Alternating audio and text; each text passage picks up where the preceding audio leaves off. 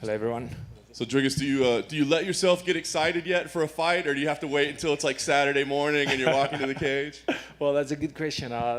When we arrived on the airport, I looked as we walked in, and I was like, "Oh, here we go again. This is awesome." And I looked at my teammate traveling with me, and I just said, "No, I'm not getting excited.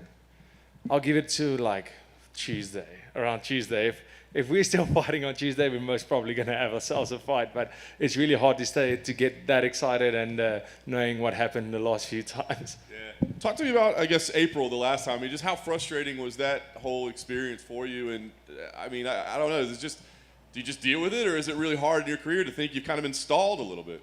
Yeah, I mean, but I'm fighting number 12 in the world right now, so we're good.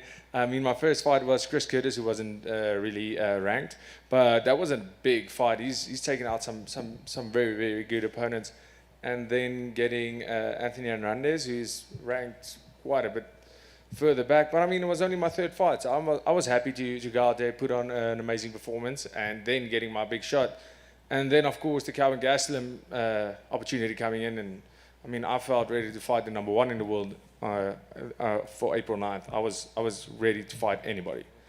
That opportunity came, and I was immediately ready for it. And of course, the big up and then the big down. That's the name of the game in MMA, I guess.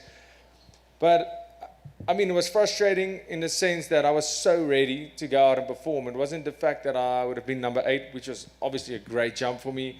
It was the fact that I felt so ready to go out and perform, and I was in great shape. All the hard work, already started cutting weight. I mean, if you get your fight cancelled 4 weeks or 3 weeks or 2 weeks out, that's one thing. But on fight week, it stings a little. But I mean, I had my 2 days of sulking, and I had to get over it. Went to Sanford, spent 4 or 5 weeks there. Got some amazing training in. So good to be back there. Went back home with my team in South Africa, and we started camping for this fight. So, I mean, everything will work out the way it should, like it always does. And the stars aligned once again, and here I am, International Fight Week. Yes, we've been delayed a little, but I mean, with COVID, all that being done now, hopefully no more delays will come, and this is going to be massive. This is the biggest card of the year. Once again, I'm fighting on, and I can't be more excited. What are your thoughts on Brad as an opponent? I mean, a guy that's obviously been around for a long time. He's been in the rankings for a long time. What do you think about him as an opponent? Yeah, I think they really are not doing me any favors getting into the top 15. He is an incredible tough opponent. I think he's always been game. He's always comes to fight. He's always in shape. You won't see this guy just gassing out in a fight because he didn't prepare. You don't see this guy just going away because he's getting. I mean, he fought Yoel Romero. He stayed competitive till the end.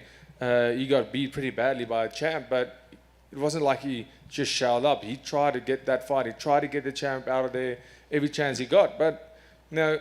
He's not fighting one of those guys. He's fighting me. He is an incredible fighter. I think he's always has been, but I do think he's never quite progressed. If you look at his age, if you look at all of his fights, if you look at from day one to now, not a lot of change happening in his style. He's not going to shoot for the takedown, is he? No. He's not going to start to strike more strategically. No, he's going to come out there and bang. It's traditional Muay Thai style, trying to throw the heavy leg kicks. That's what he's going to do. He's always fought like that, and it's worked for him, and it hasn't worked for him. But no, that's the way he fights. It's not going to change anytime soon. So respect to him. He's an amazing athlete, and he's a really, really tough fighter and a great gatekeeper. But there's a new generation coming through. Last thing for me, I'll ask you, I mean, what's the goal here? Like, obviously you want to win, but, you know, with this year away, do you feel like you got to do something spectacular, like regain some momentum that maybe you lost, or is it just, you know, beat a ranked opponent and see where you end up? Like, what's the goal for you? Yeah, to be honest, it doesn't even feel like a year for me. It feels like just the other day I was sitting here with you guys, the exact same arena, International Fight Week. I don't feel I've lost any momentum. I mean, in training, my mindset has been prepping for fights for the whole time. So, I mean, it's not like, in my mind, this is fighting 2 months after my last fight. I don't feel that I've been out of the cage for a year at all. I don't feel that I lost any momentum. And any momentum lost, anybody that might have forgotten my name, let me remind you, it's Dricus Du Plessis. And everybody will be reminded again on Saturday night. Dricus back here. All the way back here. Oh, how's it hey, going? what's up? The one good thing about being out for a year is it gives you a lot of time to evolve and improve in a lot of ways. So how do you feel like you have evolved the most over this last year while you're waiting to get back in the octagon? Yeah, absolutely. I think if you just your mindset in terms of who I fought and who I'm fighting right now, that alone, being considered as the guy to fight Calvin Gastelum already tells me everything I need to know of what the organization, what everybody thinks, what my worth is, where I need to be fighting. I've had 2 fights in the UFC. Being able to, the UFC calling it on me to say, listen, will you take that Gastelum fight? That already tells me what I need to know. They also think I'm a future champion. And that mental battles, the mental battles I had to go through for fights getting cancelled, getting a surgery, injuries, 3 opponents cancelled, all that, it only made me stronger. And that is only the mental part. Physically, watching fights, seeing the sport evolve as you watch these events. I mean, if you look at the past few events, the guys are just incredible. And that just motivates me to step it up. It motivates my whole team. It motivates every part of me to know and see where the sport is going, firstly, and secondly, knowing and seeing that what we've been doing is growing in the right direction. And what does a win over a guy like Brad do for you? Like, it builds back, continues your momentum, but where do you think this puts you in the division with the victory on Saturday? You know, in my head, obviously the goal is to be the champion. 100%. I have no doubt that that's where I'll end up. But Brad Tavares is my 3rd fight. He fought easy on his 3rd fight. He fought the champion. The champion did beat him, but he didn't get him out of there. So I'm not saying I'm going to go out there and be reckless and just try and do something spectacular. I'm going to do what I do. The way I fight is always exciting. Always has been. I'm going to go out there and try and be me. I'm going to go out there and fight and get Brad Tavares out of there before that 3rd round bell goes. I don't want to leave this to the judges. It's not my thing. And I want to do what the champ, in under 3 rounds, what the champ couldn't do in 5. And then last thing for me, your goal is to get to the title, and the main event of this card is for the title in your division, Israel Adesanya versus Jared Cannonier. Curious to get your thoughts on the fight and who you think will come out of that one with the belt. Yeah, absolutely. Amazing fight. Both guys are incredible in their own way. Jared Cannonier, going from heavyweight, a big heavyweight, to light heavy, 185. Incredible shape. He's just a beast of a man. He is really, it's inspiring, his story, the way the things he's done, and working his way up, especially if you look at his age, working his way up against all these youngsters, all these guys that are young and hungry, and he just keeps that hunger inside of him. It's amazing. Then of course the champion, there's no denying how great he is. I think it's an amazing matchup. I honestly just see Izzy being too slick, being too quick, and Cannonier he's a great striker. He hits hard, and listen, anything can happen. If he catches you, you're in big trouble. But I don't believe he has the wrestling to neutralize the stand-up of the champ. And I think the champ is going to be too long, too slick, and just too calculated for him. Hey, Dricus over here. Just to piggyback off that question, Israel is about a 4-1 betting favorite going into this fight. Do you think the odds are a bit off there? Because Jared obviously has some serious knockout power. Anytime in MMA, when the odds are 4-1, there's something wrong there. Okay. And you trained with Shavkat Rakhmonov. He had a really big win last week over Neil Magny. What did you make of his performance, or just how dominant he was? Wow, I mean, the guy is unbeaten and an incredible fighter. He's going and finishing Neil Magny, that doesn't happen every day. He is an incredible wrestler. He's an incredible grinder, and he just synced that guillotine in. It wasn't that his opponent was tired or shooting desperately. He just took that guillotine. He didn't wait for it. Definitely somebody to watch. And speaking of someone to watch, what's been the support from the South African fans going into this fight? It's one thing to fight on a UFC card, but to be on International Fight Week, the spotlight's even bigger. How much has that sort of, given you a nice boost going into this fight? Absolutely. I mean, after the 2 fights, it just grows and grows and grows. And, South Africa couldn't be more excited. It feels on the same day that we're fighting, the Springbok rugby team is playing, and I know they're going to get that win, and then I'll be carrying on that momentum. So the whole country is already excited. And this is basically 2 Springbok World Cup games happening in one. It's the Springboks playing and then I'm going to bring it home for the country, and everybody is so excited. Places are booked out. People are doing watch parties. It's going to be massive, and people are just getting more excited for every event, and I'm really excited about that. Dricus back here. Hey. Way over here, right? I saw that you were working with Sanford and you referred to that. Will you have any of the coaches from Sanford in your corner, or is it just the CIT team? Yeah, I've been working with Sanford for quite a while. Go out there as often as I possibly can. The first time I went was like 4 or 5 years ago, but with COVID, I wasn't able to go there for 2 years. So after the fight got cancelled now, in April we went, I spent some 4 or 5 weeks at Sanford, and I'm really well acquainted there, and we do a lot of cross-training with Sanford. That's basically what we're doing, cross-training between CIT and Sanford. But my team that got me ready for that I camp with is CIT, and will be in my corner. Following you on social media, how many times did you go back and forth from the States to South Africa and back in this camp? Oh, luckily I just after the fight I stayed for a couple of weeks, like I said, and then went back to South Africa, camped there, and now we're back here. So it's basically I just went back, did my camp, flew back in. And then my final question, you referred to it, we have an African-born champion in Adesanya headlining the card. You've talked about it, your own hopes to see UFC Africa and being a part of it. I mean, does it feel more motivating when you see, the impact of Ngannou and Usman and being on the undercard now of one of those champions? Yeah, I mean, for me, my fight got moved up to the prelims, if I'm not mistaken. And that's great. It sucks that I have to celebrate being on the prelims, but I said this for the first fight. My first fight was on the main card, but it was a much smaller card. Second fight, prelims, great. Conor McGregor, Poirier 3. And here I come, massive fight card, early prelims, enjoy that. And I was like, well, if I get another knockout, will they put me on for a prelim fight? But, well, moved up to the prelims, and I guess if they want to keep me there, go for it. I mean, I'm getting the exposure I need. Fighting on the big cards is what I want, and I'm just going to keep on performing. And at the end of the day, that performance is going to get me to the main card. And I mean, I don't know what else I can do, but I'll just keep on performing. That's my job, to get in there, fight, get a performance, and perform the way I know I can and like I have been doing. Motivating me, they don't motivate me. I motivate me. Fighting for my country, fighting for myself, coming from South Africa, that motivates me. Seeing that African-born champions is a thing in the UFC motivates me 100%. But I'm self-motivated. I'm motivated by carrying my country's flag, knowing that I live in that country, knowing that that is the country I represent. 100% I am part of that country every single day of my life.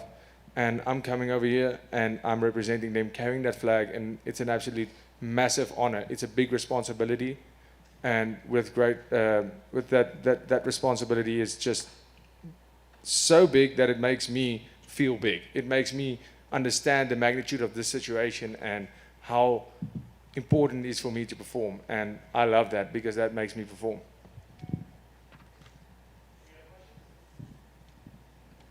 Dricus, wat dink jy van jou opponent en hoe sien jy die fight afloop? Saai man, hoe gaan dit? My bro, ons het baie trots op jou. Ag, baie dankie, lekker om julle hier te hê. Ja, so wat dink jy van jou opponent, Brad, en hoe sien jy die fight afloop? Ek dink hy's 'n ongelooflike opponent. Ek dink hy is iemand wat hy het al alles gesien, 21 fights in die UFC. So ek kan nie dink dat hierdie vir hom iets niets gaan wees nie. Maar tot daai klok lui, dan gaan dit vir hom iets niets wees. Hy het al baie mense gefight, hy het die champion gefight, maar hy het my nog nie gefight nie. Hy het nog nie die Afrikaanse woordjie gefight nie. So ons gaan nou sien, en ek glo dit sal die eerste skok van sy loopbaan wees. En alhoewel ek dink hy's 'n ongelooflike fighter, dink ek nie daar's 'n manier wat hy reg is of wat kom nie. En hoe voel dit om Suid-Afrika te verteenwoordig? Ongelooflik om hier te kan sit, Afrikaans te praat en te weet daar's miljoene mense wat my verstaan.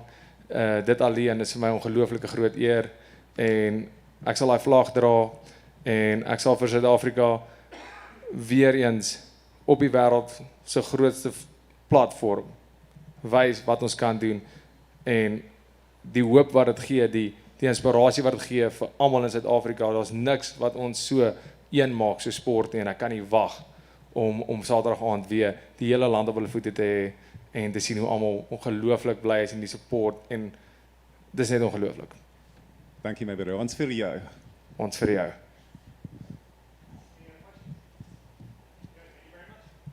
Thank you guys.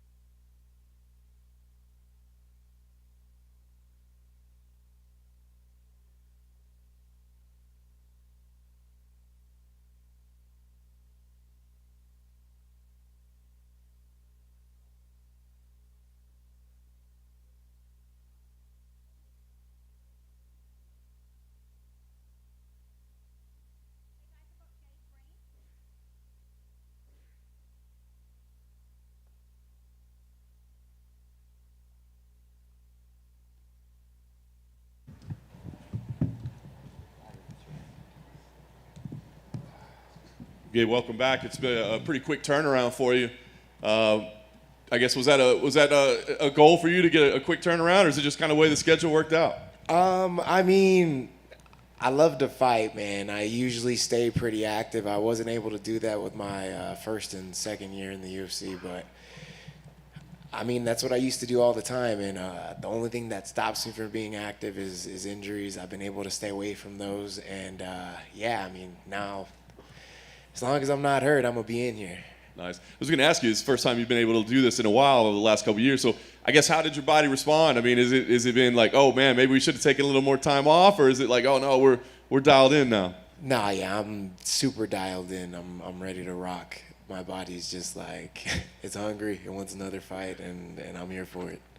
They keep tossing you these undefeated prospects, right? I mean, what are your thoughts on this matchup when they give you names like that? I mean, I really don't worry about any of that stuff. I live in the gym. I stay there. I grind, and I mean, I got a lot of faith, so God's plan, whatever Jesus brings towards me, all praise to the Most High. We just gonna go get it. Do you enjoy the role at all, or maybe like kind of being the underdog, or kind of being the guy that people, the attention's on the other guy?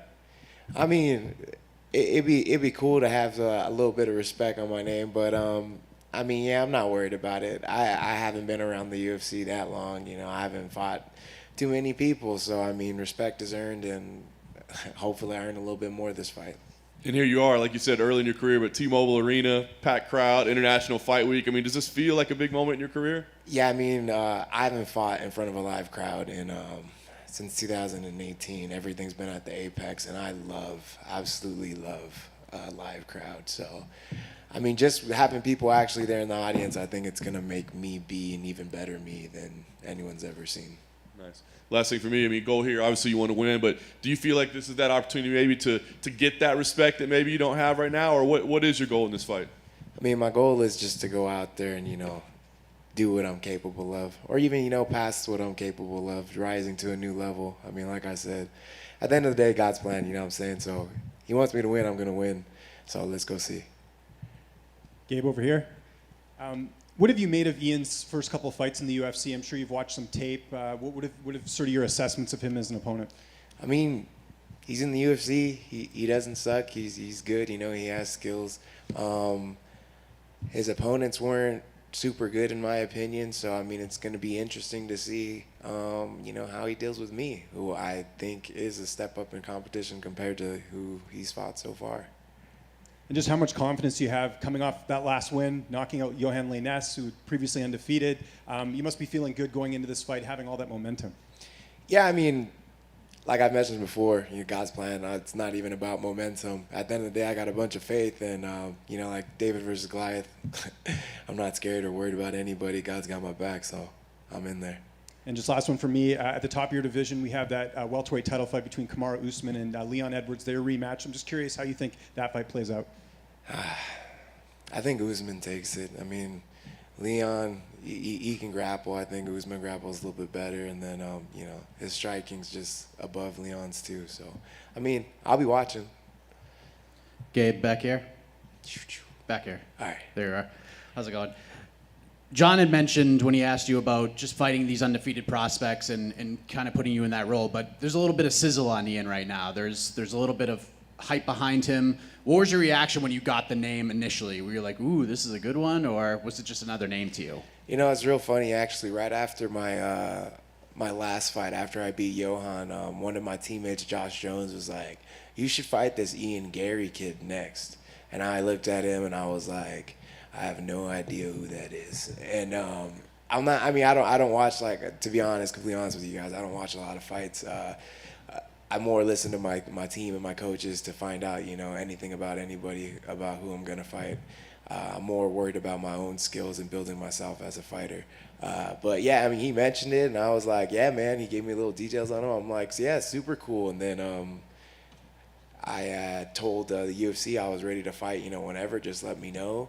And they said maybe July, and I was all like, July 2nd? And then they didn't give me an answer, so I was just, training in the gym, and then it was like mid-June, and I was like, so what's up with July, man? It's coming around the corner, and if I'm going to fight somebody, I'd like to know. And my manager came back to me 2 days later and was like, Ian Garry. I was like, you know what? That name's very familiar. Yeah, let's take it. So, I mean, yeah, I'm stoked about it. Why don't you watch a lot of fights? I'm curious. Do you have to separate yourself from it a little bit? No, I mean, I don't have a lot of free time. I literally just live in the gym. So when it'd be like, you get out of work and then you go back to work, just a little bit of separation. I'll watch them, but I don't watch like every single one. And then Ian's obviously getting ready for this fight. He's trying to make his name a little bigger against you. What's the biggest thing you're going to bring to the table that no matter what Ian tries to do or how much he's prepared for you, that he's just not going to have any answer for? At the end of the day, I just bring a fight. If you're in the UFC and you're signing that contract, you should definitely be ready to have a fight. But it seems like sometimes guys just don't bring it, And if there's one thing that you can guarantee if you sign a contract with my name on it, it's I'm going to be there, and I'm going to be there to fight you. And then last thing, I just saw on social media this morning that you got your brown belt. Just wanted to know how much that means to you at this point in your career. I mean, yeah, that was great. He almost gave it to me like last year. He was like, I was this close to giving it to you. And I was just like, thanks, coach, thanks. But I mean, yeah, it had me thinking. I was like, you know what, maybe I should go get a submission or something, because on my record, I got like 6 rear naked chokes, and I was just like, maybe it's time to stop knocking out people and just, bring back the subs. But I mean, whatever he gives me, he'll give me, and I'll take it. Just to the back here, you mentioned there, just to your left here, you mentioned there about the subs. How do you see this fight with Ian Garry going down? I'm gonna go out there. I'm gonna fight Ian Garry. I'm gonna, just bring it. And I don't see it going the distance because, he likes to stand and bang too. So I really think he's probably just gonna shoot on me because I feel like it hurts when you get punched by me a couple times. And then from there, I don't know. Either I'm gonna sprawl and we're gonna continue to bang, or, sprawl and circle to his back. But I mean. It's not going the distance. Sub or TKO or KO. And how do you think you compare to the level of competition that he's had in the past? Yeah, I think I'm definitely a step up compared to the guys that he won. I mean, I wasn't even really paying attention, but someone else brought it up to me. And again, this is MMA math, so I mean, hold it with a grain of salt. But the guys that I've fought, if you include the Contender Series as like UFC caliber fights, their combined record is 13-1, and his opponent's combined record are like 1-6. So I just fight guys that are better. So I mean, we'll see. Hey, Gabe, back here. Right over here. Oh, Gabe, what's up? What's up, man? Long time since we spoke. You talked about it. You feel like Ian is not as good as he thinks he is. Is it safe to say that you think that he's kind of buying into his own hype a little bit since he's been in the UFC? Yeah, I mean, it definitely seems. I mean, you got to walk around with a little bit of, cockiness when you're here, and definitely some self-belief. But I think he's getting a little big-headed, and might be overlooking some people that he shouldn't be overlooking.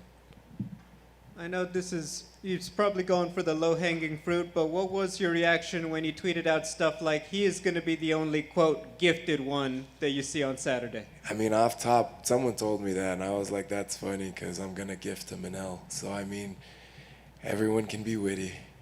Thank you. Thank you, guys.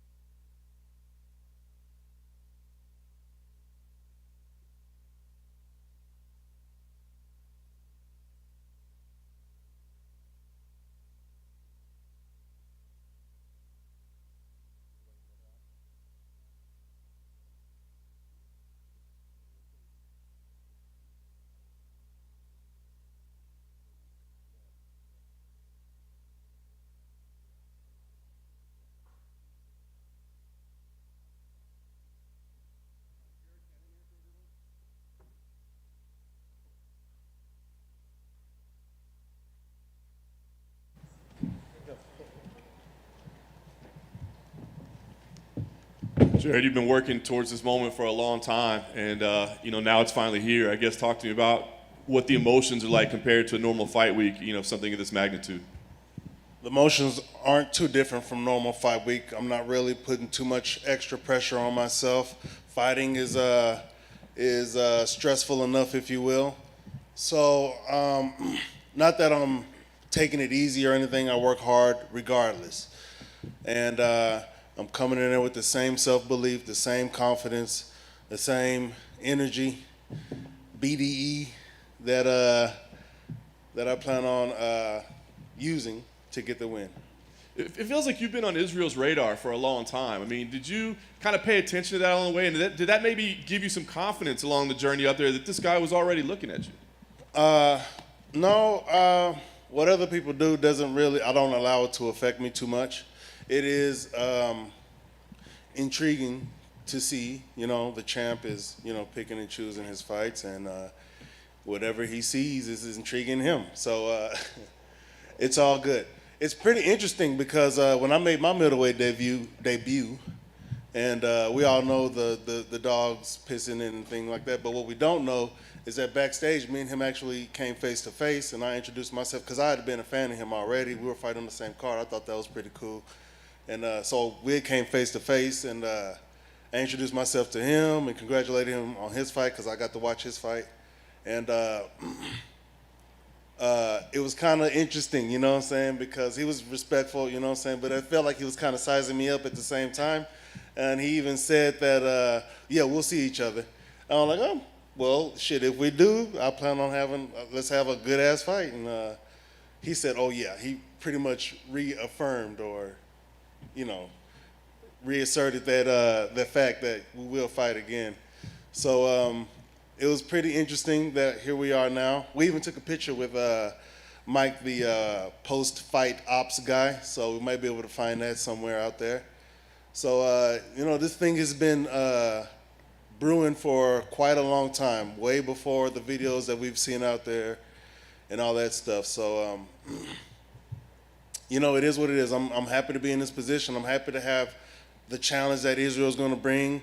I expect it's going to bring a different level out of me. And I plan on bringing a different level, anyway. So I'm excited, but I'm more prepared than excited. That initial meeting, were you sizing him up too? No. I was just giving my energy, you know what I'm saying? Giving him the energy that, reciprocating the energy. From watching his fights, I learn a lot, I get entertainment, so I was just reciprocating. You know how fans do, but I wasn't like fanning out or anything. But, it is what it is. I think a lot of people feel to beat Israel, it's got to be a dogfight, right? You can't necessarily try to go out technique him in there. Do you feel that way? Does this have to be a dogfight, a dirty fight for you to get the win here?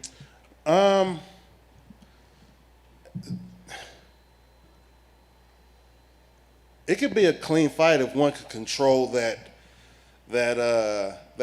torrential ocean of techniques that he's throwing at you. So that's a tall order right there. That's a hard task to do. But it's possible, and I don't need to throw as much techniques as he's throwing at me to make it work. So I plan on using all the right skills, all the right techniques to make the fight so I can be the beneficiary of this exchange here, so I can win. Yes, I will be employing techniques, but it won't be no tick for tack sort of thing. I'm not going technique for technique with this guy. Like I said before, I'm not trying to have a fight of the night with him. I want to get a performance in the night. I want to go out there, handle my business, put my hands on him. If I could touch him once and put him asleep, that's perfect for me. But a fight's a fight. He's going to resist naturally, and I'm prepared for that. Like I said, I'm more prepared for this fight than excited for all the other stuff that goes along with it.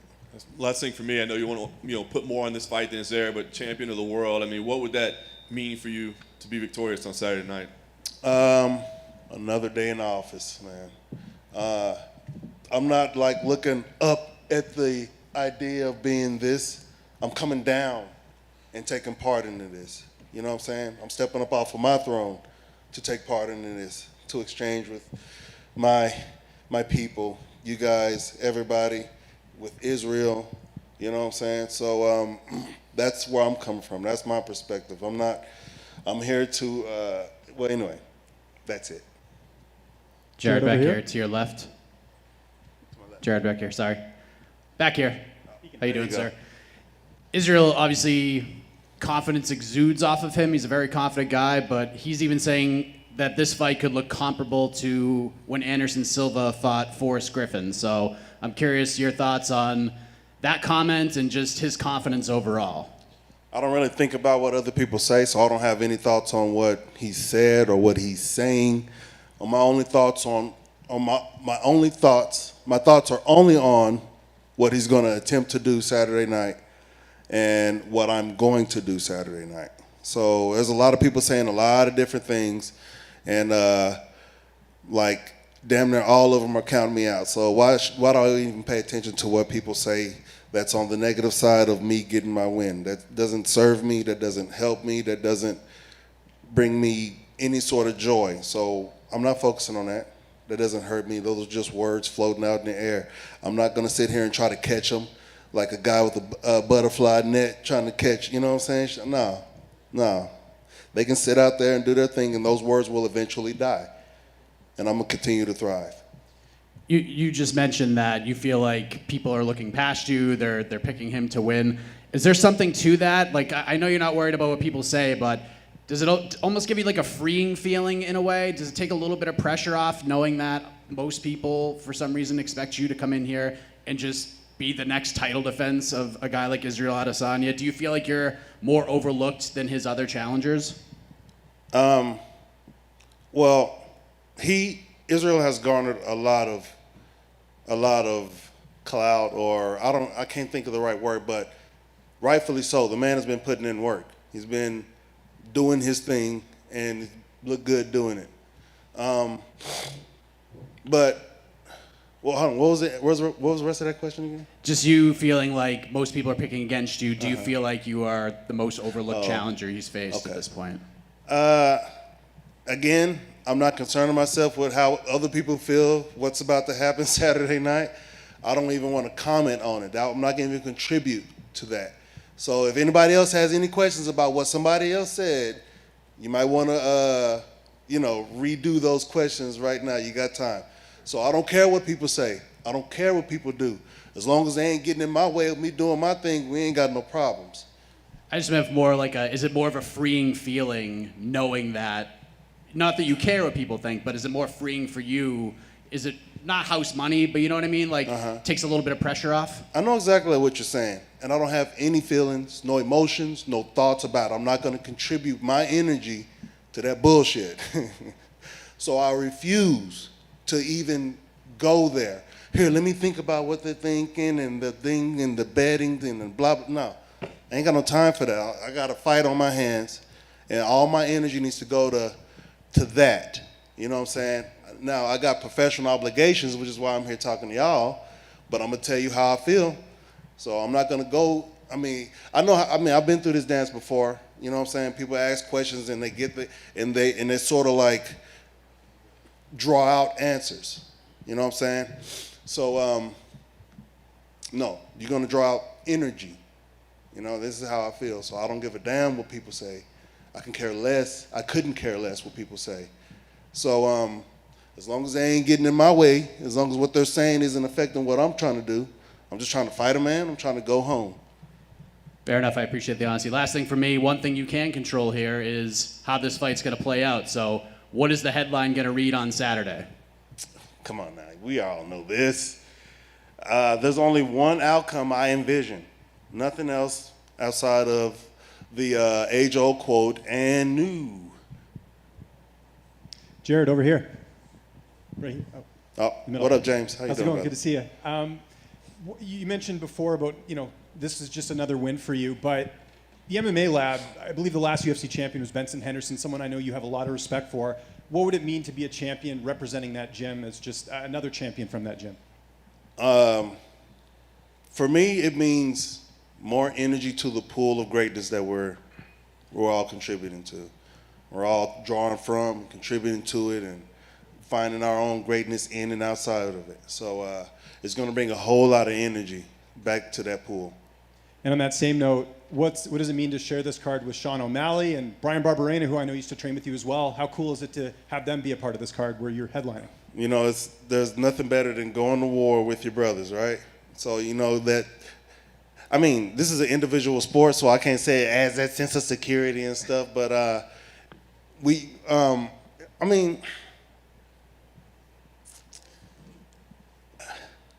it's pretty superficial at this point because I don't train with Suge, right? And Bryan left shortly after I moved here. Yeah, we did do some rounds, and Bryan was like a few of my heavyweight rounds when I first got to the lab. So, but nonetheless, you know, these are still my brothers.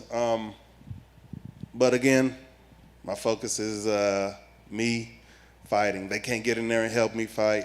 They're not even fighting like me or fighting somebody like my opponent, so I can't really pull anything from them. The only thing I can really pull from it is the martial artist aspect, you know, and the entertainment aspect. And just last one for me, I know you got to work a bit with Trayshawn Gore this camp. I know he came out and trained with you guys for a bit. What did that add to this camp, getting to work with him? You know, it was good to have a very fresh look. And Trayshawn, of course, as we all know, is a part of the UFC roster now. He damn near won the Ultimate Fighter, you know. And he's just a young kid, man, who's in here trying to learn as much as he can, you know. He's a big dude. It's like, you know, I feel like these guys are the same size as me, but I feel like I'm smaller than them when I see these guys with all these fucking muscles and stuff like that. But it was good working with him. He was very encouraging, you know what I'm saying? Nothing but good energy from him. So, you know, I'm very appreciative to have him contribute to this camp. Jared, just to the back here, to your left here. Yeah. Israel's only loss in the UFC was to Jan Blachowicz. Obviously, that was a division up. But do you pay much attention to his performance in that fight? Well, yeah. I mean, who wouldn't, right? If a man is undefeated and he only has one loss on his record, well, shit, that was kind of contradictory. But we all know the situation. Well, absolutely, yes. I did watch that. That among his other fights. There's stuff to be taken from each and every one of those fights. I'm not going to sit here and say he can be wrestled. You know, Jan proved it. You know, I don't need Jan to tell me that this man can be wrestled. He's a man, and wrestling is attuned to wrestling other men. So, yeah, he can be wrestled. He can be punched too. He can be kicked. He can be, you know, he can get it. Does that help you with your strategy going into this fight this Saturday? You know, to a certain degree. We all watch film and study and try to get as much as we can out of it. But it's nothing I'm going to lean on big time to go in there and be like, yes, I saw this in the video, so this has to happen in the fight. I'm approaching this fight like I approach everything else. I'm not going to adopt somebody else's technique for the first time ever and then try to do it in a world championship fight. That's not what we do as martial artists. We hone the skills that we already have. We are always trying to ingrain more, incorporate more. But as far as the sport of mixed martial arts, you know, we have camps and we focus in on what we're going to do. And we've done that with great success this time. And I know it's going to be enough. And of course, you fought at, you know, bigger weight classes before. Do you think that translates at all in terms of your strength advantage, perhaps, in this fight? It could possibly, you know, but, you know, there's smaller guys in my gym who are hard to wrestle and hard to punch and hard to kick, you know. Like flyweight guys, you know. These guys are hard to get a hold of, and these guys are, and on top of that, I'm not trying to, like, knock them out, so there is some sort of a little bit of a pull there, if you will. But, you know, I train with high intensity. I can train with a high intensity, yet have a low impact. So there's no pussyfooting in there, even though I'm not trying to incapacitate my training partner. So, Jared, Jared right here. Am I running out of time here? Yeah. Hey, Jared. Oh, I don't know if it's the mic anymore. Hey there. How's it going? Just two very quickly, or one, whatever we got time for. After the second Whitaker-Adesanya fight, there's a bit of a sentiment from some people that the division is starting to figure out Izzy, that there's so much tape study. I'm sure you're very confident in your game plan, but how much do you believe at all that the entire division is going to start narrowing this gap on Israel Adesanya? I don't know. I'm not concerning myself with what everybody else is doing. And then second one, the last time I think we heard people talk about the knockout threat against Izzy was Paulo Costa. Obviously, that turned out to be a very one-sided fight. What do you think, when you kind of study that, was the fatal flaw that Costa made in that fight? Fuck, I don't know. Didn't he say he drank some wine the night before or something like that? I don't know. Dead sober for this one, then? Huh? Gonna be dead sober, then? Yeah, as sober as I can be. I'm definitely not drinking wine. Thank you for your time today. Yeah.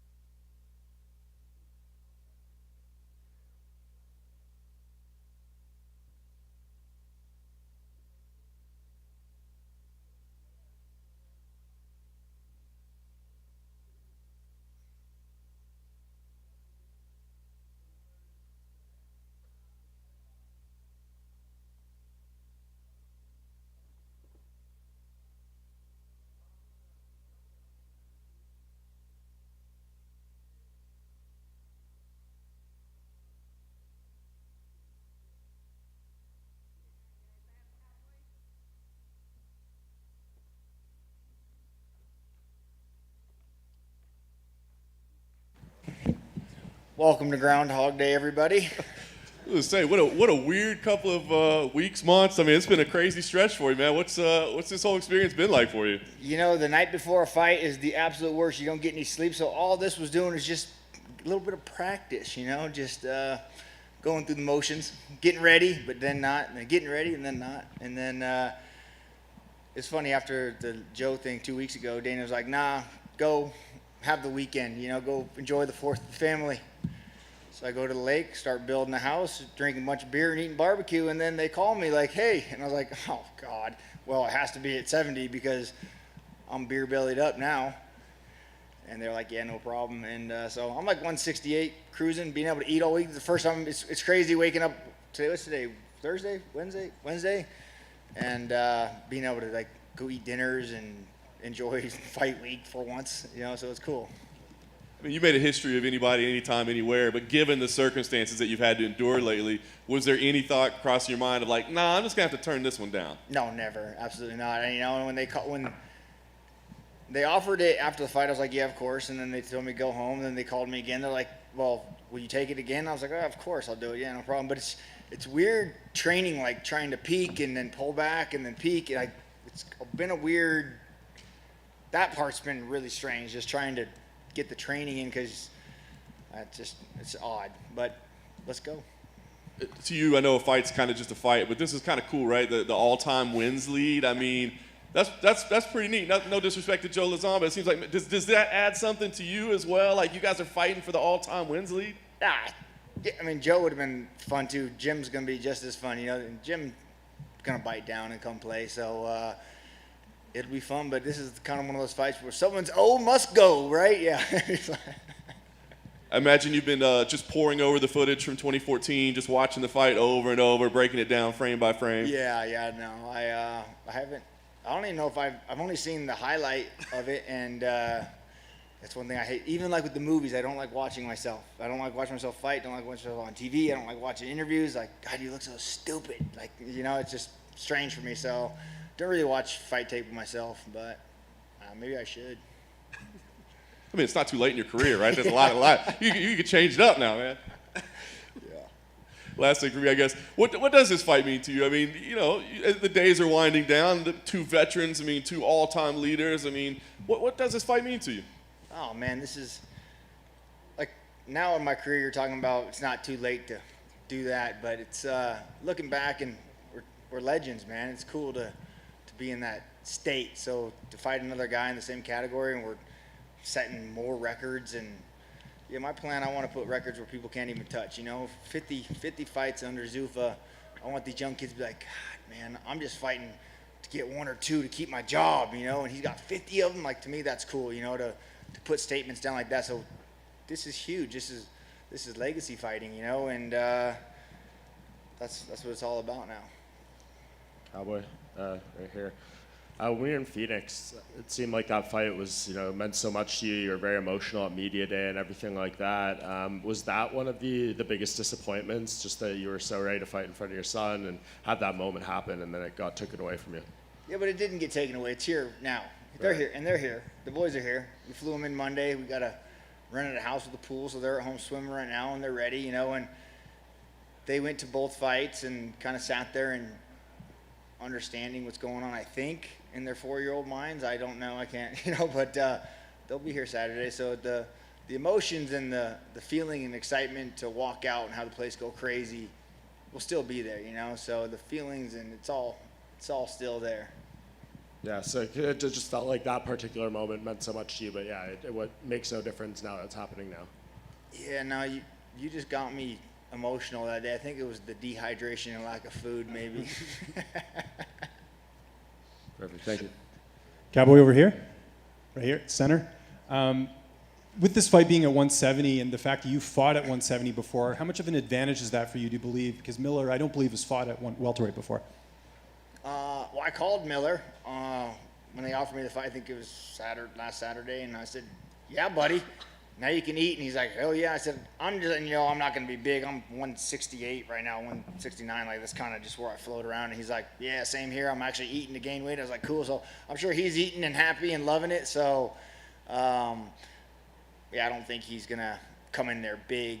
Neither do I. Fighting the big 70-pounders, the guys that are cutting from 290, it's tough, man. They hit hard. They're big and strong. So we're both just kind of 55ers. It would have been our natural weight. I think that if we would have weighed in and came back, we'd be right around the same weight we were going to fight at anyway. So I'm sure he's stoked, and just an easier week. And you mentioned before about the canceled fights, and you're now fighting here in July. How much of an asset is it having Shara, who we see in your corner here, just helping you from the health and nutrition side of just making sure you're not overdoing yourself, because that's like 3 separate camps, right, for this fight? Yeah, she's very adamant about what we eat, how we eat, and make sure I'm drinking and eating the right stuff, because I want to eat shit. I love it, like I want gas station sushi, you know what I mean? That's just what I like. So, and she's like, no, let's stick with the PI plan. Let's, go to Whole Foods and get real food, and stick to the plan. Sunday you can have all the gas station sushi you want, Until then, let's eat to a plan. And just last one for me here. What does it mean to be a part of this, big card? Like, again, it's I know it's not ideal with having the fights moved around, but to be a part of this card with 2 title fights, and now you're on this card, how special is that for you at this point in your career? Yeah, when Dana called me, he's like, "I would love for you to be on ABC." I was like, "Yeah, of course." Dana, listen, I just want to fight in front of a live crowd. You put me the first fight, the last fight, the middle fight, I don't care where on the card I fight. The people watching at home, it's cool, but the people watching in the crowd, that's what I like, the energy and the roar of the thunder, it's a different thing. So where I am on the card and the ABC, that's awesome. I don't mind doing that at all. So, but fighting, I was just looking at the roster the other day, like, wow, he's fighting. There's a lot of, it's a big one, International Fight Week and giant card, million eyes, so my kind of party. Thanks for the time. Cowboy, is it funny that you're at the stage of your career now where you can text and call all of your opponents as soon as you get signed to fight them? Yeah.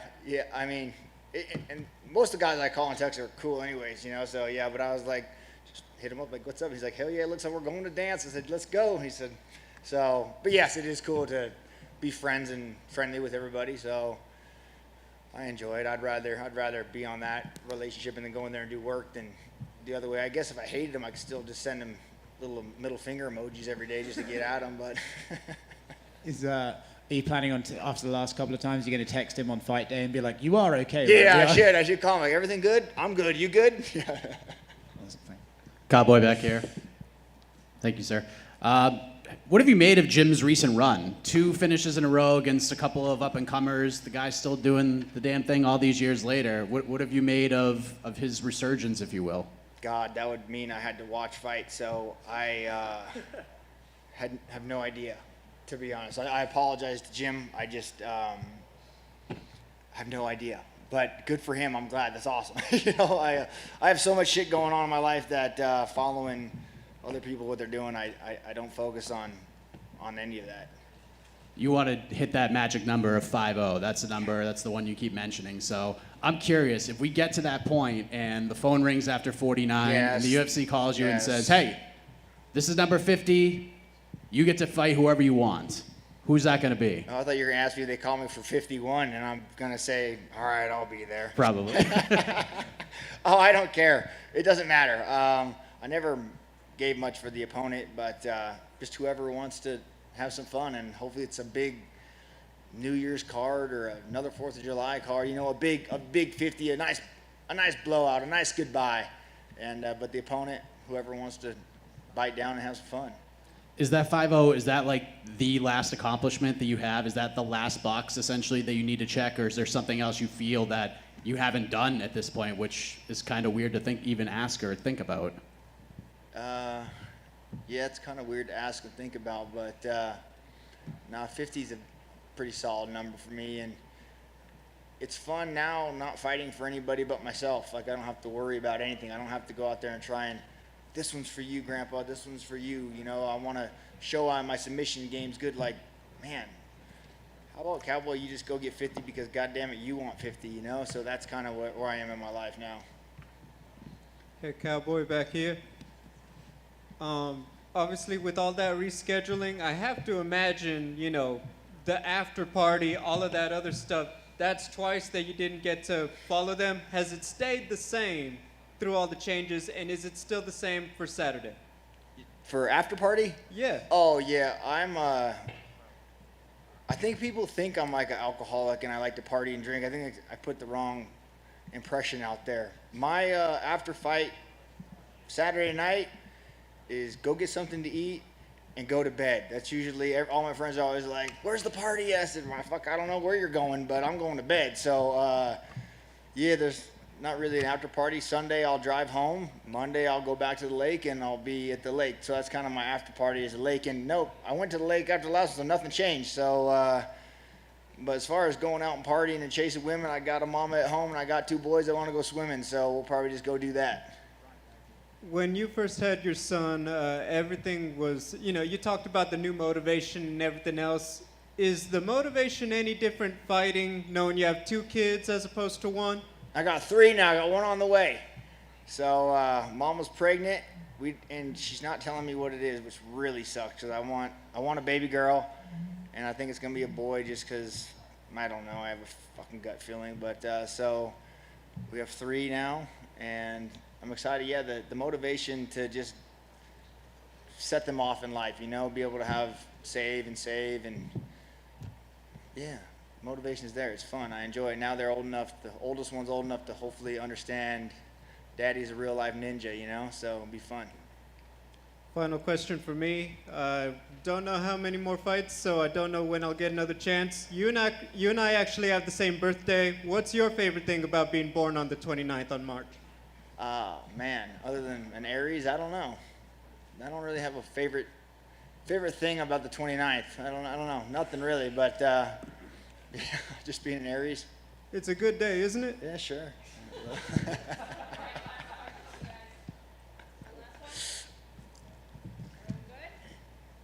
We got him. Hell yeah. Thank you, guys.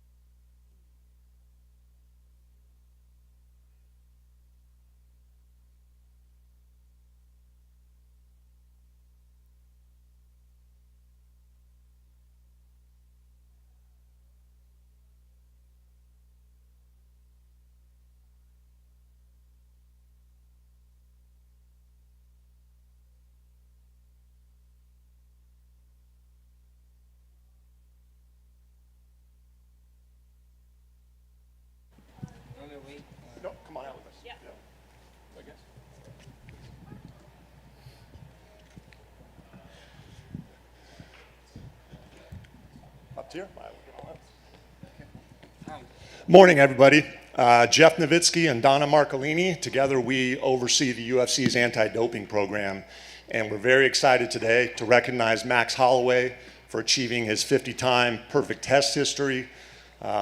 July 1st, Friday, is the 7th year anniversary of this program. So I was doing the math on the way over here. Max has been under this program for over 2,500 consecutive days. Every one of those days, he's made conscious decisions to be compliant under the program. He's never missed one test, never not been where he's supposed to be tested. He's made conscious decisions of everything that goes into his body, everything that goes onto his body, medication, supplements, etc., and has been perfect.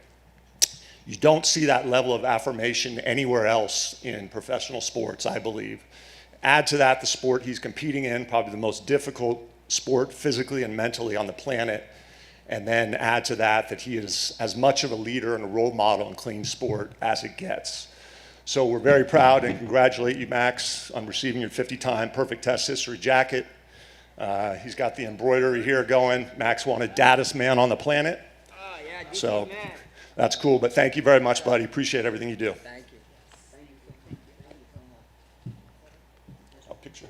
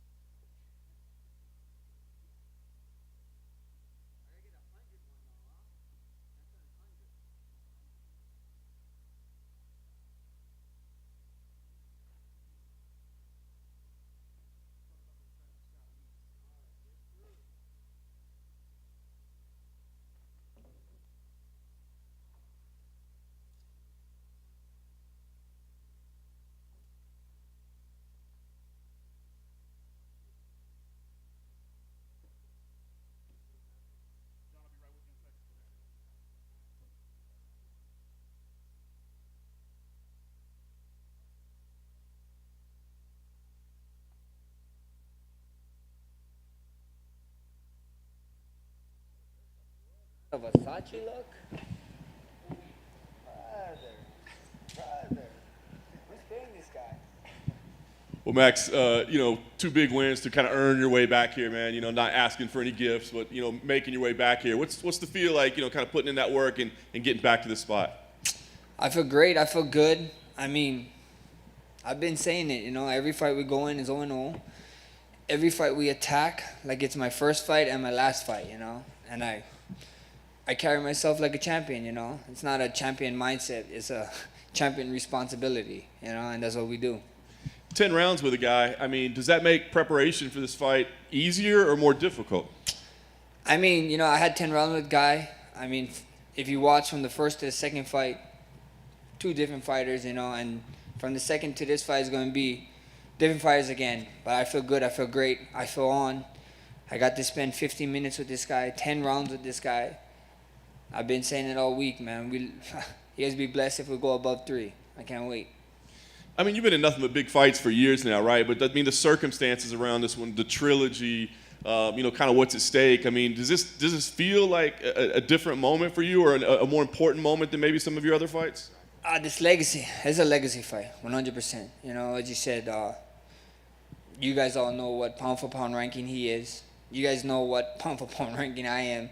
And we're on the higher end of the pound for pound ranks, you know, and these don't happen in the past decade, you know. I mean, it did only once come to mind, and that's DC and Jones. So this is a legacy fight. This is huge in every way. To be honest, I really, you know, like, people calling us the main event of this card, you know, and that's saying a lot. That's saying a lot about this fight, so that's what it is. Does this have to be a finish? I mean, given how close the other fights were and how the judges kind of broke your heart a little bit, I mean, do you feel like I gotta finish this fight? We see what happens, you know. You know, at the end of the day, it is what it was. You don't cry over spilt milk, like you said. The first 2 fights, even the second fight, you know, Dana White said what he said. About half of the UFC roster said what they said. So at the end of the day, you know, I wasn't trying to add no fuel to the fire. You know, you let it go, you move on, and we did what we did. We're here now. Nice. last thing for me, I know you got to focus on Saturday night and getting that win, but where does this rivalry go? I mean, do we go 4? Do we go 5? Like, what has to do to put an end to this? We see what happens, you know. First things first is getting the job done on Saturday. My name ain't Dana White, as you know. It ain't Sean Shelby, McMahon, Hunter Campbell. I don't meet with these guys on Tuesdays, so that's their job. You know, I'm no matchmaker. I'm a fighter. Whatever they want to do, we want to do. You know, there's a lot of history in a weight class above me that I have, you know, and I got a history with the guy who I consider stood the champ there. You know, I'm a short list for Conor, you know, and there's a bunch of dream matchups that fans want to see at 55 for me. So we see what happens. But first thing first, Alex got my full attention, and I can't wait to go out there and show the world why I'm one of the best to ever do this and to ever be in this game. Max, back here to your left. There's been a lot of talk about fire, like Khabib Nurmagomedov saying he thinks Volkanovski has more fire than you heading into that. Yeah. What do you think he means by that? Because you seem pretty fired up right now, and you've certainly shown a lot of fire in your last 2 Yeah. performances. I mean, what I think Khabib means, I think Alex should be happy. He got a fan watching his cooking shows. That's probably the fire he's talking about, you know. So at the end of the day, I'm playing video games, so I guess you can't really see the fire. I mean, I scream when my guys and my teammates screw up or when I screw up, and that's pretty fire to me. But Khabib actually probably sees literally fire on the grill that Alex is using to cook, so that's probably where it got from. Personally, I feel that your second fight with Alex is one of the most criminally underrated fights of all time. Just the, you know, what you were able to learn from the first fight, what he was able to learn from the first fight, and vice versa. I know you like to separate yourself from the sport a little bit, but have you gone back recently and watched that second fight? And if so, what stands out to you about it? Not recently, but I did watch it. I sat with my team and we watched it together, and we just broke down, you know. It was 2 different guys, you know, and you saw 2 guys in there grow from the first fight, and then you saw 2 guys in there grow during the fight, you know, which is pretty good. You know, when you're at this level, at this high level, that's what you got to do to separate yourself from the pack. Last thing for me, and this might be the most important question of all, where are we at with the floral shorts? Are we making any headway on that? With the floor shorts, I checked in yesterday. I didn't have no floor shorts, but don't worry, guys. I got all you guys. ShopMaxHolloway.com. We have our own floor shorts that we dropped. I better see all you guys in them. Max, just a couple here. Keep my hand nice and high. You're a very relaxed person, but going into that Calvin Kattar fight, you were literally yelling at not just him, but everyone cage side that you were the best boxer. It was a different kind of energy I felt than like the Brian Ortega fight where you put up his gloves and teach him how to box. How much emotion were you carrying into that fight from the second Volkanovski fight? None. 0. Okay. I mean, all that emotion was from that fight, you know. You're only as good as your last fight. A lot of people forgot about, like, you only get judged off your last fight. So, you know, it is what it is. Kattar was new blood. He was older than me. He's calling me a freshman. You know what I mean? He said, people was saying, toting that he was the best boxer in UFC. And there's level to this game, you know, and I wanted to show it, you know, and I went out there and I did. And I believe with the Kattar fight, I think so we had some fans. We had some fans in attendance, so that fired me up a little bit, you know. So you think I was screaming then, you know, wait Saturday night. It would be, this is the 9th island. A bunch of Hawaiians it's gonna be a Hawaiian pro crowd in there. It's gonna be insane. I would be surprised if people stay after my fight for that main event, because it's gonna be so pro Hawaiian. It's gonna be ridiculous. What's the biggest difference between the Holloway now versus the first or the second Volkanovski fight? I'd whoop both of their asses, you know, like plain and simple. You know, you get better. You need to get better in this game. If you stay the same, you do the same stuff, then you're not gonna grow in anything you do. You know, even what you guys do. You know, so I'm way better. I feel better. I feel great. I look great. I just can't wait to go out there and do it. Last thing, and I'll let you go here. Since you brought it up, I am also a screamer when I game. How would your wife describe you when you're playing video games? Oh, she. A nutcase, probably. She hears me, you know. She hears me to the walls. I'm pounding my feet. I'm on the 2nd floor of the house, so like pounding my feet and screaming. So it's good fun, you know. I'm a competitive man, and I just want to win. So you know, when I don't win or something, or I do a stupid play, I'm like screaming at myself. Thank you, brother. Max, Hey, over Max. here to your left. Right here. Right there. A lot of fans are saying that whoever wins this fight will determine who the greatest featherweight of all time is. Do you also see it that way? Not at all. Not at all. You know, a lot of fans, a lot of people is saying it, and do we forget the man Jose Aldo? The man got 8 title fights. I got 8 title wins actually. I have 5 title wins, and until somebody can beat his records as a champion, you know, with the 8 title wins, then they can consider themselves the GOAT in featherweight, you know. So I got 5 to be here against Alex to get my 6th title win. That's just a cherry on top, man. With fans and everything, it's gonna be amazing. And Josh Emmett says that he deserves the next title shot. He says that he's the #1 contender. He'll be their cage side. Do you also see him as a #1 contender to fight the winner of this one? Like I said, man, I ain't a matchmaker, you know. I do what he do. He can say whatever he want to say, believe what he want to say. I mean, at the end of the day, Dana White, UFC, that's all their job to worry about. And all I got to worry about is one guy, Saturday night. That's Alex, and that's my full focus. Max over Max here. right here.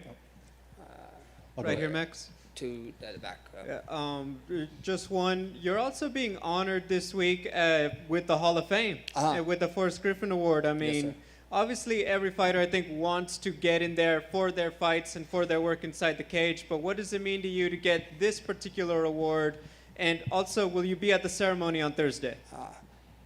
That award means a lot. It means a lot to me. You know, being able to give back to people, to show. That's what this life is about.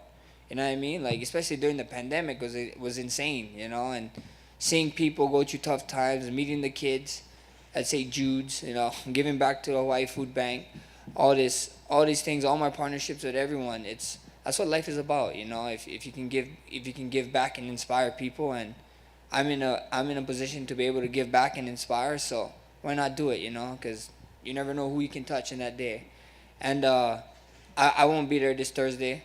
I'll be doing some other things, you know.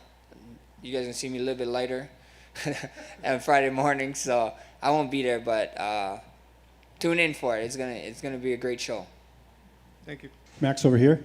In that Brian Ortega fight that Volkanovski had, he had that really tight submission hold late in the fight. Did you think Volkanovski was done at that point? And were you surprised to see him get out of it?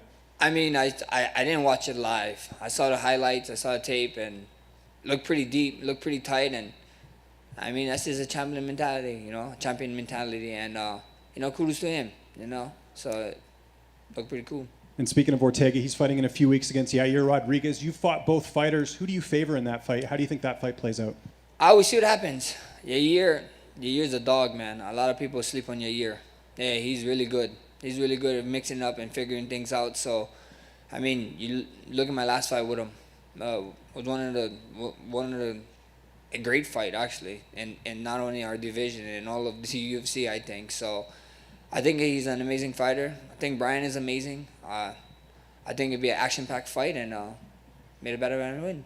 And someone you almost fought, Khabib Nurmagomedov, is going into the Hall of Fame. Where do you rank him on the greatest of all time list from your perspective? Because obviously he never lost, but maybe didn't have the title defenses as some of the other names. I mean, I don't know. You know, that's not my job to rank. And congrats to Khabib, you know, being in the Hall of Fame. And I don't know the rankings, you know. Like I have favorite fighters, you know, and GSP and Anderson Silva is like 1 and 2, you know, so they're like right there. So after that, I couldn't tell you. Thanks. Max, right here. Just curious off the back of your comments about Aldo still being the GOAT.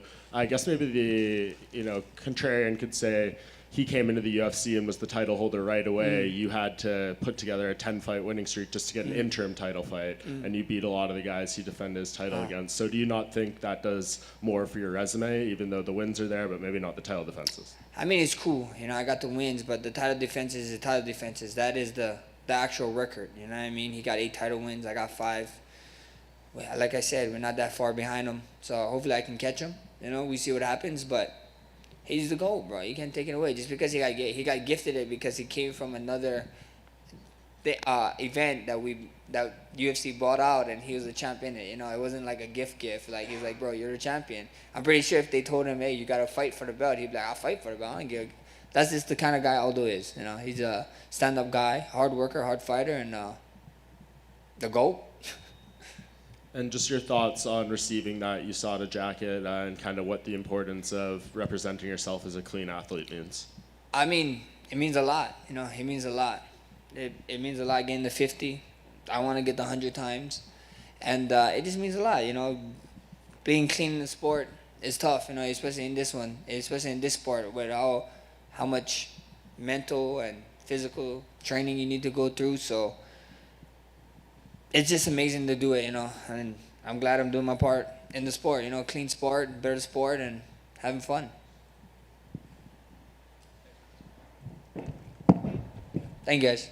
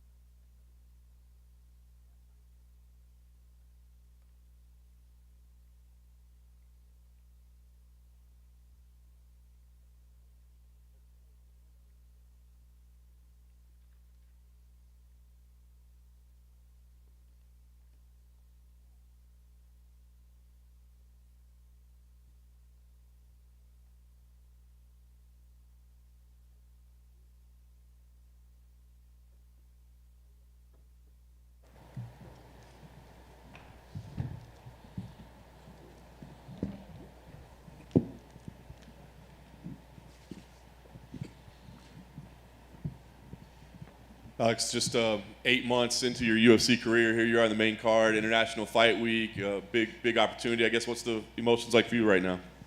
Pô, Alex, 8 meses aí na sua carreira no UFC e já está aí agora lutando na Semana Internacional do UFC. Como são suas emoções agora? Bom, eu estou bem para essa luta, né? Treinei muito para isso. Sei que é um card muito importante, então eu vou aproveitar esse momento. Well, I feel very good. I trained very hard for this fight. I know it's a very important card, so I'm very well prepared for this moment. I know you said once you got here you weren't chasing Israel Adesanya, but now you're paired up on a card with him. Certainly no accident. Does that change your focus a little bit in the fact that you want to fight him? Bom, a gente sabe que você falou que não estava focado no Adesanya, mas agora você também já está num card junto com ele. Isso aí influencia, muda alguma coisa em você? Não, para mim não muda nada. Eu tinha outra data, né? Que, se não me engano, seria 30 de julho e mudou para o dia 2. Então, para mim, não faz diferença. Well, with him or not in the card makes no difference for me. I already at first supposed to have fight, I think June 30 or another date, and change for this, so I'm just focused on what I have now. Focus on Sean Strickland at the moment, of course. I guess, what do you make of him as an opponent? Bom, claro, focado agora no Sean Strickland, o que você fala dele como oponente? Bom, um cara perigoso, né? Um cara que está mostrando aí, porque é o quarto do ranking, todo o mérito dele. E a gente tem que ficar atento com isso, né? Manter o pé no chão, né? Estou muito bem para essa luta, estou muito confiante, treino muito para isso, mas é um cara perigoso. Well, dangerous guy, number 4 in the rank, very tough guy. That's why I prepared so well for this fight. Dangerous guy, so I'm ready. In your mind, I mean, I know you're still very new to the UFC, but is this a #1 contender fight? Does the winner fight for the title? Bom, na sua mente a gente sabe que você é novo no UFC, mas essa é a luta que vai te dar a chance de lutar pelo cinturão? Essa é a luta que vai me dar a chance de lutar pelo cinturão. Yeah, this is the fight that's gonna give me a chance to fight for the title. Nice. Last thing for me, given that, what is your goal here? I mean, is it just to pick up a win by any means necessary, or do you want to do something, a highlight reel, something spectacular to solidify that you get that shot? Bom, e qual que é o seu objetivo nessa luta? É você ganhar de uma forma espetacular, tipo com algum movimento específico, ou para você só ganhar a vitória mesmo, ou alguma coisa especial para você solidificar essa chance pelo título? Eu quero ganhar, não importa como, né? A gente está lutando no MMA. Estou disposto a tudo, estou treinando tudo, minha evolução tá enorme. Então, o importante é sair com a vitória. Para ser sincero, eu sempre venho falando isso. Eu gostaria de uma luta, né, por pontos, mas que fique bem claro se é a minha vitória. I'm focusing on the win. This is MMA. Anything can happen. I'm prepared for everything. If I could pick, actually, I would like to have a win on a decision, so I can showcase all my skills. On a victory that I'll leave no doubt that I'm the winner. Alex back here. I'm just curious if you got any extra motivation from Glover's fight with Yuri Prochazka. That fight was wild. We're going to be talking about it at the end of the year as one of the fights of the year. I'm just curious if you got any extra motivation after watching that fight. E gostaria de saber se a luta do Glover te deu uma motivação extra por te dar uma luta tão boa que todo mundo gostou e candidato aí à luta do ano, se isso te motiva mais para vir para essa luta. Com certeza, a gente está treinando junto, eu estou num processo de evolução. O Glover também mesmo, com os 42 anos de idade, evoluiu bastante, a gente vê, é nítido isso. Então, foi uma luta que ele tava ganhando, né? Foi um detalhezinho ali no final, nos 30 segundos, mas eu tenho certeza que ele está feliz com o que ele fez, né? Com a evolução que ele teve. Absolutely, I'm on constant evolution, and I think so is Glover too, and seeing a fight like that definitely motivates me a lot. Glover was winning that fight by far, so just little detail, unfortunately, that happened on the end of the round, but I'm sure that even Glover is happy with his performance too, so definitely motivates me. Sean's been on a real nice run, and he throws a lot of volume, puts up a very high pace. I'm sure you're prepared for that, but just looking at it from a stylistic perspective, what makes you the guy that's been different from his last several opponents that you can slow him down a little bit? Bom, o Sean tá vindo aí numa sequência de vitória muito boa, entendeu? Ele é um cara que bota muito ritmo na luta, põe muito volume nas suas combinações e em tudo. O que faz você acreditar que você é o cara para parar essa sequência de vitórias? Eu acho que eu sou um cara diferenciado. Eu tenho técnicas muito boas, eu venho mostrando isso também. Já estudei algumas coisas, né, para essa luta. E sei como fazer o antijogo para ele, para parar ele, né, de repente para ele cansar ou para pegar ele em algum momento legal para mim. Well, I definitely have a different game from all his previous opponents, and I think I have enough weapons to stop his game, to do the anti-game, and leave with the W. You're certainly on the champion's radar right now. Israel was talking about you heading into this fight. Looking back on the 2 kickboxing fights, he feels that fans should watch them a little more closely because he feels that they're closer than a lot of people give him credit for. And then he said, essentially, he can't wait to punch you through your face with the 4-ounce gloves because these aren't pillow gloves like they are in kickboxing. Just curious what that is like to hear and just being more on Israel's radar.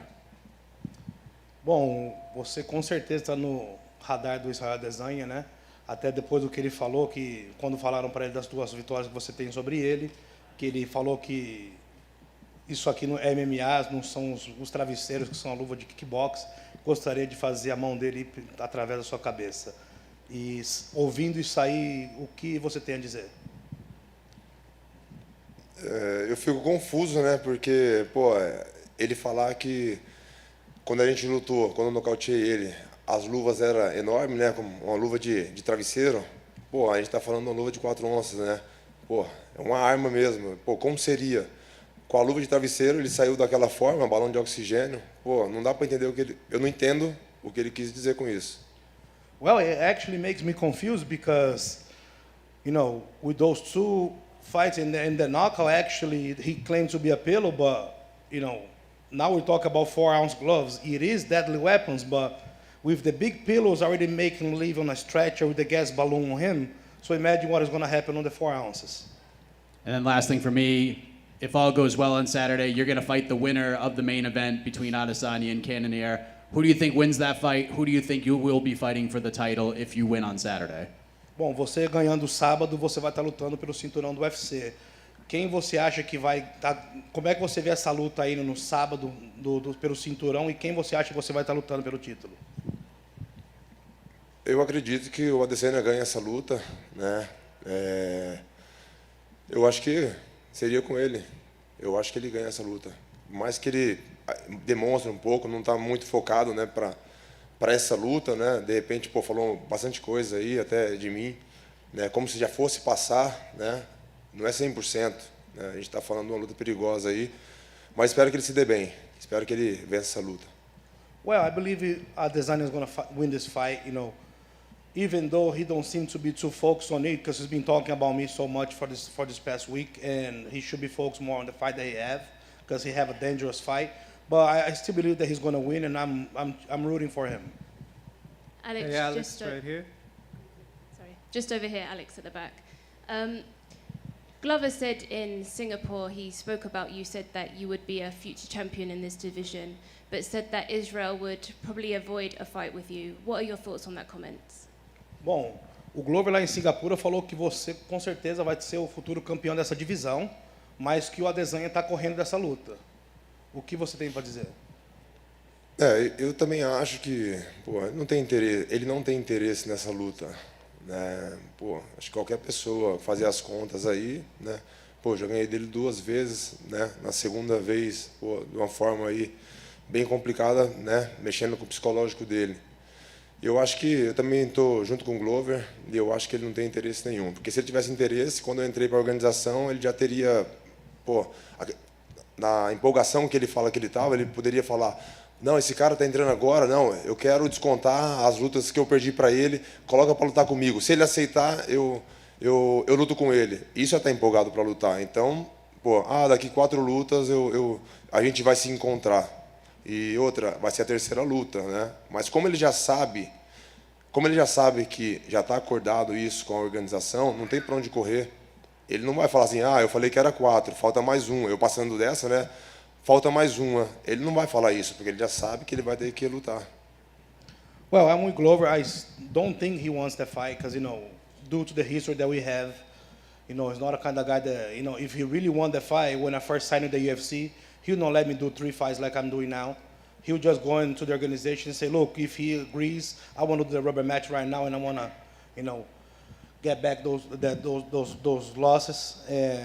But you know, after my win at the Garden, he said that he still had 4 more wins before I reached to him. So you know, this is the third.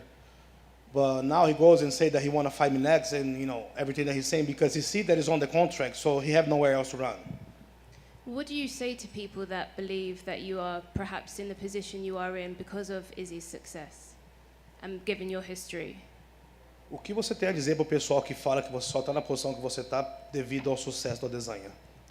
Não concordo com isso, né? Porque eu acho que eu fiz coisas muito maiores do que ganhar 2 vezes do Adesanya ou nocautear o Adesanya, né? Pô, quem me acompanha sabe meu histórico, campeão 2 vezes, 2 categorias do Glory, da maior organização de kickboxing do mundo, né? Já ganhei de grandes nomes, pô, fiz várias defesas de cinturões, então acho que eu fiz coisas muito maiores do que ganhar dele. Mas claro que tudo é um conjunto, né? Faz parte também, né? Entra nesse conjunto, né? As 2 vitórias do Adesanya. Well, it don't mean nothing to me when people say that, because honestly, I had way bigger achievements than defeating him. In kickboxing, I became the Glory double champion, so I had so many wins and more, you know, achievements on title after that. Obviously, those wins count as a whole to the whole scene that we're having right now, but I believe that I have further more achievements than that. And of course, given your history both in kickboxing, the 2 previous fights with Israel Adesanya, obviously if you are successful on Saturday, how do you think a fight goes down with Israel this time in MMA? Claro, né? Você ganhou dele 2 vezes no kickboxing, né? Uma luta que todo mundo quer ver. Vocês 2 ganhando esse sábado, como que você vê que a luta com a Adesanya vai ser? Eu imagino que uma luta, a maior parte do tempo em pé. A gente está falando que a gente sabe que é MMA, mas pô, os estilos de luta casam, né? Pra gente lutar ali, mais na parte de trocação. Well, I see the fight honestly going we talk about MMA, but I believe this fight will be going to be mostly on stand-up on the feet. You know, style makes fights, and I think due to fight the style from both, it's going to be more of a stand-up fight. Alex, right here. Alex, you know, obviously since you got to the UFC, there's been so much focus on a rematch with Israel Adesanya. But for yourself, who are some of the other middleweights that you really look forward to testing yourself against? Claro que desde que você chegou aqui, a luta que todo mundo fala é a revanche entre você e o Israel Adesanya. Mas fora essa, existe algum outros pesos médios que você teria vontade de lutar também? Não. Se não fosse, né, já chegando na disputa de cinturão, quem eles fossem colocar para mim, a organização indicasse, eu ia lutar. Não tenho nenhum nome, não. I have no names, you know. If it was not to fight for the belt, whoever the organization want to throw, I'll fight. Sean Strickland is known for saying some really different things when he's on camera. I know there's a language barrier, but do you have any thoughts on some of the statements that he makes? O Sean Strickland tem uma reputação de falar algumas coisas meio, né, estranhas, diferentes na câmera. Eu sei que a barreira da língua, né, dificulta, tal, mas se você tem alguma coisa, o que você pensa sobre algumas coisas do que ele disse? Não, para mim também não influencia em nada, né? É aquilo que falou da língua, do inglês que eu não falo. Eu vejo alguns vídeos, eu vejo que ele está falando alguma coisa ali que não é muito legal. Às vezes a pessoa até corta, né? Ele xingando, falando algo, mas isso para mim não influencia em nada. Well, it doesn't influence me or nothing, you know. I know that sometimes he likes to talk a little bit, you know. Sometimes he's talking nice things on the camera. They even had to cut, you know, swearing on camera and everything else. But for me, it makes no difference. Thank you.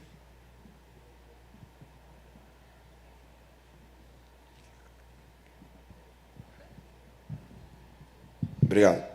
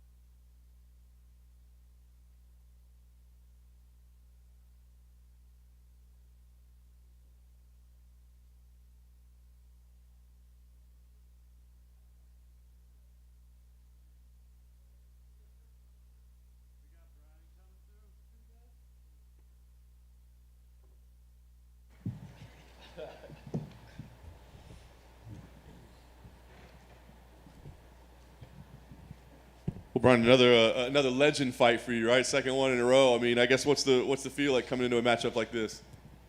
Doesn't get much better than this. Come on, man. This is everything I wanted. The other one was a dream fight. This is the dream fight. This is the #1 slot fight that I wanted. So it's right there. It's huge. Is there anything you took from that last experience? I mean, obviously these are two different fighters, but just the experience of fighting somebody like that. Did you take anything from that last fight that you can use here? I don't know. Like, it's just exciting. For me, it solidifies exactly what I believed it was going to be and what I wanted it to be. And I think this fight's going to do the same. I mean, for us on paper, obviously we look at it and we go like, this is going to be an absolute war, right? But can you let yourself go into a fight thinking like that, or do you have to think like, no, I'm going to go in there and I'm not going to get hit. This is going to be clean. I'm going to execute like that. Yes and no. I mean, I'm going to get hit. He's going to hit me, and it's probably going to be as hard as he can, and that's awesome. I love it, and he's probably going to try to take my head off, and I love that too, because I'm going to try to take his head off and give it right back just as hard, if not harder. I look to go out there. I'm going to go out there and put on a performance. That's my goal for this fight, is to go out there and put on a performance, put a real stamp on it, and put a performance. If not, it's definitely going to be fight of the night. I mean, come on, it's crazy. You can count on my end. I'm going to come and bring it, and I'm pretty positive he's going to bring it. I was going to say, it looks like it should be fight night, but I will say this card is absolutely stacked. I wonder if there's any part of you that, like, I mean, this is International Fight Week, it's amazing, but you thought, if we were on a fight night where there's not much going on, a bunch of newcomers, maybe then we could guarantee ourselves $50,000. Yeah, I'm never going out there shooting like, I'm getting fight of the night. I'm guaranteeing that extra check. It is what it is. But I mean, this fight card is stacked, like you said. But there's something about me and him that is a little different than these other fights. So I think you can expect, a crazy, violent, exciting fight, and we'll see. I think we all are expecting that. The last day you win here, I guess.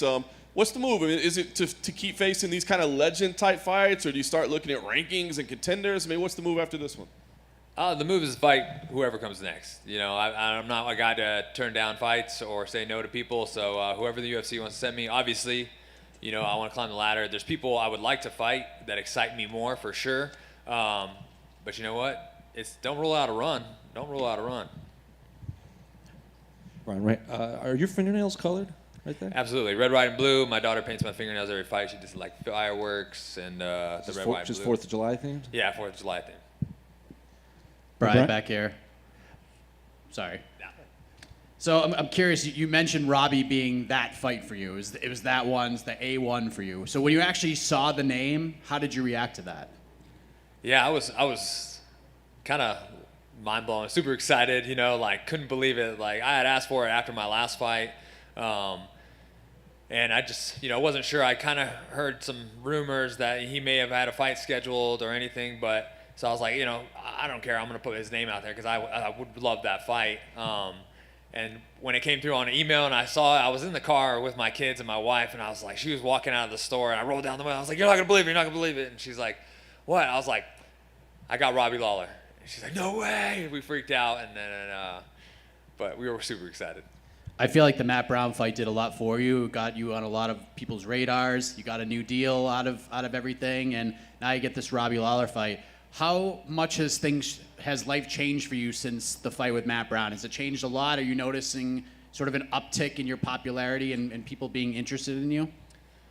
I don't really pay too much attention to that at all. I'm on social media, but I'm not on it a lot. My focus after the fight completely goes into my family and what we're doing on the outside. It's awesome to see people, if people love to watch me fight, that's great, because I'm going to come bring it every single time and, put on a show for them while enjoying myself at the same time. So hopefully people love to watch me fight. The new deal was awesome. I'm glad I got a new deal, and to break it in with Robbie Lawler makes it that much sweeter. So yeah, hopefully people continue to love to watch me fight, because I'm going to come and put on a show for them. And lastly, you're obviously a fan of Robbie. You've watched all of his great wars over the years. And I spoke with him last week, and I asked him which fight stood out to him more, the fight with Rory McDonald or the fight with Carlos Condit, because they were 7 months apart. So as a guy from the outside looking in, as a fan who have probably consumed both of those fights, which one stands out to you more? Is it the Rory fight or is it the Carlos Condit fight? to me, it's the Rory fight. Like that's the one that comes to mind every time. But I hope to take that slot in his mind. You know, I hope to when we're done with this fight, I hope he thinks, you know, that was the toughest guy. That was the best war I've ever had. You know, we went at it, gave it right back and forth, and so I hope I take that number 1 slot. Bryan, right in the center here. How's it going? You told me previously that you had actually met Robbie years ago at International Fight Week, interestingly enough. How much have you thought about that as Fight Week's getting closer to the actual fight? You know, it's a meant to be moment. It's full circle. You know, it's crazy how it all lined up, and you know, it's meant to be. You know, yeah, I met Robbie at International Fight Week. You know, a couple months before my very first amateur fight, and so when I met him, he asked if I fought. You know, it was me, my dad, and my wife, and you know, I was like, oh, I'm about to have my first fight and stuff like that. Nice guy. I was a fan then too, so for us to get matched up is huge because I've always been a fan of how he fights and everything, but also like the fact that it's on International Fight Week and everything is pretty crazy, and just solidifies that it's like a full circle moment meant to be. And you talked about the Rory fight. People look at that fight and say, Robbie, you know, hasn't been the same since that fight in terms of just how much damage he took in that. What's your assessment of his fights since then? Because I'm sure you've watched some tape ahead of this fight. Yeah, I mean, he's still very good, very dangerous, you know. Like I've said in interviews and stuff that I don't feel like people are calling out Robbie, you know. He's a dangerous guy. He's still very, very skilled, and he's still very, very dangerous. So what I take from it is just I need to put a whole lot of damage on him. And just last question, have you seen any of your other former MMA lab teammates this week, Jared Cannonier, Sean O'Malley? Have you seen them at all? And if so, what was that like to, you know, again, be a part of this card with them? I've seen Sean. I've seen him a couple times, actually. It was cool to kind of reunite, see him.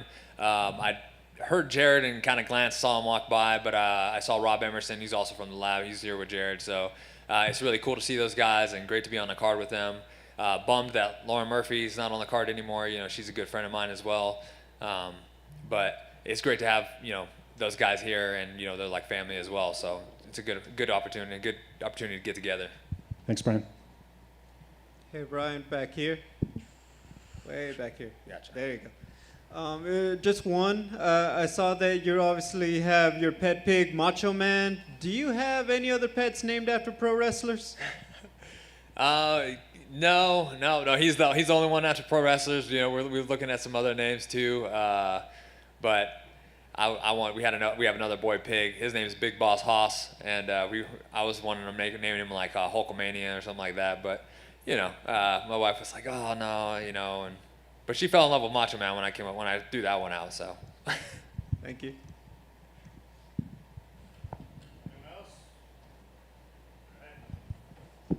Thank you.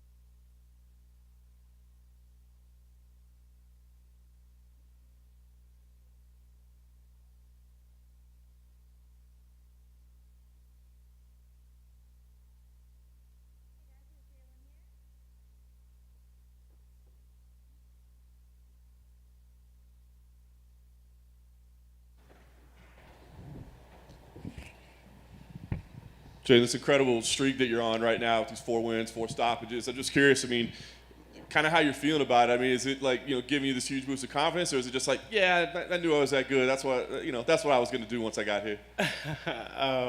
Honestly, it's a little bit of both, you know. I always knew, you know, that I was as good as I am, you know, but now I have to start showing the world, so you guys are seeing it. Now here you are, International Fight Week, ranked opponent. I mean, does this feel like, I know you got higher goals along the way, but does this feel like a big stop, a big moment in your career? Yeah, it really feels like that, but at the same time, I'm not like taking it that way. I just feel like it's something that was destined to happen, so I'm just taking it in as it comes. Talk about Brad as an opponent, kind of what you see in him, and what kind of challenge you think he presents for you. He's a good challenge. It's another step up. I think he's going to be a bit tougher than Malarkey was. I think he's going to be more well-rounded and willing to get into grappling exchanges this fight, and I'm excited for it. On paper, it looks like it's probably going to be a pretty exciting fight, but do you let yourself go in with that mindset that it's going to be exciting, or do you have to think, no, I'm just going to dominate? The last few times everybody said, oh, it's going to be fight of the night, it's going to be this, it's going to be that, and what happens? I go finish. That's what I come here for. I don't want to see the judges, I want to finish. Last thing for me, win here. When you start calling out names at the top of the division, I mean, you're going to be, deserving, I think, of kind of a top-ranked opponent. Do you start calling out names? Nah, man, I don't call out too much, at least not at this point. But we'll see, man. We'll see. Jalin, back here. What has clicked for you over these last few fights? I think a lot of people saw a ton of potential, really high ceiling for you. You had a couple losses early on in your UFC run, but now you're just on this tear. What do you think has changed? When did you realize I got something cooking here? A lot changed. Okay, so it all came after I fought Matt Favola. I fought that fight injured, had a knee injury into that fight. And I just took time off, man, and just got around the right people. Had my coach in my ear helping me get back to full health and success, kept my mindset right. And, I haven't lost since because I hated that feeling. I didn't fight for 11 months after that. And that was the longest I ever went without fighting. And it was taxing mentally, taxing physically, and I was just like, fuck, I don't want to go through that again. So, I told myself, like, hey, you got to get on the road, get it going. If you want to be a champion, you got to do it right. You got to do it now, because I don't want to be fighting until I'm like, 40 years old. I don't want to do that shit. I want to be done like, maybe 35 at the latest, Even just mentally, you just seem very calm, very relaxed. You're just enjoying the moment a little bit more than you did when you came into the UFC. How freeing of a feeling is that for you at this stage in your career? You're on this nice run, everything's coming together nicely, and you can savor the flavor a little bit more. Yeah, man. It's like even when I first got into the UFC, I fought on one of the biggest cards. I fought McGregor and Khabib. Like that was intense in itself, so everything that, everything happens for a reason. So everything has led up to me being this relaxed and calm and confident in these, on these big cards, under these big lights. It's, I don't regret anything. I just look at it as, it's, everything happens for a reason. It's my destiny to do this stuff. But yeah, man, the confidence is there. Mindset's been there. I've just grown with the company, that's it. And last thing, you're chasing greatness, obviously. Khabib Nurmagomedov is going into the Hall of Fame tomorrow. Just curious, your thoughts on Khabib, his career, and a guy that, if you want to keep climbing this division and be mentioned in those greatness categories at 155, that's the guy you're going to be chasing. Yeah, man. He had a stellar career. I wish he would have stayed a little bit longer, but the circumstances didn't play out that way. But yeah, man, it's an honor for him to be in the Hall of Fame. I plan on being there one day also. Jalin over here. Your UFC debut was against Vicente Luque in Vegas, and now here you are, big opportunity against Brad Riddell. Have you had a chance to look back in your career and just see where you were in that debut, which was a tough one, at 170, not even your weight class, to now fighting Brad Riddell? Have you been able to reflect on the success that you've had? Yeah, man, I reflect on that all the time. I think about it.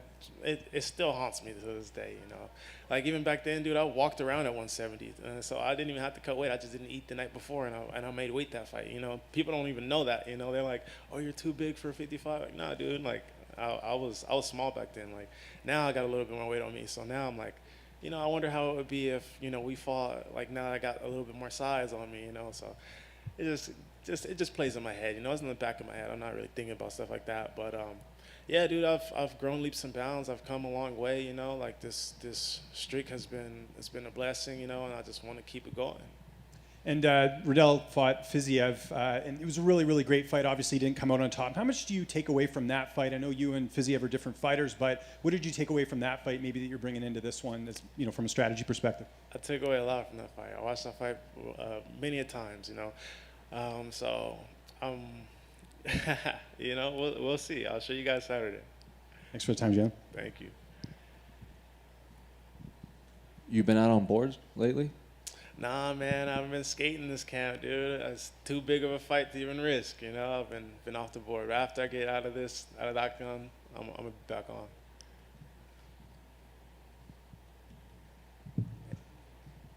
Anything else? That's it? Cool.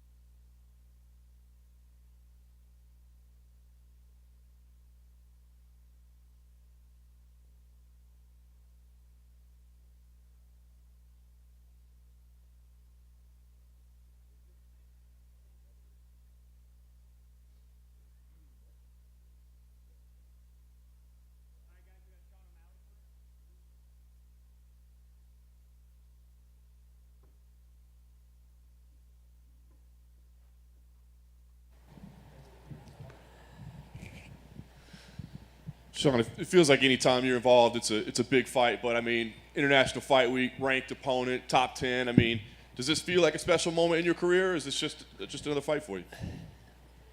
It definitely feels like, well, I feel calm. I always feel pretty calm going into my fights and never really get like nervous, or I'm not up at night thinking about bad shit like most people. I feel more calm going into this fight than I ever have. You know, I fought on the couple Connor cards or one or whatever. Those ones felt, you know, this feels like a big fight, but every time I fight, I feel like I'm the main event, so they all feel pretty similar. I know eventually you will be the main event of a pay-per-view, but for now, this kind of slot of, you know, kicking it off, getting things, setting the tone, is that like the perfect spot for you? Yeah, that's where I prefer to be. You know, 7 p.m. I know what time I'm fighting. I get about an hour of media after, so I get to go watch the last couple fights. So it's actually really nice. I like it. I'd rather either be, you know, opening up the main card or the main event. So I don't see any other position to be in. That calmness that you feel ahead of this one, do you know what to attribute that to? Just I'm confident. I'm prepared. I had a great camp. That last camp, I went into that fight with like hurt ribs, and I was like, well, hopefully he doesn't grab me. That's literally like last 3 weeks I wasn't letting anybody grab me, anyone, you know. So going into this fight, I feel very healthy, and I think that's probably plays a little bit into that. A lot of people are looking at this as kind of a milestone, this test, right? The first top 10 opponent for you. Are you looking at this as a milestone in your career, or a chance to, you know, prove anything? Yeah, beating Pedro will be a big deal. I think he's only lost to former world champions, but not just beating Pedro, but finishing Pedro would be a massive deal. You know, he's, like I said, he's fought and lost to only former world champions. With that being said, I do believe I will be his toughest fight, and I think he's my toughest fight as well. Last thing for me, I mean, a big win here. You know, you've been patient up to this point, like not rushing things, right? But as you said, big deal over a top guy. Do you start to accelerate the run and look to the top of the division, or do you still kind of take the patient approach to moving up? Yeah, we'll have to see how this fight goes, and, you know, maybe I'll spit out a name after, you know, Joe Rogan standing next to me, call someone out. I'm a couple fights away from a title fight, especially if I can get the finishes that I've been doing. You know, that people want to see that. People want to see me be champion. So I just got to go out there and, you know, perform, do what I know I'm capable of doing. That's putting Pedro's lights out. Sean, over here to your right. You keep saying how important it would be to finish this fight. Do you actually see a route and how you're going to do that, or is it just, I think my ability is so good that I'll end up finishing him however I want? Yeah, I mean, anybody my weight class, I could see me standing across from them and knocking them out. I've done it over and over and over again. It's hard not to envision that. You know, everyone I fight, I knock out. So it's kind of, you know, that's just how I see this fight going. That's how I see any fight I'm ever going to be in going. It's just me putting my hands on their chin enough times, and they'll fall. I feel like you're one of the latest guys in this phenomenon where you overcome an obstacle fans are putting in front of you, and then they take the obstacle away. They say, well, actually, he was old on the decline. Do you expect that after you win this one? I could submit Habib, and people would be like, yeah, but something. They'd say something. So I have paid no attention to what the negative fans say. It doesn't matter to me. Yes, I'll go out there and finish Pedro, and yes, it'll be like, yeah, but. So it doesn't matter. Are you wearing 2 watches? Yes. What time is it? Neither of them are right. Hey, Sean, over here, right in the middle. Munhoz has never been knocked out. Would that add a bit more, just going out there and being the first guy to do that in the UFC? Yeah, it would be huge. I mean, I think it would, you know, I think a win over him will be huge, but a finish over Pedro would be massive. And I'm all about the massive. I'm trying to, you know, go above and beyond and perform for the people, and people want to see people's lights get put out. Winning a decision, I would not be upset against Pedro because it's very, very tough. But I definitely want to put his lights out. And if you do end up knocking him out or finishing him, where does a win put you in the division? Because, again, Pedro's never been knocked out. That's got to count for something. There's a little Russian dude running around saying no one wants to fight him. You know, that's an option. Fabrant might be an option. He got beat up a couple times, so it might not be. The division's crazy right now. A lot of guys are already booked, so we'll just have to see how the fights play out here in the next couple months. Chito Vera, your former opponent's fighting Dominic Cruz coming up here. Who do you favor in that fight, just as someone who's fought Chito? It's hard to count Chito out. I thought I don't know. Well, I'm excited for that fight. I'm excited to see how that plays out. I think Dominic's gonna. I predicted Dominic would win, and people think it's biased, but I also thought Cheeto was gonna beat Rob. I thought Cheeto was gonna beat Frankie, and he kind of did. So we'll see. And just last one for me. What's it been like as a fighter in your career, sort of transcending into the mainstream? I saw you on No Jumper a few months ago. Not every fighter is going to get an opportunity like that. How's that been for you, just being such a strong brand in the UFC and just promoting yourself in the proper way? Yeah, I mean, being a part of the UFC whose platform is massive, and so I just go out there and put on performances, and they give me this platform to be able to expand my audience is huge. So just super grateful to be able to work with the UFC, and they give me the platform to be able to go out there and put on these amazing performances. And being famous for fighting, not just fighting, but knocking people out, there's nothing cooler. It's not, being a rapper is cool, but being able to knock people out and being known for that's it. That's the number one thing everyone wants to be known for. Sean, back here to your left. I know the resume of Pedro Munhoz is one of the things that stands out here because of the guys that he has beat and the guys he hasn't. But from a stylistic perspective, what stands out about this matchup? What's the most challenging thing about Pedro's game that gets you excited? His durability is I fought guys like Chris who was durable. We saw how durable he was. I just lit him up for 14 and a half minutes. So I've proved that I'm capable of doing that. His durability is going to be, that's what I think is toughest for him. But obviously he's going to come out there, try to kick my legs. That's everyone's game plan. So I feel like every time I fight, it's like, okay, kick his legs, put him up against the fence, try to take him down. That's everyone's game plan. That's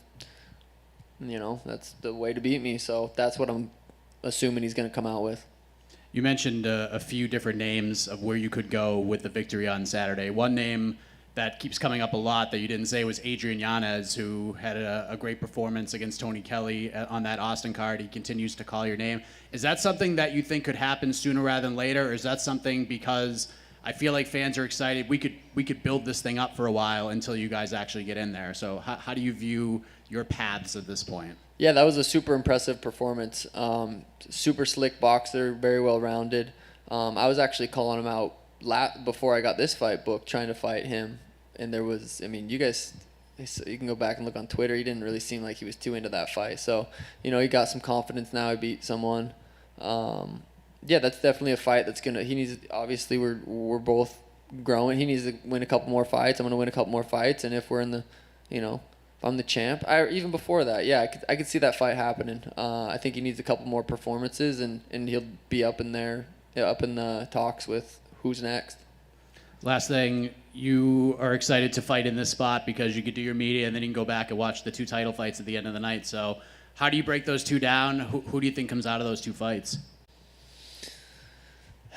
I don't know. I honestly, it's like, I don't really think about any other fights on the card. I'm excited. I think Max and Alexander are both, top 45ers to ever do it. We've watched them fight already twice. Excited for that. I don't know how it's going to play out. My guess is as good as yours. Izzy versus Jared. Jared's a teammate of mine. Izzy's one of my favorite fighters. I'm going to just sit back and enjoy and watch how that fight plays out. Really good card. I'm excited to watch. Sean, just a few here. You've been very mindful, excuse me, you've been very mindful in your ascent of the UFC about matchmaking, dollars, position on cards. In a sport where we see so many young guys say, I'm going to fight anyone, anywhere, anytime, where did you sort of get this mindfulness from for managing your career? I've always kind of looked at it as I didn't just get in to the UFC as a fighter. It was like a businessman / fighter. I felt like getting into the UFC, it was like, okay, I want to make as much money as possible. I'm not going to take a fight on 2 weeks notice and then my stock goes down because I, lost 3 fights in a row. So I've thought about it for a while. I definitely feel like since day one, since I've always kind of wanted my career to play out a certain way, and here we are. As we talk about moving up the division and you say, a couple fights away from a title, are you now happy with how much you're making, and are you ready for the title fight, or is there still kind of another round of negotiations that has to happen? Yeah, I think, renegotiated, talk with UFC, I feel like we're partners. The more money I can make them, the more money they're willing to pay me. So I want to go out there and put on beautiful performances and earn my paycheck. I don't want to just tell them, hey, you owe me this much. So I'm going to go out there and continue to earn my paychecks. Right now, I'm happy with what I'm getting paid. I think I knocked the next guy out, and then before the title fight, I would like to sit back down and say, hey, is this fair? Do you guys agree that this is a fair amount to pay me for this title fight? They have statistics, they have analytics, they know I'm bringing in eyeballs. So I think at the end of the day, they're fair. If you're not going to bring in eyeballs, they're not going to pay you.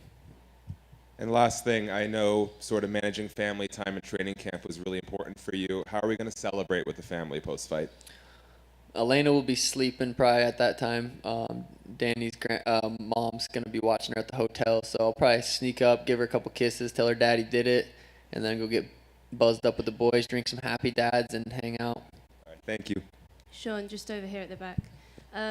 Aljamain Sterling and TJ Dillashaw is being targeted for UFC 279. What are your thoughts on that matchup, and how do you see that going down? I recently rewatched Corey versus TJ, and TJ impressed me a lot. Coming back from his layoff from cheating, and Aljo really impressed me against his rematch against Peter. It's a good fight. I'm excited. You can't count Aljo out. I think TJ might have an advantage for whatever reason. I don't know. But I'm excited for that fight. I definitely would like to watch that front row and see what they're all about. But those dudes are, the top dogs, so it's going to be a good fight. Hi, Sean. Over here, same place. What do you think about sharing the same card as Sean Strickland, your old friend? I don't know. Me and Sean, I haven't had any run-ins with him. I think if I do, I don't think there's anything there. I think he just doesn't like some of my tattoos, which, I don't know. I think I haven't had any run-ins with him. Seems a little crazy sometimes, but I think we all do. I probably seem a little crazy sometimes too. Sean, over here. Other side. Is there a reason why you're wearing two incorrect watches? No, there's not a reason. Couldn't tell you. Got two wrists. Are those glasses? Are those glasses real? Yes, of course. Come on. Yeah, just wondering here for Sean. You obviously intend to be the champion and fighting for the belt. What do you think would be the biggest fight for you in terms of who would be holding the title when you potentially get there? Like numbers-wise? Yeah. Pay-per-view? Yeah. Honestly, nobody in the bantamweight division really. Aljo don't sell shit, to be honest. Cody's lost like 14 fights in a row. He would be probably a big one 4 years ago. Dominic Cruz is like kind of probably sells a little bit. Jose Aldo would probably be bigger, maybe not in the United States, but I don't know. Maybe TJ could probably sell pretty well. I think the Mia versus Cheeto rematch would be big, just because of the drama that's been behind that. I think me versus anybody can be a big fight, but who's that other guy on the other side that's gonna help really do like a million? I don't think there's really anybody in the division right now. Do you think Henry Cejudo fits it all in this mix? Is he coming back? We don't know. It seems like he wants to. Yeah.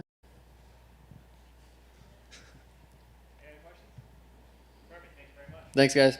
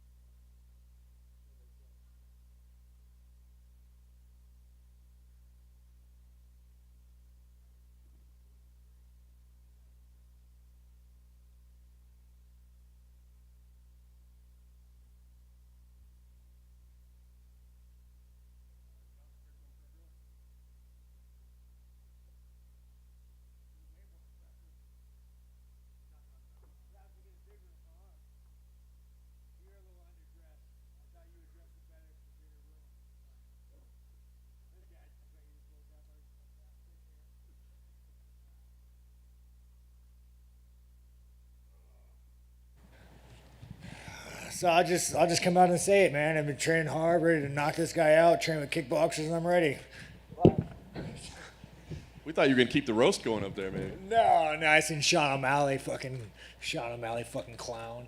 No, I actually like Sean O'Malley, but like, how do you let a dude tattoo a fucking name on you? Get on, dude.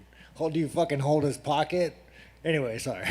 He was just saying nice things about you over No, here. Sean, no, again, the thing about Sean O'Malley, man, like, I can't hate on the fucking guy because he's probably making a fuck ton of money.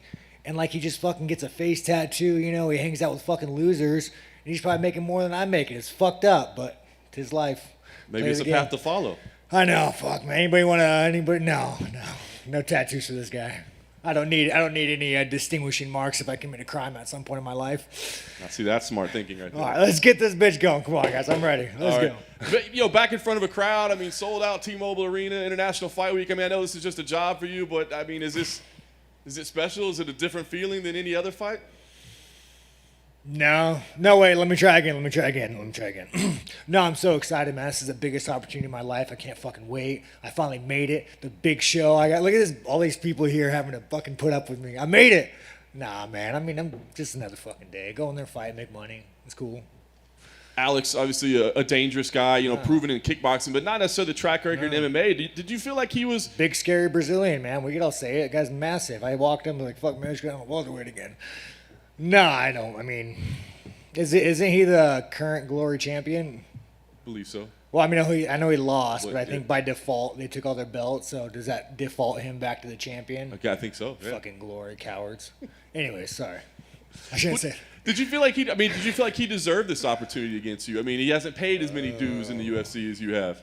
Dude, if we learned anything about UFC rankings mean nothing. I mean, at the end of the day, like, it means nothing. He's the one that knocked out Izzy, so it's like, here's what you can do. You could have him go, and then he'll eventually fight a wrestler who will take him down and beat him, and then they'll never get the Izzy shot. Or they could be like, hey, why don't we have him fight Sean? Sean doesn't like to wrestle.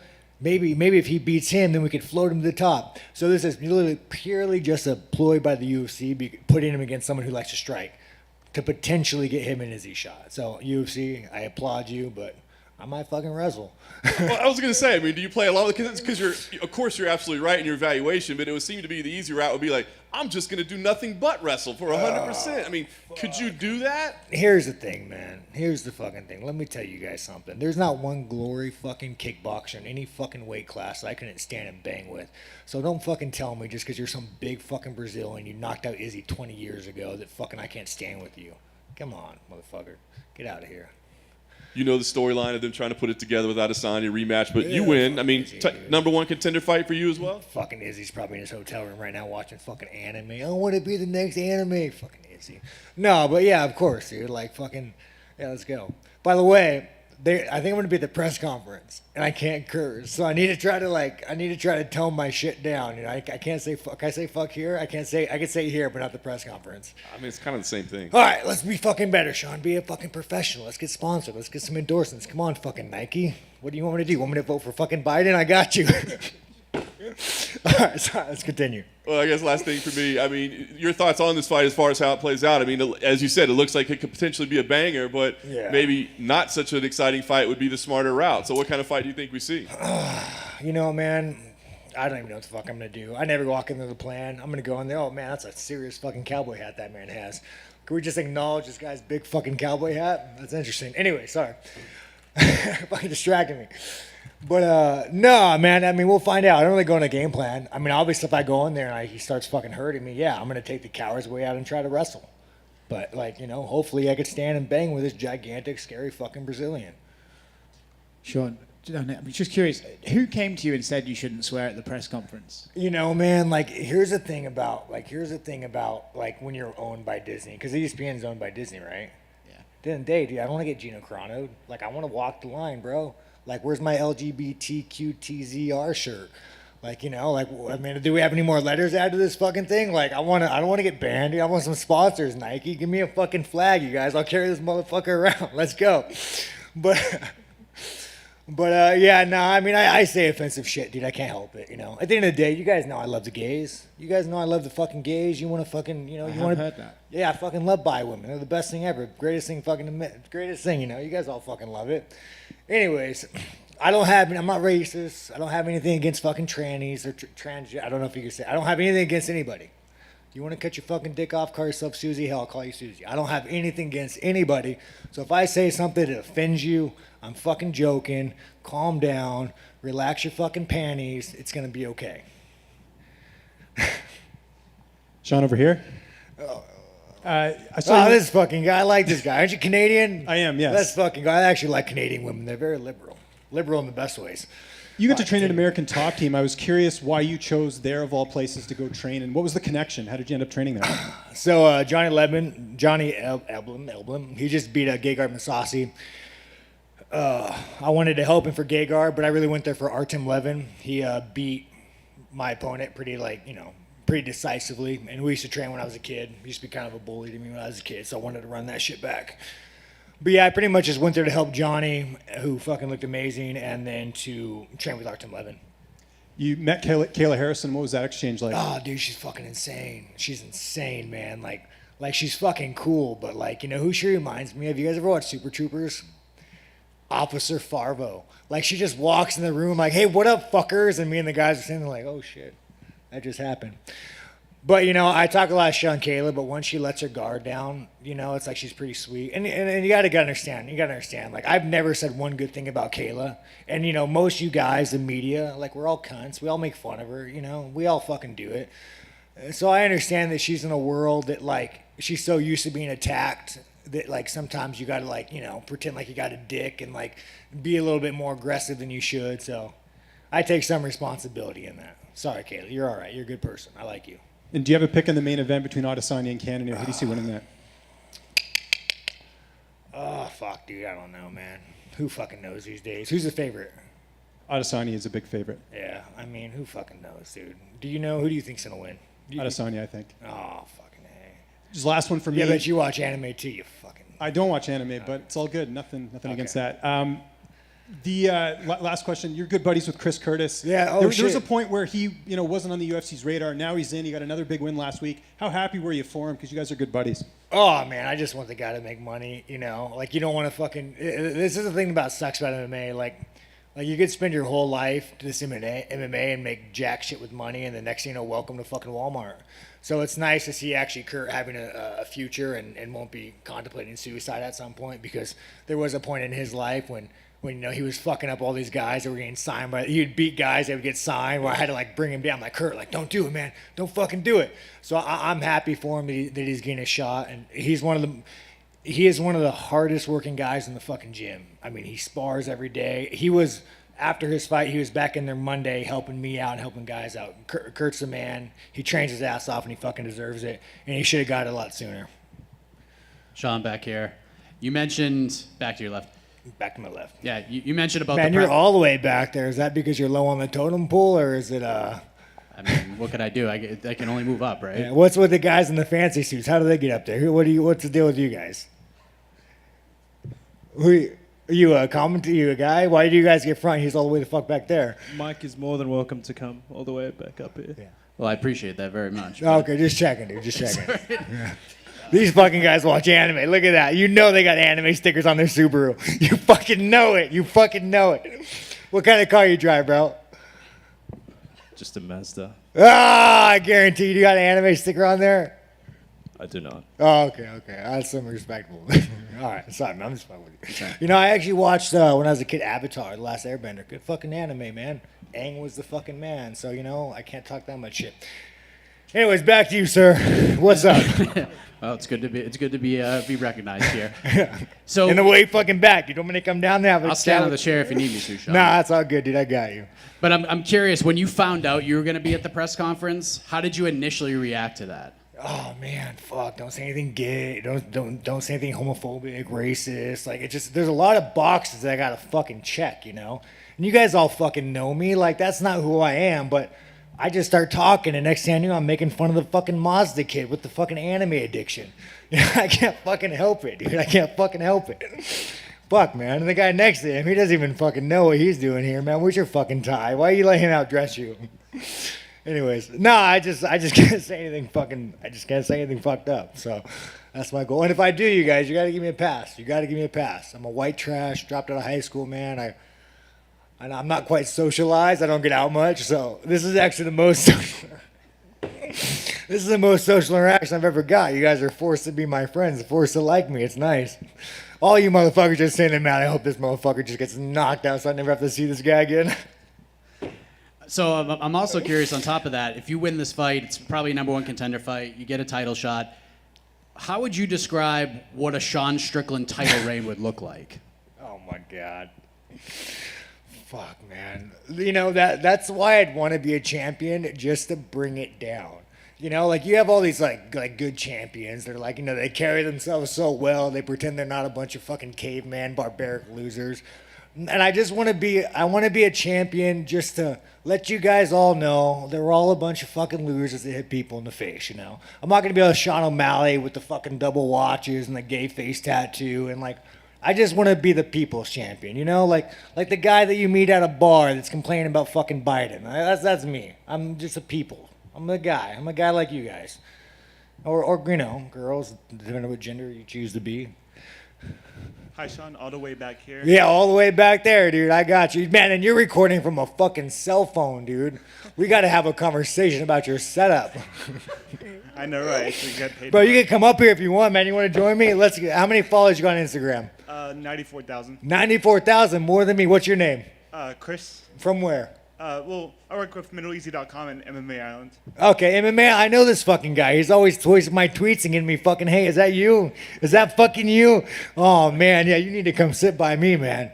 And the funny thing is, I always talk shit on him, but it's things I'm saying. So, like, he'll post something and, like, I get so much heat. I'm like, fuck this organization. And I'm like, Sean, you're the one that said it, you fucking idiot. Just one question for me. What did you make of Kevin Holland stopping his fourth crime in a row right before his last fight? I don't fucking know, man. Kevin Holland's a fucking girl. I mean, yeah, good for him, man. Like, fucking way to be a good guy. Way to be a fucking superhero, Kevin Holland. Fucking, do you want a brownie? You want a fucking award? Yeah, no, he's doing the right thing, man. Good job. That's the only thing I could say that, yeah. I had nothing to say to that, dude. Sean, I would probably like him more if he was on committing the crime, but, you know, whatever. Hey, Sean, back here, another one of the back row guys. I don't even know where you... Oh, shit, dude, you're behind the pink shirt guy. Exactly. Man, why are you so far back? Where are you from? Tell me where you're from. Cage Side Press. Cage Side Press, that sounds official. Well, who's more popular, you or MMA Island? You're more readable. Dropped out of high school. This motherfucker just hits a repost button. You probably actually have to do your job. But continue. It really sucks some days, man. I ain't gonna lie to you. Yeah, no, you're regretting this choice. Oh, heck no. Sean, I want to know, when sponsors talk to you, what do they ask when you? When sponsors talk to me, who the fuck? What? Like, have you ever had them just straight up say, Sean, you need to stop or we're not gonna pay you? I've just accepted that I'm not gonna get fucking paid.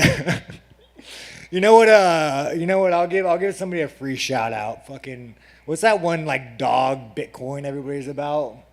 You know what I'm talking about? Marshallino? Yeah, and every asshole fighter standing up there like, this is the best thing ever. This guy's helped me, made me so much fucking money. I love this. And meanwhile, they don't know fuck about Bitcoins. They actually hit me up for a sponsor, and you know, I just like, at the end of the day, man, I don't like fucking Bitcoins. I don't fucking, you know, it's tanking, it's shit. Like, why am I going to go peddle some shit that, like, I don't believe in? So until someone makes some, like, white trash fucking brand, you want to give me a trailer company, man? I've been looking, there's some good trailers. No, so it's hard for me to, like, get sponsors with shit I don't believe in, you know? And so, yeah. Are you a crypto guy? Yeah. Heck no. Smart man. I bet this guy's a fucking crypto guy with his Mazda. What kind of Mazda you got, bro? Is it Miata? Oh, shit, yeah, no. I actually like the Mazda. How many horsepower you got? Like 180? Oh, this fucking guy doesn't know fuck about cars, man. All right, anyways. Sorry, man. Did I answer your question? Yeah, sponsors don't fucking come to me. But if anybody knows any sponsors, man, like fucking I like money. You know, I only got a few more years left in the sport. So if you guys want to give me money, fucking let's go. What would be your most ideal sponsor, Sean? Oh, man, fuck. Who said that? Oh, this fucking guy. This man, I like your beard, bro. If you can't grow hair, you grow a fucking beard, and that man fucking accomplished that. I like that. He's in shape. Get some TRT. I just wanted you to make fun of me. Yeah. You know, I make fun of myself so much, so it's so easy. I don't fucking know, man. It'd be like a gun company, fucking motorcycles, fucking any stereotypical white trash hobby that you could think a white male would do.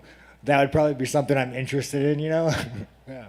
Do you have a filter on anything? Ah, fuck, man. I don't know, dude.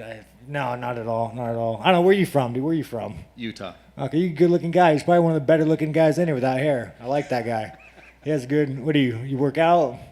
A little bit. Are you Mormon? Yes. Oh, you got a couple wives, huh? I respect that. I'm working on the second. I respect that. Oh, you really are Mormon, huh? Uh-huh. Oh, you ready to get your own planet? Well, working on that too. Are there any red people in here? You know, the Christ come and wait, why are Indians red? Because isn't there some weird story? I'm not gonna make fun of religion, bro. You know you're in a cult. I don't need to make fun of you. So one other question. What's the best thing Biden's doing right now for the country? Oh my God, fucking Biden, dude. Give me a fucking break. You know, let me go on a rant real quick. Real fucking quick about America. That's why, like, I'm not a huge American fan, right? Like, you assholes with all this inflation. Let's just say, like, and this is why if you're trying to buy a house, fucking Mazda, man, you're about that time where you need to start trying to, like, you know, get a fucking wife, have a couple kids. All that inflation does with Biden, you let people like me or other people money, they go and buy these fucking houses so little Mazda kid can't do it.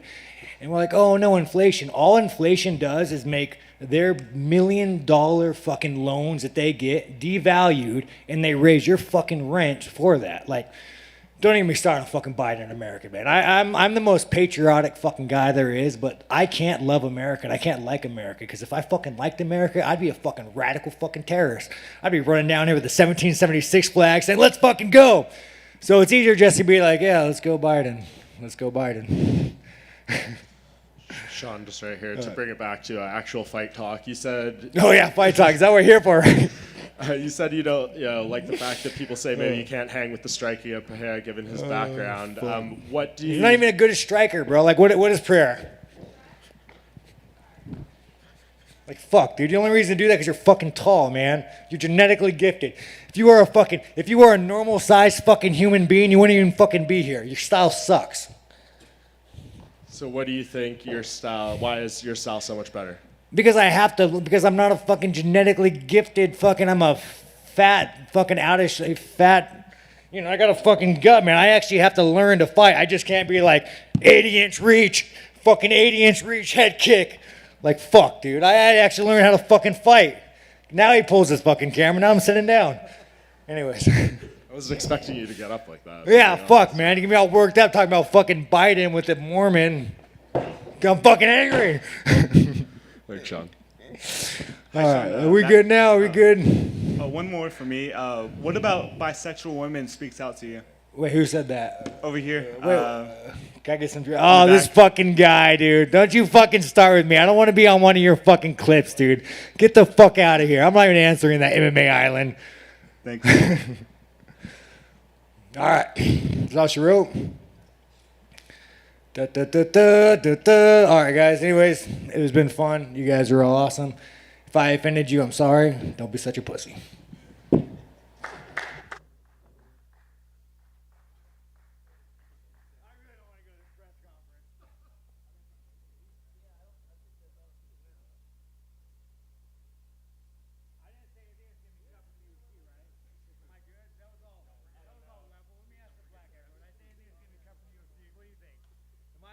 Place.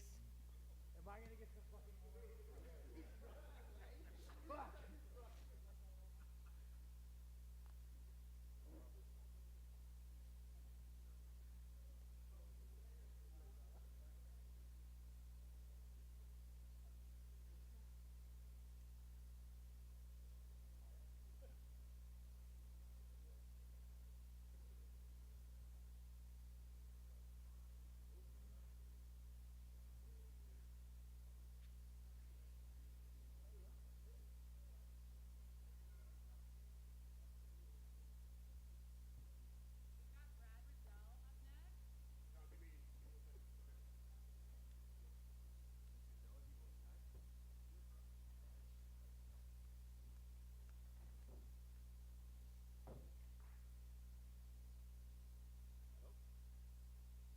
It's working? All right, there we go. We're good? Yeah.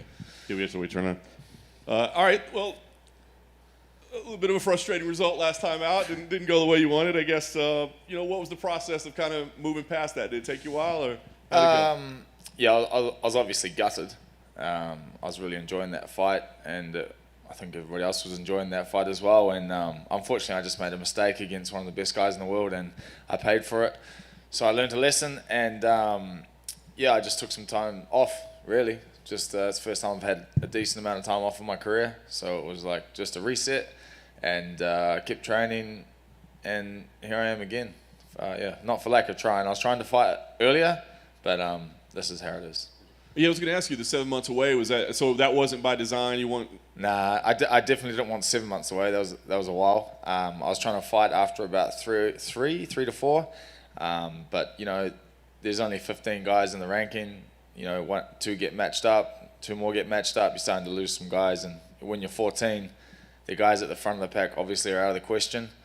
So you get pretty limited about who you can fight. So that's why it was taking a while. So what do you think when the name Jalin Turner came across? Yeah, I just said that, if no one's available who's ranked, I'll fight anybody. Like, I want to fight, like I'm a fighter's fighter. And they sent me Jalin Turner's name. I said, cool. I signed it. No stress. What have you thought of his recent run? He's had a great little win streak going on. Yeah, he's doing really well. He's had some good wins, a couple of good stoppages. But I'm a different caliber of fighter. I believe I'm well above the skill level of him, and this is going to be a very, very hard test for him.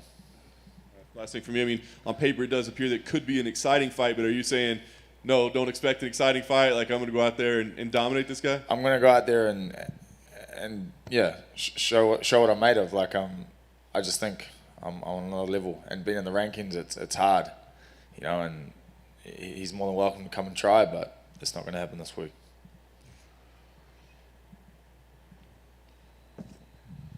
Brad, can you just tell us what this week is like for you? Obviously, it's a big night for the team and everything. Just having your prep sync up like this, how exciting is it, and how beneficial is it being to your camp? That's great. The best thing about it is that people can travel again from our country, so we have like a massive group here. It's nice to have that. Feels a bit more homely.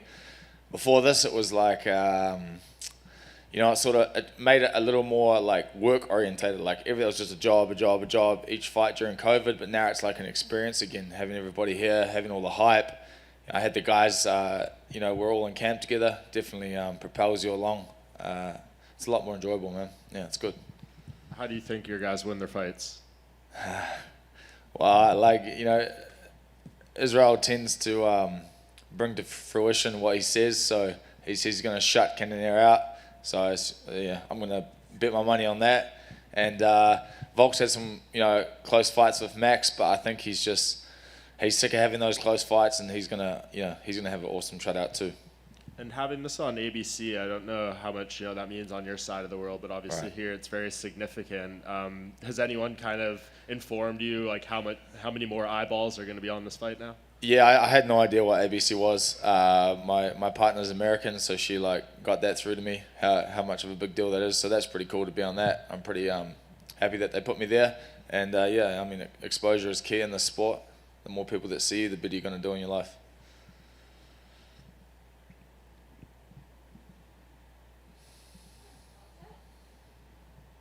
Cool.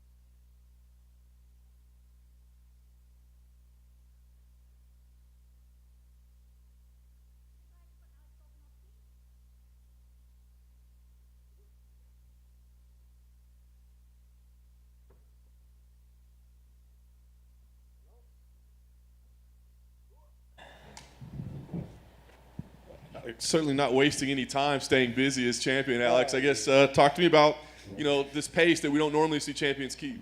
Yeah, man, it's I said it all year that I wanted to be active. I wasn't able to do that the previous years, obviously. So it's good, man. I'm not getting any younger, so I want to make as much money while I can. So it's pretty simple. And when you talk about legacy and all that type of stuff, you need to be busy. You know what I mean? So I don't know how much time I got left. Obviously, I feel like I've got another 7 years, but I just want to get work, make that money, get paid.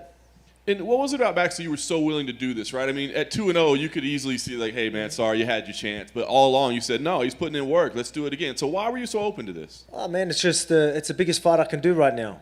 Everyone wants to see it, right? And that's it. You know what I mean? Like, and that's what it is. He was, obviously, or I'll give him credit. He was stubborn and goes, ain't no one taking that number one contender spot from me. That's what he did. He stood there and took out the guys and didn't let them have a shot at me, so now he gets a shot. Good on him. That's exactly what I would do in the same situation. So and now he's obviously getting credited with a third chance. So he's done his what he was meant to do, so good on him.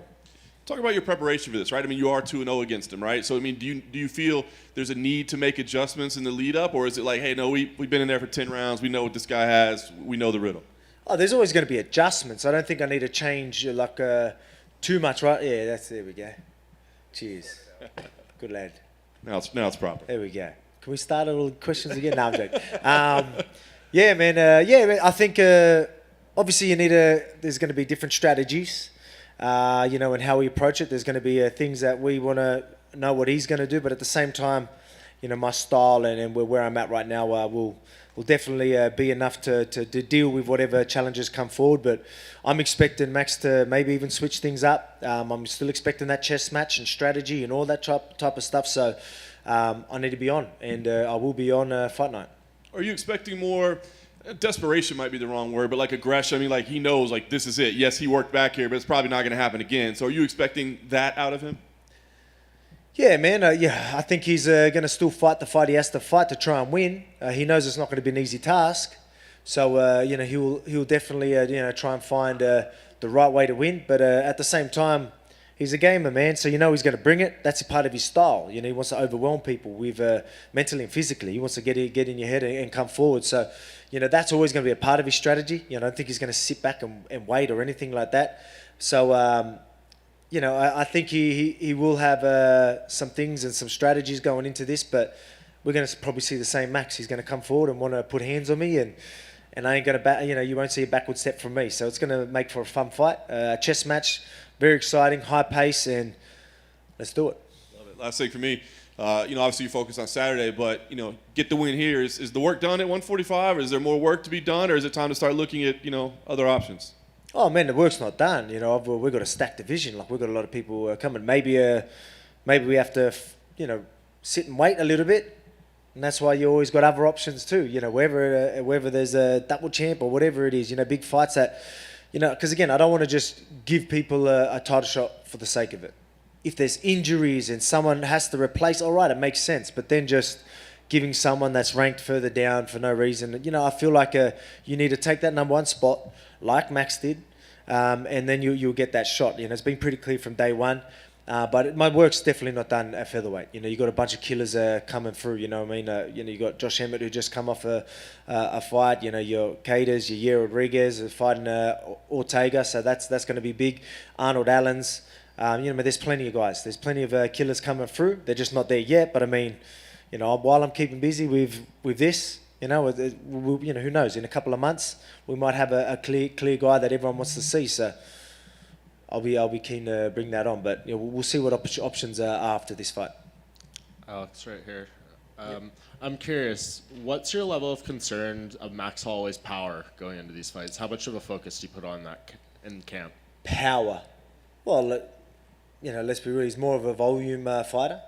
So I don't think power is something like obviously technique and all that is speed and all that's good. Like obviously you can that's something that I'm not too worried about. I'm a pretty powerful dude. Obviously he started off strong in that last one, so I'm gonna have to not let him start off strong this time and not let him land these types of shots. But at the same time, I'm ready for whatever comes. But I mean, I don't think power is a real issue. I think it's that volume, that pace he's going to bring, is always going to be something that you need. In that chess match that we're going to have, that's something that I obviously got my eye on, not the power. And on the flip side, I think he has the most fights ever in UFC history without ever being knocked down. I think it's 26.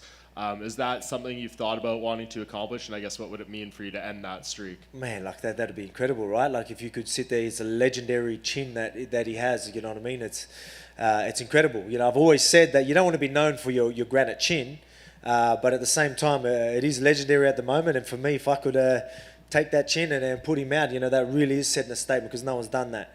And but again, like he obviously takes damage. I have touched on the fact that can't hold up forever. But let's see if it holds up this far. Because I know I'm gonna land. I'm gonna land big. I'm gonna be definitely coming forward and landing some big shots. So let's see if that legendary chin holds up. And I know you've been asked a million times about do you feel you get the respect you deserve and all this stuff, but you're on such a remarkable winning streak right now, both overall in MMA and in the UFC. Do you think media, fans talk about this run that you're on enough in terms of the consecutive victories? Oh yeah, they do. Yeah, definitely. You know what I mean? It's obviously over the last couple as well. Like you've definitely seen everyone's a change of tone. Especially after Ortega. People really got to see something that you don't really get to see too often. Like when you look at people want to know like what's Volk about. You know what I mean? And then that was a good showing. Like that I always say about that never give up attitude, that never die attitude. Like that next level type of resilience, was really seen on that night. I think a lot of people grew respect there, and obviously after the last performance, people really jumped on board. But yeah, man, it's definitely all good. And you've only tasted defeat once. Do you remember? One thing, sorry, with the records and all that, I know it's incredible, but I don't really. People ask me about the records and 21 fight win streak and all that. I really don't. I just go by each performance, man. That's just how I am. Like I just look at that next task. People, I just don't. It's all about. I was asked, are you worried about losing that streak? No, I don't care about losing the streak. I care about losing. You know what I mean? I don't want to lose, plain and simple. I'm a competitor, so I don't really care too much about that. So if people talk about it or not, it doesn't matter. But obviously, it's pretty impressive. So we'll get touched on here and there, but I don't look too much into it. Yeah, and it's only been the one loss. Do you remember what it feels like to taste defeat, and how much does that resonate you and motivate you in each fight? Yeah, you're always going to remember it. You know what I mean? You're going to remember. Man, I'm like I don't need to learn from losses. That's one thing that I've made clear. You know what I mean? Even in a good performance, even when you're winning, there's still a lot you can take out of them. Obviously you do learn a lot from your losses, but you learn a lot from your wins too. And that's something that. That I've always said, and that's just how I am. But obviously, I still feel that, and just losing's not an option in my mind. I refuse to lose. I've always said it. Well before I was in the UFC, refuse to lose. So that's something that it's I'm not thinking about what it feels like. You know what I mean? I'm thinking about winning and doing what I need to do. But obviously, the drive to not lose is always going to be there because I'm a competitor. Alex back here to your left. Yeah. Oh, yeah. How's it going, champ? Hey. When Max was in here earlier, we asked what a win over you would mean to him, and he says it's a legacy fight. This is a legacy fight for him. What would a win over Max do for you? Do you feel the same way? Like this is a legacy fight, or do you think because you already have 2 wins over him, this just closes the book altogether on this rivalry? Mate, this is still a legacy fight, 100%. You know what I mean? He showed that he's still the number 1 guy. People are saying he's gotten better. You know what I mean? So this is definitely a legacy fight. That's why we wanted this fight too. Like if I felt like this wouldn't put me in a better position moving forward, well, you wouldn't take it, but it does. You all want to see it, right? Everyone wants to see the trilogy. So that's a legacy fight. People want to see it. So I was open to it. I want it as well. So if that's going to move me forward, let's do it. Do you feel like your second fight with Max doesn't get the credit it deserves because there was all sorts of controversy about how it was scored and stuff that people actually forgot how great that fight actually was? Well, yeah, obviously people are going to miss that chess match that was happening, the adjustments he made in between the fights, the adjustments I made mid-fight and all that type of stuff it's pretty incredible. You know what I mean? It's very impressive, but that sometimes will be missed when you have close fights. And then last thing, Khabib Nurmagomedov, who's about to go into the Hall of Fame, was asked about this fight. He thinks you're going to win because you have more fire than Max. And Max, when asked about that, said, well, that's because he's been watching Cooking with Volk videos and he sees the fire from the cooking show. But what do you think Khabib means by that? When he says that he feels like you have more fire, what do you think he means by that? Man, I don't think you see it in my fights. You know, what I told you about that even being in that deep guillotine triangles and all that shows you like there's that never die attitude, never give up attitude, always gonna do what I need to do. And then even with Max, you know, being down 2 rounds and then turn it around and come back the last 3, like it's you know, that's he would see that. He knows not only I'm well-rounded, very skillful, you know, durable, resilient, you know, all that type of stuff. And then he sees that fire and that never give up attitude. And you know, obviously, we both have that though. Max does have that, and I guarantee he's got the fire in the belly. Man, he's down, you know, he's down too. So he wants to get this belt back, you know what I mean? This, as he said, is a legacy fight for him too. So I'll be a fool to think he's not going to turn up. Max is going to turn up, but so will I. Alex, right here in the middle. The Calvin Kattar and Josh Emmett fight was very close. I was curious, have you had a chance to watch that? And if so, who do you think won that fight? Some people felt like it might have gone Calvin's way or should have. Oh man, it was a close fight. Like that's the thing. Every time there's a close fight, people are going to cry robbery. But I mean, like you can definitely see both sides of the story. You know, I mean, that's just how it is. You know what I mean? Like especially, obviously, there was rounds that might seem more clear here and there, but then you get some rounds that are, you know, that might be who got that. You know what I mean? And then it's totally up to the judges there. But for someone to, you know, cry, you know, if they're going to say it's robbery or something like that, it's. I could have seen it going either way. If Kattar got it, I would have been fine with that. I was fine with both guys getting the fight. That's how close it was. Who do you think wins Ortega and Yair Rodriguez in a couple weeks? That's another big fight in your division. Yeah, man, that is big. Well, look, man, I like Ortega, but I mean, obviously, I want number 1 contender guys. You know, I think I've already fought Ortega, so I don't know if it will make sense if he wins. I'm not sure. I'll have to talk to my team at UFC if he was to win that, if that still makes sense, if they'll be happy with that. But I haven't faced yet, Rodriguez. So if he goes out and wins, I feel like that'll be a bigger fight. So, you know, again, it doesn't matter who I like right now. I want these big fights, and you know, if I think winning would be better, just so it's a new guy, a new blood, right? Well, what about Josh Emmett though? Because he's obviously new blood too. Yep. Would you favor Yair over Josh if Yair was to win, or depends on the performance too, right? Yeah. I think so. I think Yair's a ranked title. Look, Josh Emmett. He's incredible. He's on an incredible win streak and all that. I've got nothing but respect for the dude, and I know I'll be facing him soon. But again, I want the big fights. I want, you know, is everyone screaming his name? I don't know. Like, that's not a knock to him. That's what I was trying to say. Yeah, like, but we'll see. We'll see what happens. You know, I want someone screaming that name. If not, let's look at something else. Okay, and last one for me. Olberg winning last week. We saw the reaction that you guys had in the crowd. How much of a boost was that for the team leading into this big fight week for City Kickboxing? Well, yeah, like man, that's we've been feeling that in camp as well. You know what I mean? The couple of weeks I spent at City Kickboxing was incredible. We were feeling that energy there. You know what I mean? I knew once we come back here, you know, we'll be feeling that energy all fight week and fight night, and you know, that just added to it. You know what I mean? Obviously, we want a clean sweep. You know what I mean? Like you know, we're all living together in a massive house playing basketball. I mean, the energy is so good. We're absolutely vibing off each other, and you know, I think we're going to really show out with you know, 4-zip. So that's what we're aiming for. Alex, over here. Yep. We've seen a lot of trilogy fights in the UFC, but it's usually 1-1, and there's some sort of personal issue between fighters. So with this fight, obviously you're up 2-0, but in terms of just competitiveness and the fighting, do you think this is one of the better trilogy fights in UFC history, considering it's the 1 and 2 featherweights, and as Max said many times, you don't get many times a third fight between 2 guys in the top 10 just pound for pound. Yep. Yeah, man, that's right. It's exactly right. Obviously, I'm well respected. He's well respected, and to see two guys at their best at the top and facing each other, you know, people, especially for fans of the sport, absolutely loving it, lapping it up. You know what I mean? They know they're installed for a chess match and a great fight. So yeah, I think it is pretty incredible. You know what I mean? I know it is different. Like obviously me being 2-0 and things like that. But I still feel like that still adds to the story anyway. The fact that, you know, Max, was stubborn and made sure that no one took that spot and then gets another chance. I think that adds to the story because, you know, he's better now, you know what I mean? His performances, you know, all that type of stuff. So, you know, I think it all adds to the story and people are really enjoying it. And, can't wait to see what happens. Hey, Alex, Volk, just at the right back back here. Where was that? Sorry. Way Oh, back there you here. go. There you are. No, Yep. What's up? Volk, where do you get your inspiration when you're looking for a new dish for cooking with Volk?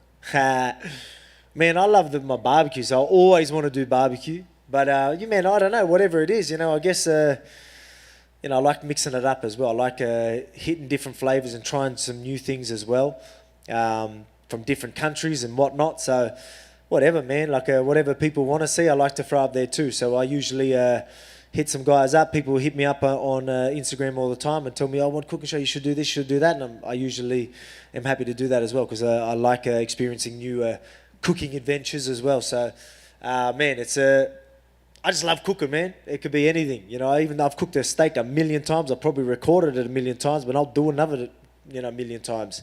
So it's actually good. I've got a new sponsor on board, Lotus, with Caravan. So I can't wait to go out there and do adventures, catch my own fish, wherever I go hunt and catch my own food and cook it, on the coal out there. And really, really, the YouTube channel will love that. You know what I mean? I think people will really appreciate that type of content. So I'm looking forward to, that's motivation right there. So can't wait to get out there camping and cook some real food out there in the wild.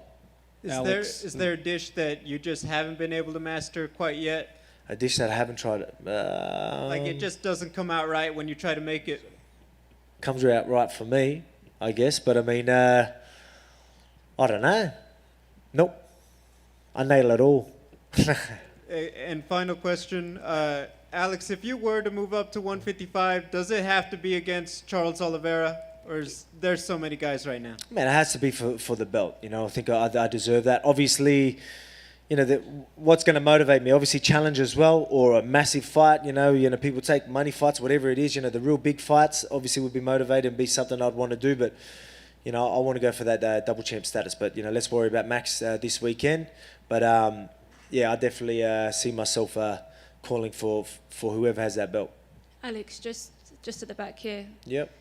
Going off of that, obviously you said that you want the big fights. Do you think that moving up to 155 will give you that? Oh, yeah, man, it does, definitely. There's so many big names there as well. There's big names in that division. So, yeah, for sure. Whoever has that belt will be a big fight. Purely just me fighting for another belt's going to be massive. But, yeah, man, there's plenty of good fights there, and I would love it. And like I say, I don't want to just move up and let that belt go. I want to be active. I just fought a few months ago. I don't know if one division can keep me busy enough. Give me two divisions then. So I'll keep them both busy. I'll keep both belts busy, and again, I want to be active. And two divisions would definitely help with that. And what do you think of the landscape at lightweight at the moment? As in, yeah, man, it's again, big fights, massive fights. A lot happened, a lot of hype there. So, yeah, I'd love to go and take some of that. Again, not only a new belt, a big fight, the money fight, all that type of stuff, and all that hype too. Is that more for legacy as well for you, holding two titles? Yeah, definitely. As I say, I do all this for my family and all that type of stuff, and the legacy is going to help me look after my family forever. So let's tick over all these goals. I want to get all these goals and all these achievements that are going to put me in a better position tomorrow. You know what I mean? That's just how I am every time, moving forward. Alex, do you think Dana White would let you defend two belts at the same time?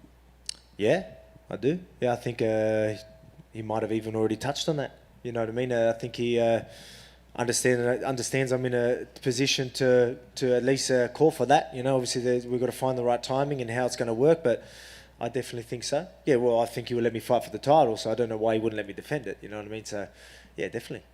And Max has made talked a couple of times this week that he doesn't think it'll go further than 3 rounds. Mm-hmm. Do you just see that as fight week talk, or do you look into that? Do you see something in that as to how he might want to fight this fight this time differently? Man, I think he probably does believe it. You know what I mean? But whether it is that just you're trying to hype up the fight, or whether he believes it, I don't know. But whether it happens, it's a totally different story. But again, we're both pretty durable guys. We're both tough, and we both know how to, pull ourselves out of a pretty shitty situation. So, yeah, I want to end it and want to end it early, and I think I definitely can. And again, I feel like that chin's got to go soon. Again, and that's no disrespect to him, but that's got to go soon. And I know I'm landing on it, and I'm going to land on it big and many times. We'll see what happens. But yeah, if it ends inside the 3, I think that's me getting the finish though. Alex, is there anything special with here to your? Yep. Is it anything special? You're always focused, dedicated, devoted to your craft. Anything extra special that you get to defend the belt where you first picked it up? Anything like special, you got the crown here in Vegas. Yep. So now you defend it here in Vegas, kind of like a homecoming to where your legacy started as a champion. Yeah, man, just each fight's a massive fight. Your latest fight's always your biggest fight. This is a huge fight, huge card, international fight week. You know what I mean? It's this is massive. So I'm loving every bit of it. I'm loving the fact that Max hasn't versed Bald Volk yet either. So I'm looking forward to seeing that. This is Bald Volk again. It's coming for fucking everybody. Thank you, sir. Good luck on Saturday.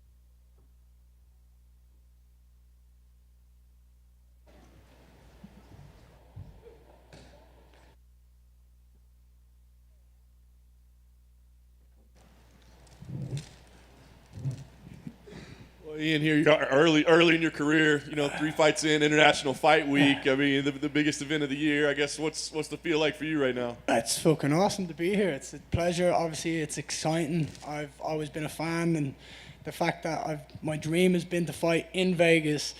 You give me the biggest fight you possibly could in Vegas in International Fight Week, and with a card that's as stacked as it is, I mean, from top to bottom, it's just highly entertaining. So I'm looking forward to it being a fight card that people are going to remember, and being part of that myself and going in there and putting on a performance that everyone remembers. It's going to be awesome.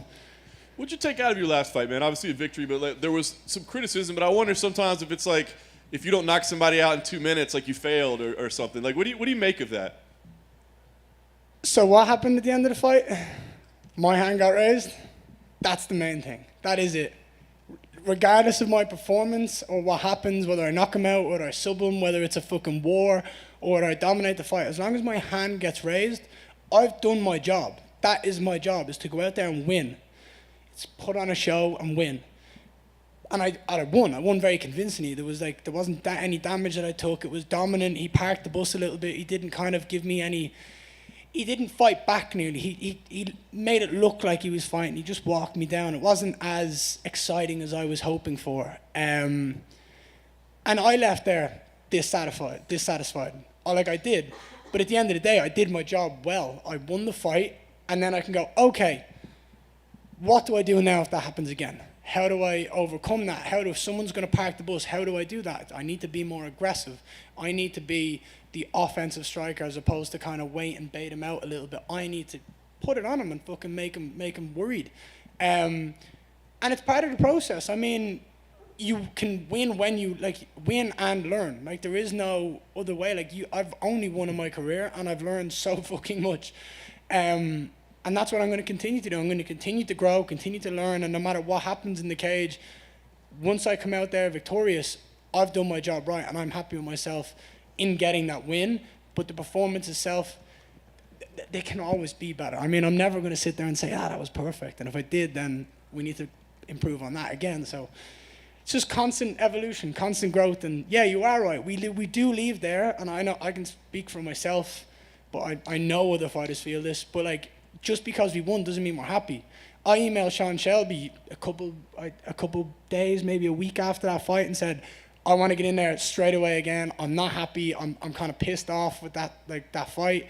I didn't get what I wanted, myself. I didn't feel happy with that performance, with that fight. And then he said July 2nd, and I was ready to cut weight on 2 weeks, I told him. So yeah, here we are. Now we have July 2nd. That's the main thing in my mind from now on. I like it. What do you think of Gabe as an opponent? Do you think he's going to be the kind of guy that gives you the fight that you wanted last time? Yeah, I do. Because he's small and he's stocky, so that initially straight away means he's going to have to close the distance and kind of be more aggressive than I am. He can't stand on the outside and pick me apart. It's not possible. He can't reach me. So he has to be aggressive. His style is I'll stand and brawl and kind of mix it up with switching stances, which is great, cool, sweet, happy days, bring it on. But when you meet me in the middle and you try rush, I'm going to fucking stand there, plant my feet, swing hard and see who hits harder, because I know who it's going to be. And that's what I'm looking forward to. I think he will bring it. I don't think this is going to be an easy fight in regards to that. I know he's going to be ready. He's going to be game. He's coming off 2 wins. He'll be confident. Great, cool, sweet. I don't want people coming off losses. I want people when they're happy. I want people when they think they're that fucking good. And then I go in there and I shut them down and I just say, I'm better. I'm better than you, and I want to prove that. And that's what I'm going to keep doing my entire career, is just proving that I'm the best. And I don't need to be better than anyone else in the world except the guy that stood across the cage from me that night. And that's it. Last thing for me, the goal here, I mean, obviously massive opportunity, massive card, fighting in Vegas. So because of that, I mean, do you want to go in there and punctuate it with something special that gets people talking? Or is it just, at the end of the night, let's make sure we get the hand raised? Every single fight that I've ever been on, I've always been the person that people talk about. And that is always what I want. And whether it be all positive, like the last one, everyone was talking about me. But they were saying, oh, well, it was a decision, it wasn't a knockout. It doesn't matter, you're still talking about me. Now, you know that any press is good press. Now I go in there with a point to prove. It's like, I am not fucking good. I am the next big thing. I am the fucking future. And my skill set will show. And when I stand there and I knock his ass out, that's all that will matter, is that I came out victorious again and I did what I said I was going to do. I go out there and win, 10-0. Ian, back here to your left. How you doing, sir? Hey, bro. How are you? You good? I'm doing great. Obviously, another big card here, another big opportunity for you. But Gabe was in here earlier, and he was asked to sort of give his assessment of you, and he said, "You're a little big-headed, guess? a little big for your britches at times." Can I guess what he said? He's going to find his way to beat me. He said that he thinks I'm better than I am. Yep. Yeah, he said all these things. I've heard that before so many times. Everybody says it. It's all they have to cling on to. People say, oh, I think I'm going to be the guy to take his O. He thinks he's better. I think he thinks he's better than he is. It's like, no, that's not the case. It's like, I want him to feel like that. I want him because that means he's coming here with confidence and he thinks he can beat me. I want the best Gabe Green that we've seen so that when he leaves that cage and he's lost and I'm standing there above him, there's no excuses. But it's like, I've heard it so many times, mate, and I'll always hear it in my career because it's going to continue to be Ian Garry wins. He's 10-0, 11-0, 12-0. It's the same stuff.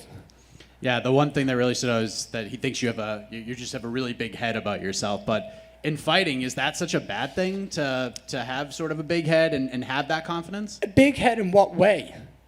Because I have a confidence about my skill set. And when you ask me about confidence, I've had 9 fights and I've won 9 times. There's a reason I'm on 3 numbered cards in a row. There's a reason that the UFC are pushing me. It's because they know how good I am. They can see it. They see when I stand up here and I talk. I have confidence. It's in me. Like, it's not my fault that people don't have as much confidence as I do and they think it's cockiness or arrogance. I have an unapologetic self-belief, and I just want to show the world my skill set, and that's it. And fine, so what if he thinks I have a big head? It's like, he's got a fucking massive head, and it's gonna make have you seen the size of it? It's like a basketball. So I just gotta put my fucking fist through his face and see who wins then. But look, I no disrespect to him, he can think that. Like, I like that he says that. Let's see what happens. Saturday night is the only thing that matters to me. And the last thing for me, that fight in Jacksonville, going the distance, I know you weren't overly thrilled with the performance overall. You want to get right back in there. But in some respects, is that the best thing that could have happened to you, was having a fight like that? No, the best thing that would have happened is I'd spark him and then go out and have a good time and get some pizza. But it's definitely experience.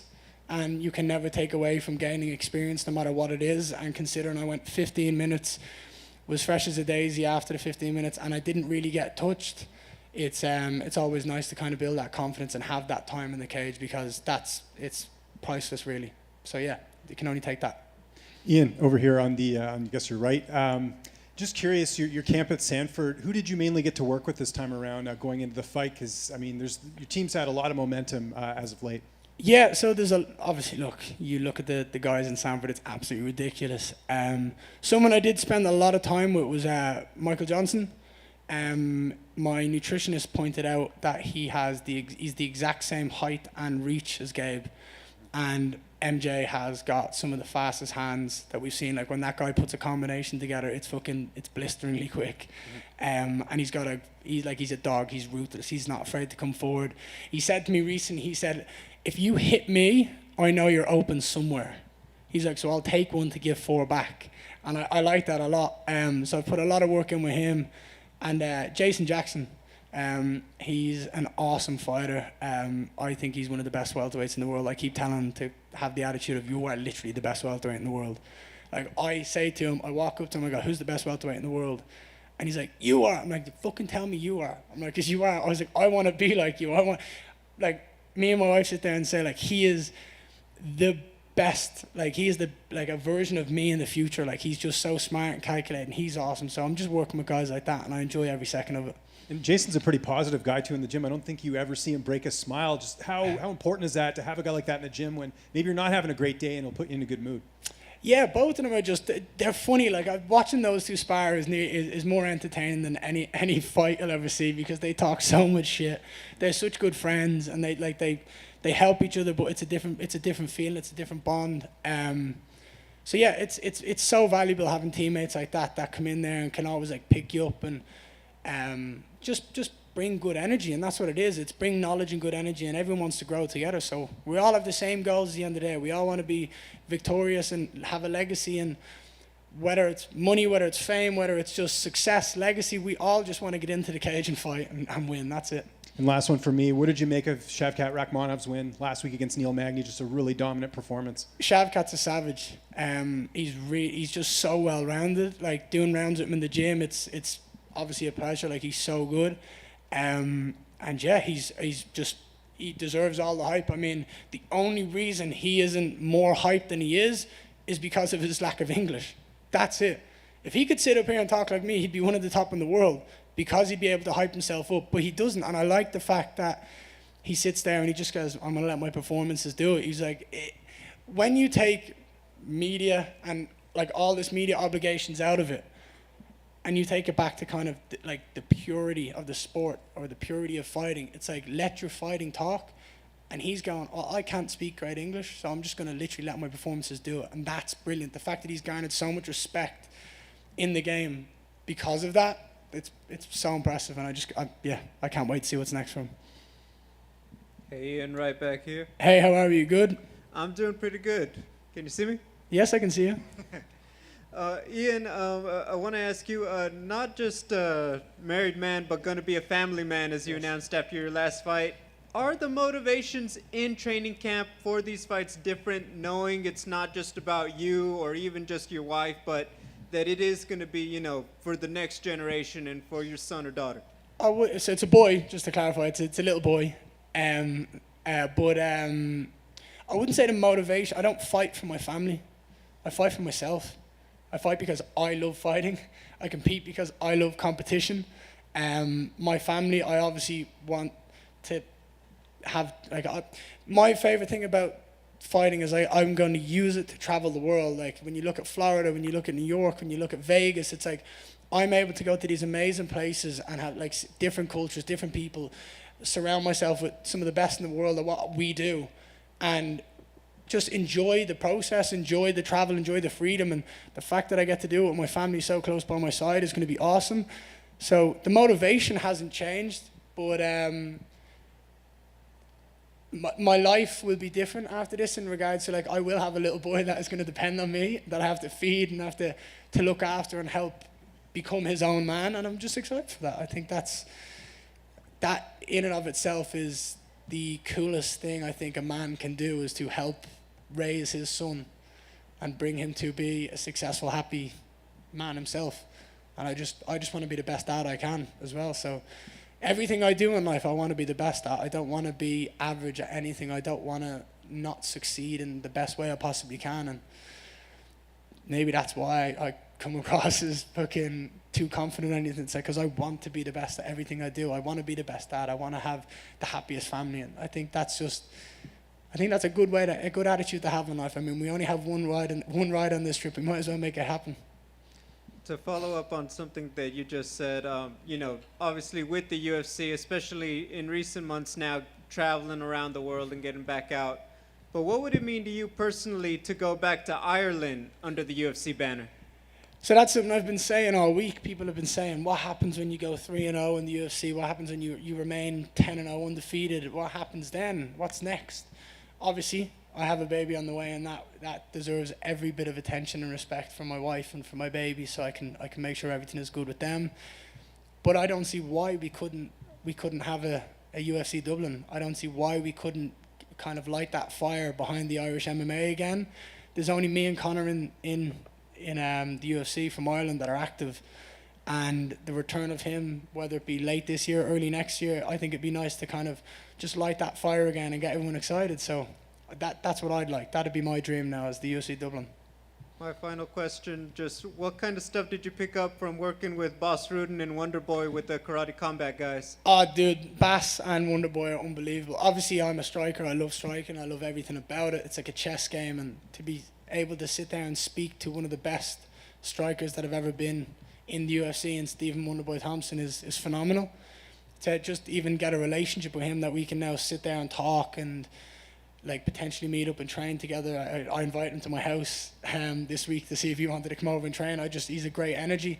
And the same with Baz. You're literally talking about a UFC Hall of Famer who has so much knowledge that he could pass through. And he was sat there and he said, give me 1 week with you. He was like, give me 1 week and we can add so many things to your game. And I said, I'm in. Let me know. Let me know when you've moved house and I'll come out to Texas and we'll do some stuff together. Thank you. Ian, over here in the same spot. Hey, dude, how are you? Good, you? Good, man. So there's a thrilling bout over the weekend at Cage Warriors, and Reese McKee won the welterweight title that you had vacated last year. Did you get a chance to see that fight, and what do you make of Reese's abilities? I did get a chance. I specifically sat in a taxi and didn't move until the fight was finished. It was a great fight. I like both lads. I think both lads are very good. I think Reese obviously had it hard when he got signed to the UFC on short notice and was put in there with Hamzat. It's not a nice debut to have, I would say, for someone, especially on short notice. Even if you had a camp, it would still be dirty. But I think Reese just has the attitude of, all right, it didn't go well the first time round. That doesn't mean it's not impossible to kind of get back there and to improve. I mean, there's always going to be a second chance if you work hard enough for it. And I think he's obviously, he got dropped from the UFC, he's gone back, he's learned, he's grown, and now he's got the Cage Warriors title, and I wish him nothing but success. You know, if we can add another Irishman to the UFC roster, that'd be fucking insane. And again, another reason for UFC Dublin, get more guys on the card. So yeah, it was a great fight, and it was a great performance and a great finish for him, so I'm happy for him. Thanks, Ian. Appreciate it, man. We good? Happy days. Appreciate your time as always. Have a great week, guys.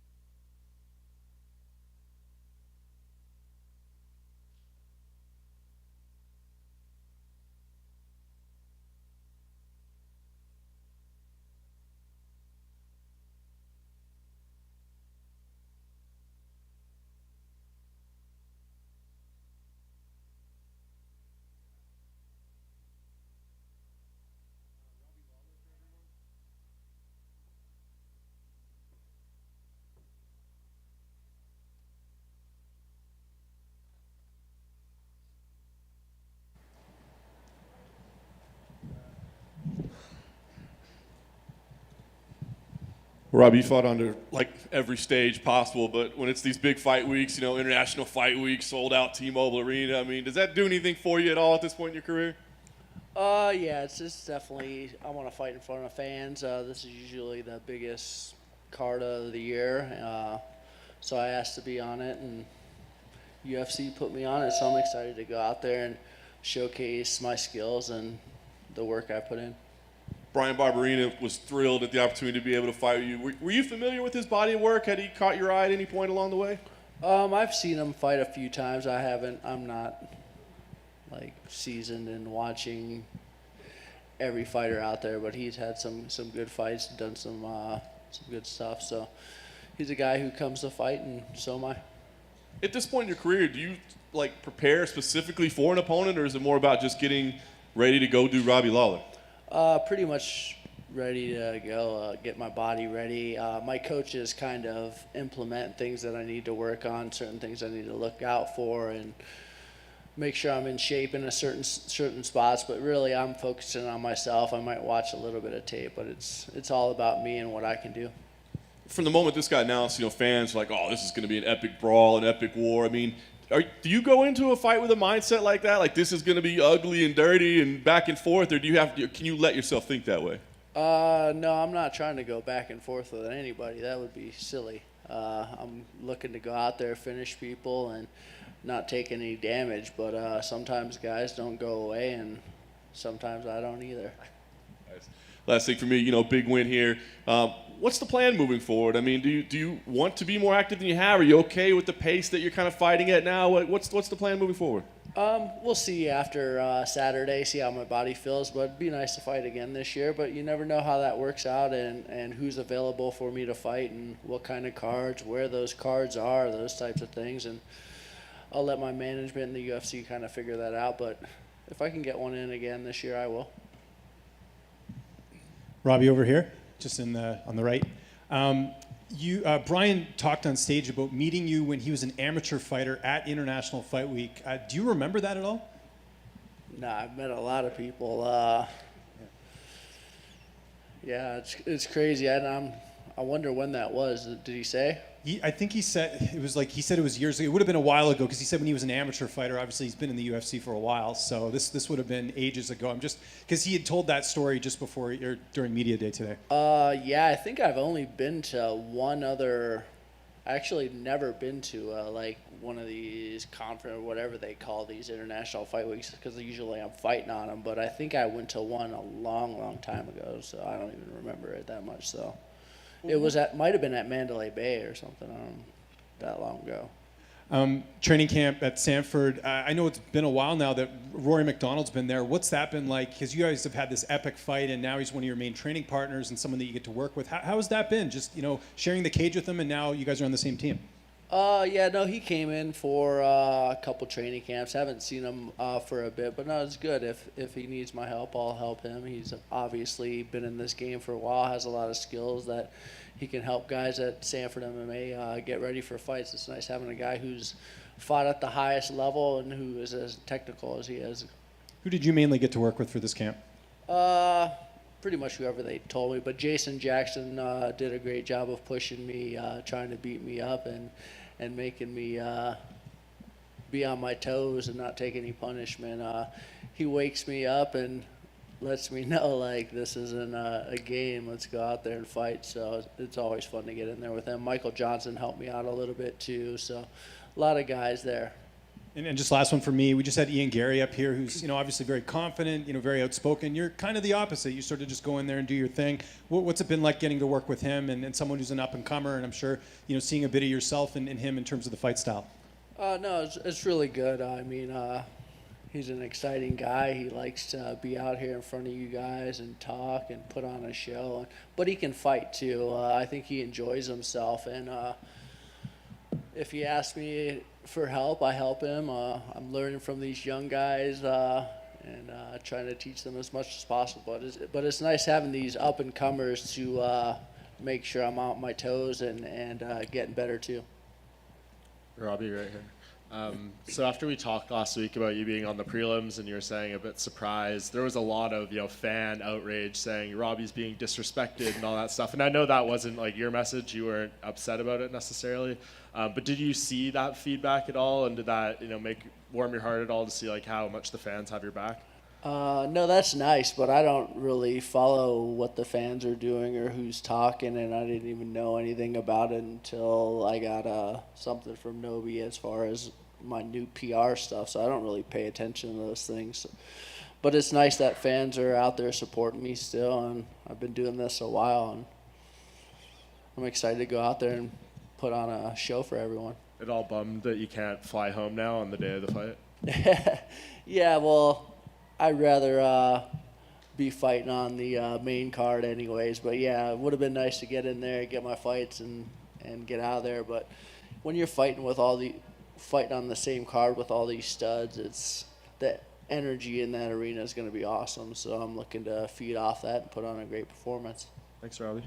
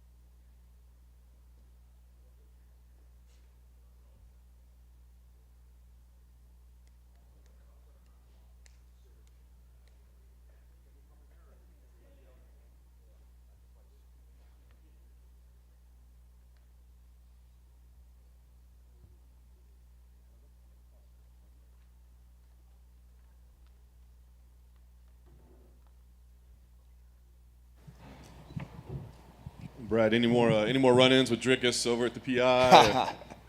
No awkward ones. Haven't seen him since the other day. Listen, we talked about 12 years in at this point, man. I mean, are there still nerves? Are there still excitement, emotions? Or is this just like, a week of work for you? Nah, yeah, it's still always there. At the end of the day, I'm getting in a cage in front of thousands of people and fighting another man. So there's still, those type of nerves. I think I've been blessed throughout my career to not, I see some people, you see it on their face, you see it in their body language, they get really worked up. I find it all kind of fun, that's why I got into this. I like fighting. I love fighting. So, yeah, but it definitely, I can't tell you oh, yeah, I've been doing this so long, it's just whatever, I'm not numb to it. It still feels like I'm going to fight.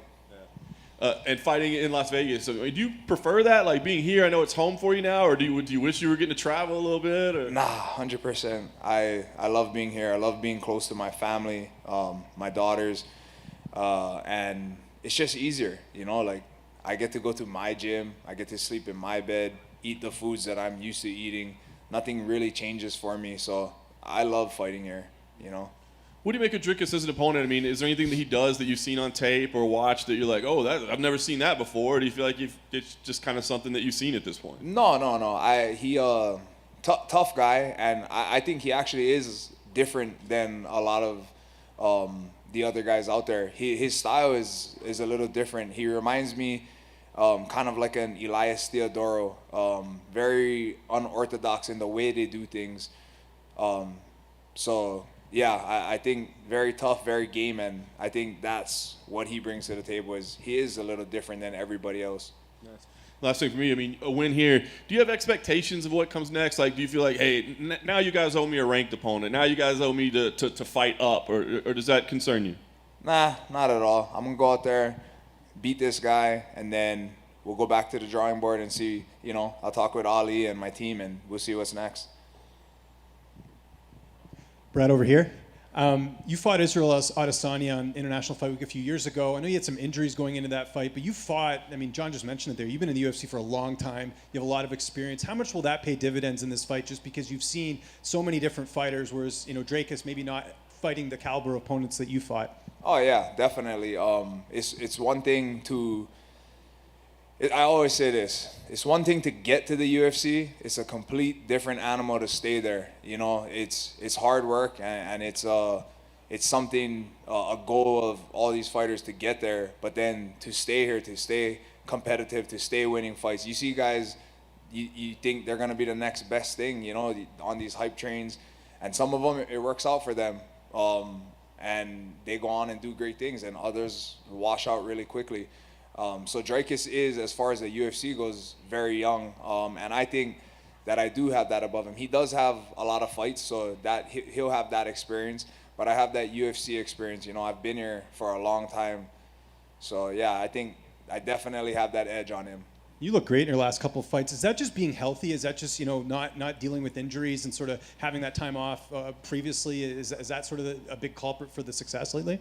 I think it's just the training we do. You got to keep. I think what happens with a lot of the guys that have been around a long time is, one, they get comfortable and they get complacent. They think that they've done it, they're here, they don't need to keep learning and growing and evolving, and that's not true at all. There's younger, hungry guys doing different things that have been doing it from a young age because of where the sport is now, and you need to keep evolving your game so that you can constantly compete, and I think that's what you see. As far as injuries, I was telling John in an interview we did recently, before I fought Omari, I actually fractured my elbow. I tore a ligament in it, banged it up pretty bad. Luckily, I was able to get through the fight. But we as fighters, I don't think anybody ever necessarily goes into any fight 100% injury-free. There's always something. And just last one for me. I know Edmund Shabazian's been doing some training in Vegas. Have you got to work with him at all? Just because, obviously you two fought each other. No, so we ran into each other, and he actually, he's such a cool guy. Yeah. When he first got to town, he came up to me, approached me, and he's like, hey, man, basically, I plan to come and train at Couture's, and I hope that's, all right with you. And I'm like, yeah, no hard feelings. We fought, and I don't know, but I haven't seen him. He's been in and out, hasn't really trained with us too much. I know him and Sean been sparring a little bit over here at the PI, doing their thing. But no, yeah, we haven't gotten to train together yet. Brad, back here to your left. As James was saying, you've looked really good in your last two fights. Two very tough opponents that may not sort of get the shine that maybe they rightfully deserve. Two wins that'll age very well over the next couple of years. But where you're at right now, 34 years of age, we've seen what Glover Teixeira has done, made that great run. We saw what Michael Bisping did at 185. Do you look to those guys as motivating factors, knowing that it doesn't matter how many fights you have or if you've lost a couple, that the age doesn't matter, we could still make a run and even get to a title fight. It's never too late. Oh, definitely. You know, those guys are huge inspirations. Look at what they've done. I remember when I was in the Ultimate Fighter, hearing about Glover and how he was going to be, and at that time, you know, Chuck was one of the best 205ers, former champion and this and that, fighting right up there. And even he said, you know, like, oh, Glover's going to be the next champion. And for visa reasons or whatever, you know, it held him out. I think had that not happened and he was able to come back to the States or whatever it may be and fight, I think he would have been like a long reigning champion a long time ago. But again, everybody's path is different, and you see the path that he took. Michael Bisping, another one, started on the Ultimate Fighter just as I did and had to work long and hard to get to the top. And you know, some things fell in line. He got the opportunity and made the most of it. You know, went out there, knocked out Rockhold, and finally got that belt he had been chasing his whole career. So, yeah, definitely look up to these guys and, like, you know, think like, oh, yeah, these guys did it, easily could do it too. And then last thing, you've obviously fought Israel Adesanya, getting ready to defend his title against Jared Cannonier. If you were working with Jared, if you were the last person to give him advice before he walks out to fight Israel, what would you tell him? I would tell him, so what surprised me about Israel is actually how long and rangy he was. Like, it's one thing to go train with long and tall guys, but Israel is really a master of his length and his range. So he was harder to hit, harder to get to, and he was hitting me from like where I felt like I would kind of be safe. He would land some things and I was like, oh, okay, this is different. So if I had to tell Jared something, I'll tell him that.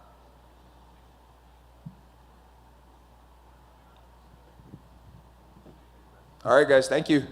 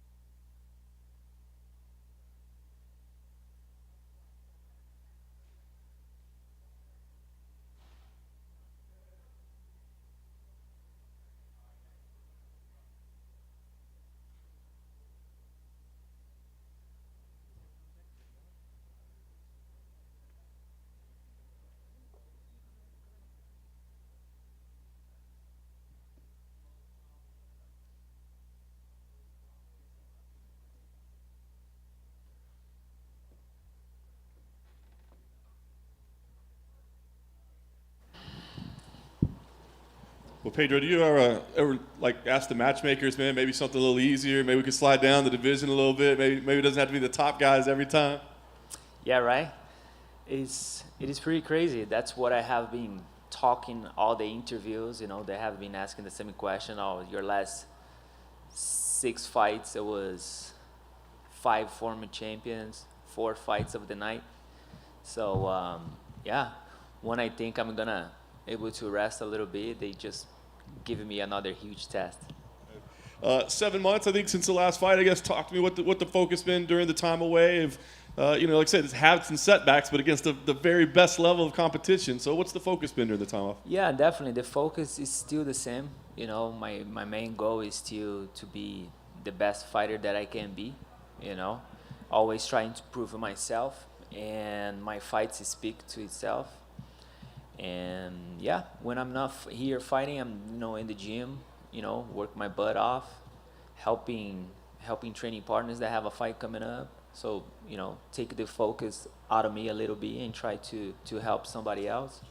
So once I get a fight, and it's all about me, it's about the strategy and the mindset. For Sean, the story kind of seems to be this is his first test, a real top level talent. What do you see? I mean, do you feel like from what you've seen, he is, worthy of being in the top, or do you still feel like maybe there's some hype around him that still needs to get tested? No, I believe he's legit. People asked me the same question before, and my answer remains the same. I think he's legit. He won a lot of the fights, and he's tall, long, fights both stands, and have a lot of skills. And yeah, I'm definitely gonna be like a great test for him, and myself. I think I can stop him within 3 rounds for sure. Your reputation of fighting the best and putting on great fights is well earned at this point. So I mean, is it victory here? Like, does it feel like an important night? Like, I gotta win, or do you feel comfortable with kind of where you are right now? I'm comfortable. I am comfortable. It is what it is. I cannot go back and cry about it for the loss that I had, or even the loss that was very close that I thought and many people thought I won. So this is in the past. I know what type of person and fighter I am. So definitely things that don't go my way, I don't identify myself with, let's say, bad results and things like that. I'm always working myself to be the best person that I can be, and also to be the best athlete that I can be. Last thing for me, you're no stranger to fight of the night. I mean, what kind of fight do you think we see? Or is it going to be that type of fight, you think? Or I hope so. That's what I'm here for. It's a wartime. And definitely, it's going to push his pace and see what he's capable to do. Pedro over here, center. How's it going? What up, James? Yeah, how you doing? I'm just wondering, the only fight that O'Malley has had where he's lost was against Chito Vera. There's two school of thoughts on that fight, whether, people say he got injured and other people said, no, it was Chito who's the one who actually injured him. What did you take away from that fight as you're preparing for him on Saturday? Nothing. They're two different, this has been a long time, and could be an accident that happened in training or maybe in the fight. His opponent is very tough as well, like I know him.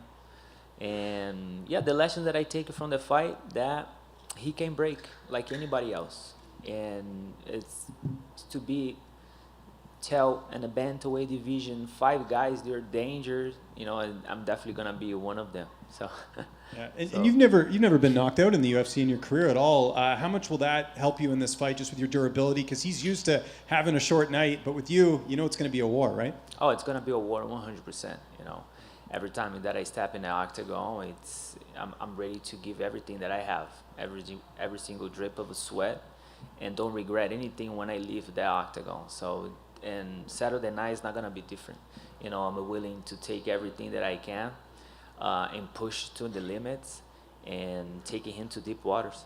And just last one from me, were there any training partners that were kind of O'Malley's size? He's a pretty big fighter for the division. Did you work with anyone specifically for the size that you're going to be facing on Saturday? Yeah, definitely. We have some guys from Europe, that kickboxers, and some other guys in the gym too that has like the same style that he has a little bit with the average and the reach distance that he has.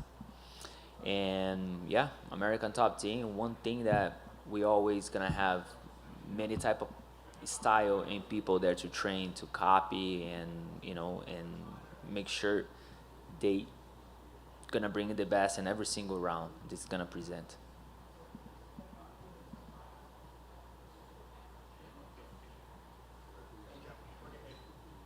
Okay. All right.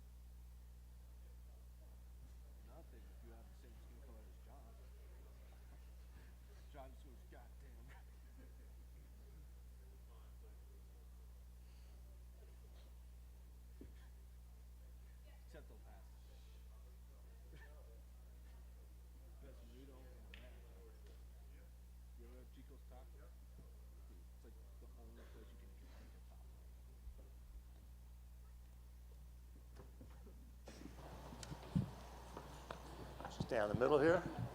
Good afternoon, everybody. We got another 50-time perfect test history recognition, Israel Adesanya. As I do these, I like to tell a little personal story about each athlete, and Izzy's got, I think, two real good ones. The first is he is the first athlete to achieve 50 perfect test history coming into the UFC while the program was already in existence. He got to the UFC in 2018, all right? So in 4 years, 50, I think he's at 52 tests now. That's an average about a test a month. That's a lot of tests. Secondly, the reason that we do this, when we first started planning this, was for the benefit of the athlete. And to be honest with you, we weren't sure about what type of reception we'd get. Are they going to care about this or not? And I'd say overwhelmingly, the response has been very positive. They seek these things. So Izzy's last title defense in Houston in February, he wins, defends the belt. He's walking out of the arena. USADA was doing some post-fight testing, so I was kind of camped outside the medical tent. So I gave him the fist bump on the way by. He takes 2 steps by me, U-turns around, says, "Jeff, where am I from my 50 test jacket?" I'm like, "Iz, you haven't even gotten in the medical tent yet, just defended the belt." I think that's an example of these guys and girls relishing this, because it's not often that they get the chance to talk about really the effort that it takes to be clean under this program. Every day of those 4 years, he's let USADA know where he can be located. You know, that's a task in and of itself. The busy life that this guy has, traveling all over the world, and I don't think you've ever missed a test. So very honored, Don and I here to present Israel Adesanya. I've never hidden anywhere, by the way. Never hidden anywhere. Always show my whereabouts. Shout out to Paradigm for always updating me, because I forget and they get it done. So thank you to Paradigm for always updating my whereabouts. But like I said, you'll never find me under the cage. I'm always in there fighting. Pleasure to work with you, my man. Congratulations. And she's going to put your jacket on here.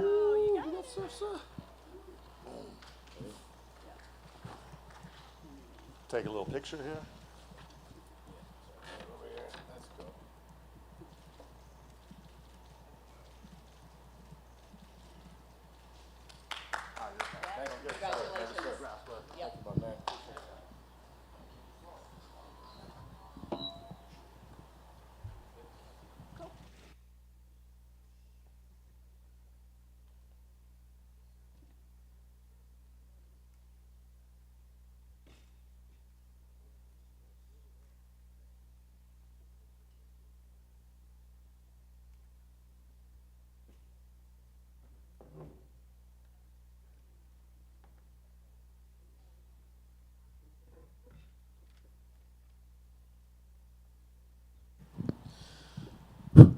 Yep. Israel, that you it just seems that the intensity, the confidence that you have right now is maybe at an all-time high. I mean, what is it for that? You know, where's that energy coming from? From me, it's how I live. It's my lifestyle. And honestly, before this camp, Eugene told me the last camp was a good camp. He really enjoyed the work I put in. And he asked me, how are you going to make this one better? And he just planted that seed before the camp. And yeah, I felt like I exceeded those expectations. Wasn't never late once, never missed a session, was always on time, and I felt like I killed at this camp, so I can't wait to display skills. You know, you saw Jared coming as a contender, it seems like, earlier maybe than most people did. It seems like you saw him coming. So what was it that you saw in him that you identified early that I'm going to be facing this guy? His spirit, if I'm being honest. His fighting spirit and his essence. And I recognize that because I'm an empath myself, so I can kind of feel the energy from a great man and a great fighter. But yeah, I like to take care of these guys. Like, you know me, I call out all the greats. And I saw that in him early on before all you guys did. And I tried to boost him up. He fell short once and then came back and, yeah, proved his worth as the next contender. I know you feel confident in yourself, of course, but does he pose a danger for you? I mean, when you look at the guy, is he a danger, a threat to you? I don't feel so. I feel like he poses a danger the same way all my past opponents pose, dangerous threats. But they keep talking about power. You ever heard that before when someone fights me? Oh, this power this, power that. It's the same old song, Fucking get it off repeat. Get me a new song. I'm just glad I have a new blood to fight in this fight. So, yeah, it's time to eat. We know that Alex Pereira isn't on this card by accident. I'm just curious what you think about him being like. Is it exciting because it could set up the story for you guys, or do you feel like he's kind of maybe riding the coattails a little bit and doesn't deserve it just yet? A little bit of both. Coattails, because, you know, I mean, the guy supposedly beat me in kickboxing, and he's still trying to chase me because I'm the one winning in life. And I like that story. Like you said, it's the story we're telling ourselves. The arc in this story is going to be beautiful if he gets past Sean Strickland. They say, you know, I said Jerry, you know, light heavyweight champ, 3 fights in the UFC, but an extensive record in MMA. This guy's only had like, I think, 4 or 5 fights, something crazy. So, you know what they're doing, but I like this because I get to take him out early before he's gonna get good, but not right now. Nice. Last thing for me, you seem to be kind of a master of like creating iconic moments. I guess what's your goal here? What's your goal here? This is big, bro. This is like, for me, this feels like, you know, I don't know, Super Bowl, WrestleMania, like that type of big. So, yeah, I'm just gonna show off and show out. That's what I do. Israel over here, to your right. You mentioned. Hey, Oscar. Hi, man. How you doing? Obviously, you got in the co-main event Alex Volkanovski. I know that's something that you're very proud of and something that you've wanted for a while. Do you feel like this is overdue to book you on the same card, or because this is International Fight Week, it actually has culminated in the perfect way? I feel like it's perfect. It's just synergy, destiny, whatever you want to call it. It's happening the way it's supposed to happen in this timeline. And yeah, what a way to cap it off. Me and Alex closing out the show in spectacular fashion. This, even at the house, man, the vibe is just unmatched. Literally, everyone that pulls up and just says like, man, you guys' energy is different. You look on my freestyle bender page or Alex Volkanovski's YouTube page, you see the content we're dropping, the challenges we're having. Our team is just, we're just cool. Like, we're a cool family. And I feel like the energy right now is just, you can't be fucked with. Yeah. You mentioned about putting on a show, which you obviously like to do. Do you think by the time we get to Sunday, this event will be remembered as one of the great international fight weeks like UFC 189 and something like that? Facts. I feel so. I feel like this is one of those ones that are going to be memorable because I like to make things memorable. You know how I do. I put this on myself so that way I know, like I said, pressure makes diamonds. And when you put that pressure on me, when I put that pressure on myself, I will shine like a diamond. Right, last thing for me, obviously you just received the USADA jacket. It clearly means a lot to you. I'm sure. What does it feel like to get that on stage today? When you're great, you know, they talk about titty gate. So at the same time, I'm like, how the fuck? You know, they just need to find excuses to, you know, take away my greatness. And I understand this is what people are supposed to do. So I let them. And then, look, I will give $3 million to anyone who could ever have concrete evidence that I even know what the fuck I'm doing with steroids or how to take steroids. I promise you, wallahi, $3 million if you can find anyone who has concrete evidence that I've ever even purchased, touched, or done any kind of performance-enhancing drugs or whatever. I watched, what's that, Icarus? Is it Icarus? That's how much I know about steroids from that documentary. It opened my eyes, it shocked me.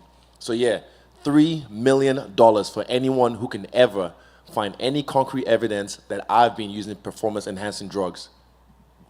Pull up. This is easy. It's easy to talk and type online, but really, it got to me a little bit after the Costa fight because I was like, these fucking cunts are just trying to take away my greatness because I had a fucking spectacular performance. And I'm like, how the fuck you gonna try and take that away with accusations based on nothing? So I'm like, yeah, pull up. Show me what's up. $3 million. I know you don't have that in the bank. I do. What's up, Chris Reeves? I see you out there. Since you called me out, I might as well ask you a question, eh? Yeah, let's go. What's different about Jared Cannonier? Why is this a different challenge for you? It's new blood, and I feel like a vampire right now. I'm dark, and my people around me know, like, they just know how it is when it comes to this part of the camp, like the fight week and, you know, the timeline that we're in right now. So, yeah, new blood. That's what I'm going to say. I like having new blood. The last two of just being, like the Vittoria one, I got bored. The Robert one, I was waiting a little bit, and I just didn't like that for my performance. So I like having new blood, and I like having to rise to the occasion. That's the difference between me and him. I'm used to the spotlight. I'm used to all this shit. He's not. He's new to it. I feel like he's man enough and mature enough to handle it, but not like me. Outside of the new blood, though, does he pose anything to you that you haven't seen before? Nah, don't think so. I'm being dead serious, honest. I don't feel so. I feel like, not that if I'm being silly and I get caught slipping, that's on me. If it's meant to be, it's all up to me. But there's nothing he does that I've never seen before. Not even in the grappling. I don't feel so. Israel right here. Yeah. To the left. Sean Strickland and Alex Pereira obviously fighting. If Strickland wins that fight, would you welcome a fight with him, or is Yeah. it just you would? Okay, I was like just curious about Strickland, that man. because yeah. he's like the little stepbrother I never wanted. It's a weird, respect. I respect the guy because he just speaks his mind. I speak my mind too, but he speaks his mind regardless of the repercussions. We're under the same paradigm, management team, and I'm sure sometimes they have headaches with some of the stuff he puts out. But I respect the fact that he speaks his truth, whether I like it or not. He's, freedom of speech in the right and the great off USNA. So I respect that. But yeah, he's like the little stepbrother I never wanted. And I saw him last night. He knows what's up. We looked at, we know. He and me knows, yeah. Are you surprised he's a betting underdog against Pereira with how much more experience he has in MMA? Underdog. I didn't even know that. But am I surprised? The odd makers do what the odd makers do. Same way I asked you guys who makes the pound for pound rankings and all that shit, all the other, no, I never got a straight answer. But also same thing, who makes these odds? What have they done? What do they know? What's their credentials? So they can put the odds at whatever they want. I think, honestly, if I'm being honest, he might get fucked up, Strickland, if he doesn't fight with his ego, he'll get fucked up. Just last one from me. Jared talked during this media day about meeting you for the first time a few years ago. Do you remember that exchange that you guys had a few years back? Might have been in New York. Was it in New York? Yeah, I remember he was a few rows behind me. I saw him and I said, "What's up?" And I expressed my interest to fight him back then. So I remember it, and I'm a man of my word, and here we are. Like I said, I've always, not in the shit sense, but I've always picked my opponents. Because everyone, excuse me, every time. People pick and choose their opponents on the way up to the UFC because they want to pad their records. When I'm in the UFC, I pick and choose my opponents because I want to pad my records with legit contenders. So I picked and choose them from a while back, and I'm glad he didn't fumble this time, and he made it to the dance. So yeah, here we are, and let's go. Hi, is he over right here to your left? He's been waiting. Hold up. Yeah, you go. You mentioned new blood, and I actually saw Luke Rockhold the other day in California. He said he thinks he's the only one who can beat you at this weight. If he can beat Paulo Costa, is that a fight that could potentially intrigue you? Costa, depends how he beats him. But yeah, he's getting on. So I'd like to get that under my belt as well. But that's... who's he fought? When is the last time he fought? He can't just fight Against Costa. Jan. Oh, nah, you got to do some more. Show me something. Like I said, depends on how he beats Costa. All these, everyone wants this. It's not even mine. I don't know. They got it from the fucking thing. I don't know where mine is right now. I literally don't know. Like I said, I don't care. But this thing gets a lot of attention, and it looks good on my black skin. So that's why I like to wear it, and it brings in more money, more checks, all that. But nah.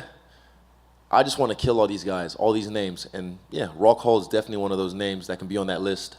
Are you glad to see that all these guys are booked right now? We have some massive middleweight fights coming up, obviously Saturday, and then the weeks beyond that too. I haven't checked. I don't really follow it that well. You see and you forget because there's so many fights. So we're blessed to be part of the UFC, to be with this organization, because spoiled with fights. Might have a month break or maybe a week break, and then fights. So we're spoiled. It's hard to keep up with what fights are coming up. But yeah, it's just nice to be up here, chilling in the air.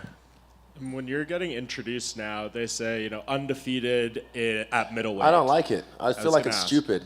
Yeah, I had a loss to Jan, big whoop. This isn't boxing where it's like, there was one before the Haney Kambosos fight. Someone said, if this could be a turning point for their career. If they lose, that's it. So they write them off like it's nothing. Bro, Canelo just lost twice. He's still a fucking big superstar. Connor's lost a few times. He's still a fucking big superstar. That's why I said losses don't mean shit. If you use them wise, you learn from them. So yeah, I don't like when they start saying undefeated at middleweight. I don't know why they made that such a thing. It's cool. I don't mind it, but I just don't. I don't need it. Is that what's going into you talking this week about, I want to do something spectacular? The belt doesn't mean as much. I'm bigger than the belt almost. Do you feel like you are at this point bigger than a UFC title? I am. Before I came in the UFC, you can go back on the interviews. You guys were there filming me, and I'm saying, I'm the fucking champ. I'm going to show you guys. That was me. So that hasn't changed. This just looks nice on me. That's all I said. But yeah, bigger than the belt. I don't need the belt. Put it that way. Like, I'm the guy. I'm the guy right now that everyone wants to fight. So I've got the target on my back, and for some of these guys, I'm even bigger than a title fight. And last question for me. Last time you were on the stage for one of the pre-fight media days, you were talking a lot about your new contract and how significant that was and how you felt like it was kind of going to be a page turner for the sport as a whole and you helping younger fighters. Can you just elaborate on what that means, and do you feel like you've made any progress in doing that in the months since? It takes time, with Francis. And also, you have to look at it this way. Fighters are like strippers. We're independent contractors. So everyone's out for themselves. But then there comes a point we need to come together as fighters in the UFC and also make an agreement like, what can we do to help the baseline for the younger guys or the guys who just got into the UFC? So, because I feel like, honestly, this is a prestigious position to be a UFC fighter. It can't just be like, I don't know if this is, I don't live in America, like if it's the same with the NBA or NFL, like the drafts, it's a big deal, right? I feel like that's how the UFC is. You make it to the UFC, it's a fucking big deal. So we need to get paid like it's a fucking big deal. I'm getting paid. A few of us are getting paid. But I'm talking about the guys who just get into the UFC. I think Patty just got his contract boosted up, but he's a superstar in his own right. He made his way. And also these guys, you can't just expect to get paid and not do anything. You need to show off. And I don't mean show off as in like what you guys think show off is. I mean show off your essence. Show off who you are. Set yourself apart from the rest. That's how you make the money. But like I said as well, it takes time. It takes time. Rome wasn't built in a day, so we're still working. Hi, Izzy, over here to your left. Thank you. Talking to Submission Radio, Jared Cannonier compared you to Doctor Strange because you control time and space. Based on his skills, like what comic book character would you compare Jared to? Ooh, I like that, Doctor Strange. I just saw the movie as well not long ago. Doctor Strange, that's a good one. Jared, I was literally first thing that came to my head, Beast from X-Men. That's the first thing that came to my head, Beast from X-Men. Yeah. Just over here, same place. Hands up, please. I like to look to at your people. Left, there we at the go. back. I asked Alex Pereia, how he thought a fight with you would go. Obviously, your past two fights were in kickboxing. This is MMA. He said, imagine what I could do with 4-ounce gloves. What's your response to that? Imagine what I can do with 4-ounce gloves. I did the same thing to him in the second fight. I don't know if you guys have listened to who's actually seen the whole fight? Hands up. That's 1, 2, 3 people, 4, 5 in a room full of how many? Exactly. You're journalists. Do your fucking job. I fucked this guy up in the first fight. Not crazy, but the judges gave it to him. Second fight, I had him on skates, and I made a judgment call, an error in my part, and it was a beautiful story for him because in his backyard, down 2 rounds, on the third round, he comes and knocks me out. That's a beautiful story for him. Go back to UFC 92, Vanilla Silver versus Rampage Jackson. That's a clear example of how I see this going the third time. He who laughs last, laughs best. And I'm going to have the last laugh. Do you believe he deserves to be in the position that he is now? Do you Deserving feel like is subjective. Deserve. Everyone deserves this. Earned. Did you earn the position? That's what everyone says deserves. Did you earn it? People say, I don't deserve this shit. They say, oh, he doesn't deserve this. He doesn't deserve to have all these money, all this accolades and whatnot. I'm like, fuck you. I earned this shit. I don't think he's earned it, to be honest.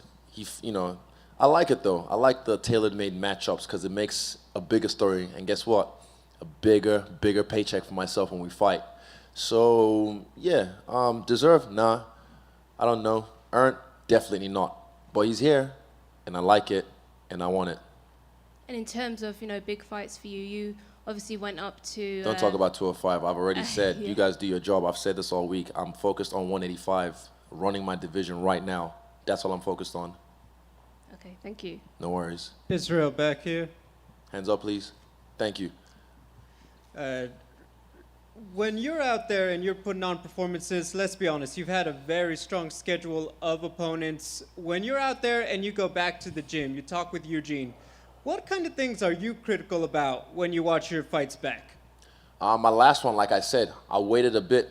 I waited a bit, and that's me being honest. Because the first round, I fucked him up. I was in the zone.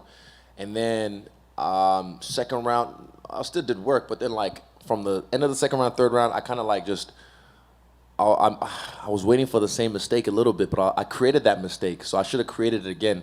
And that's me being honest with myself in my assessment. And me and Eugene have our talks about it as well. We know what to do. But yeah, the guy thought he won the fight based on me coasting. Are you kidding? So it just shows where I'm at. Like one leg kick and oh my God, he lost that round, you know. Maybe he might have pushed me down. Oh my God, Rob did something. It's bigger than it is. I'm where Silva was at a few years ago when he was at the top of his game.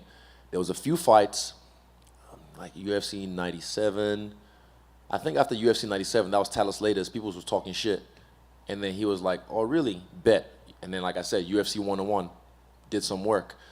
I did the same thing after UFC 246. People was talking shit. I was like, oh, really? Bet. UFC 253. I fucked them up. Again, after this last fight, just because it didn't end the way the first fight did, people, oh, this and that, rah. And I take on some of that just because I like to see what the streets are saying. But the streets don't know how to fight. The streets don't know shit about MMA.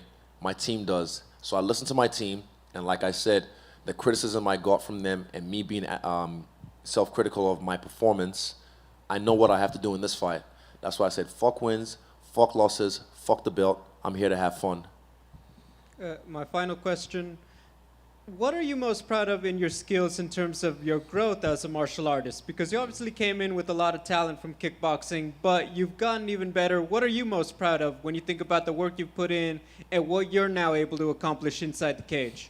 My grappling, that's the thing I'm the most proud of. The fact that I'm a great grappler in this game, and people can't even see that.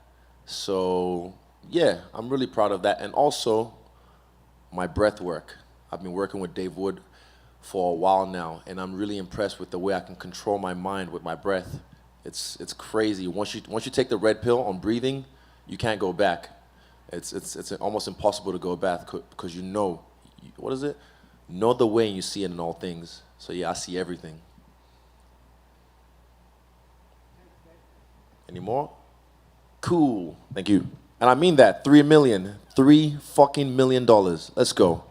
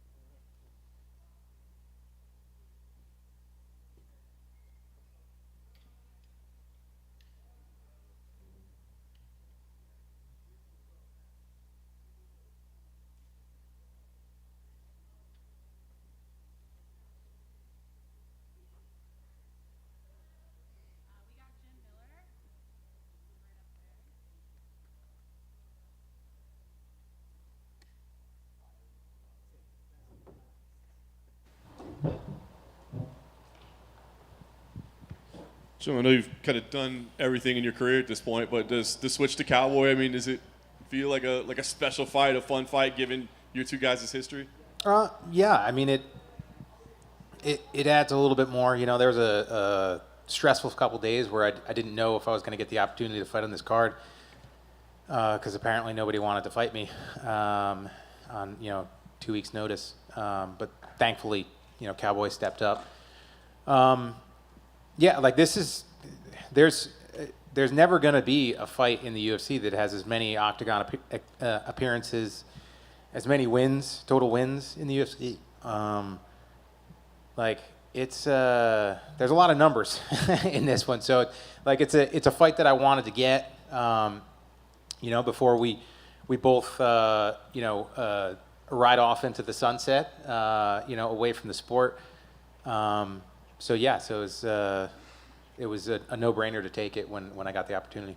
You talked about a lot of numbers. I know you plan on continuing on after this, but the all-time wins lead at stake, I guess. Mm-hmm. Is that a pretty special mark to have? That's a pretty big record to hold. Well, I've never held it, so I really don't know. So, it's cool. Like, as an active fighter, I don't really think about it. To be perfectly honest, the last 39 fights have kind of been a little bit of a blur. With family and just some of the other bullshit that I've dealt with outside, and then training camps and fighting, and I get very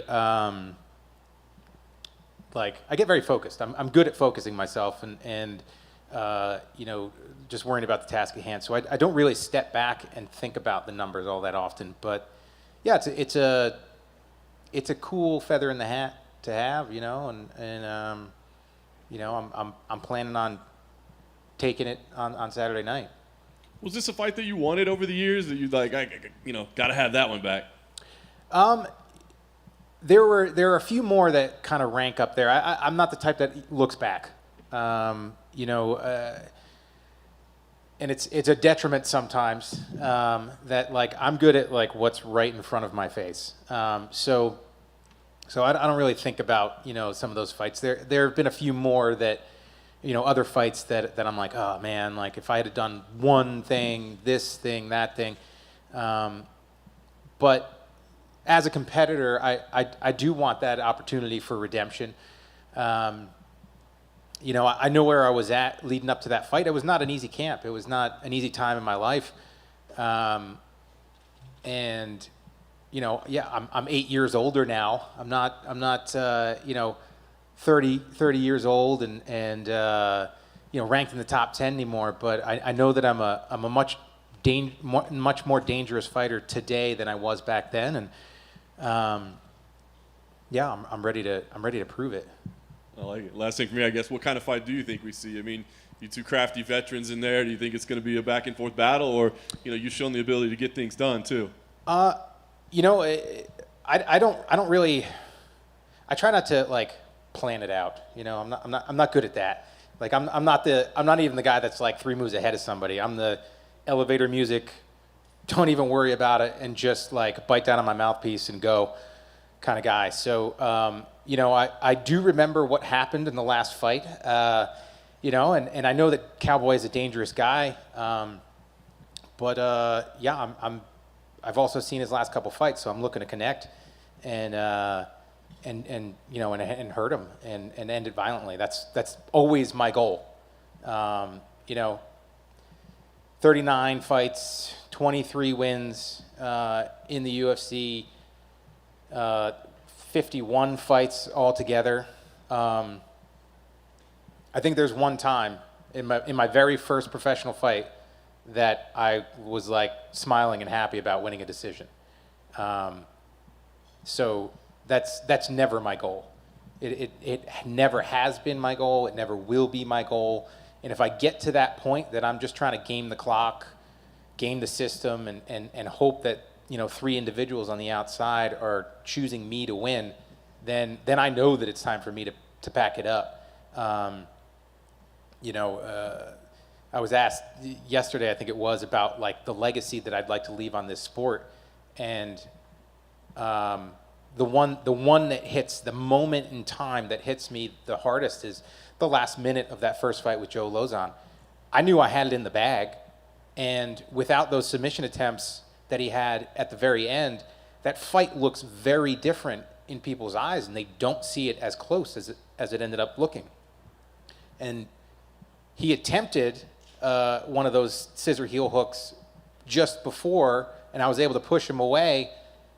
And there's short time on the clock, and we've had champions run away and waste time so that they could get their hand raised.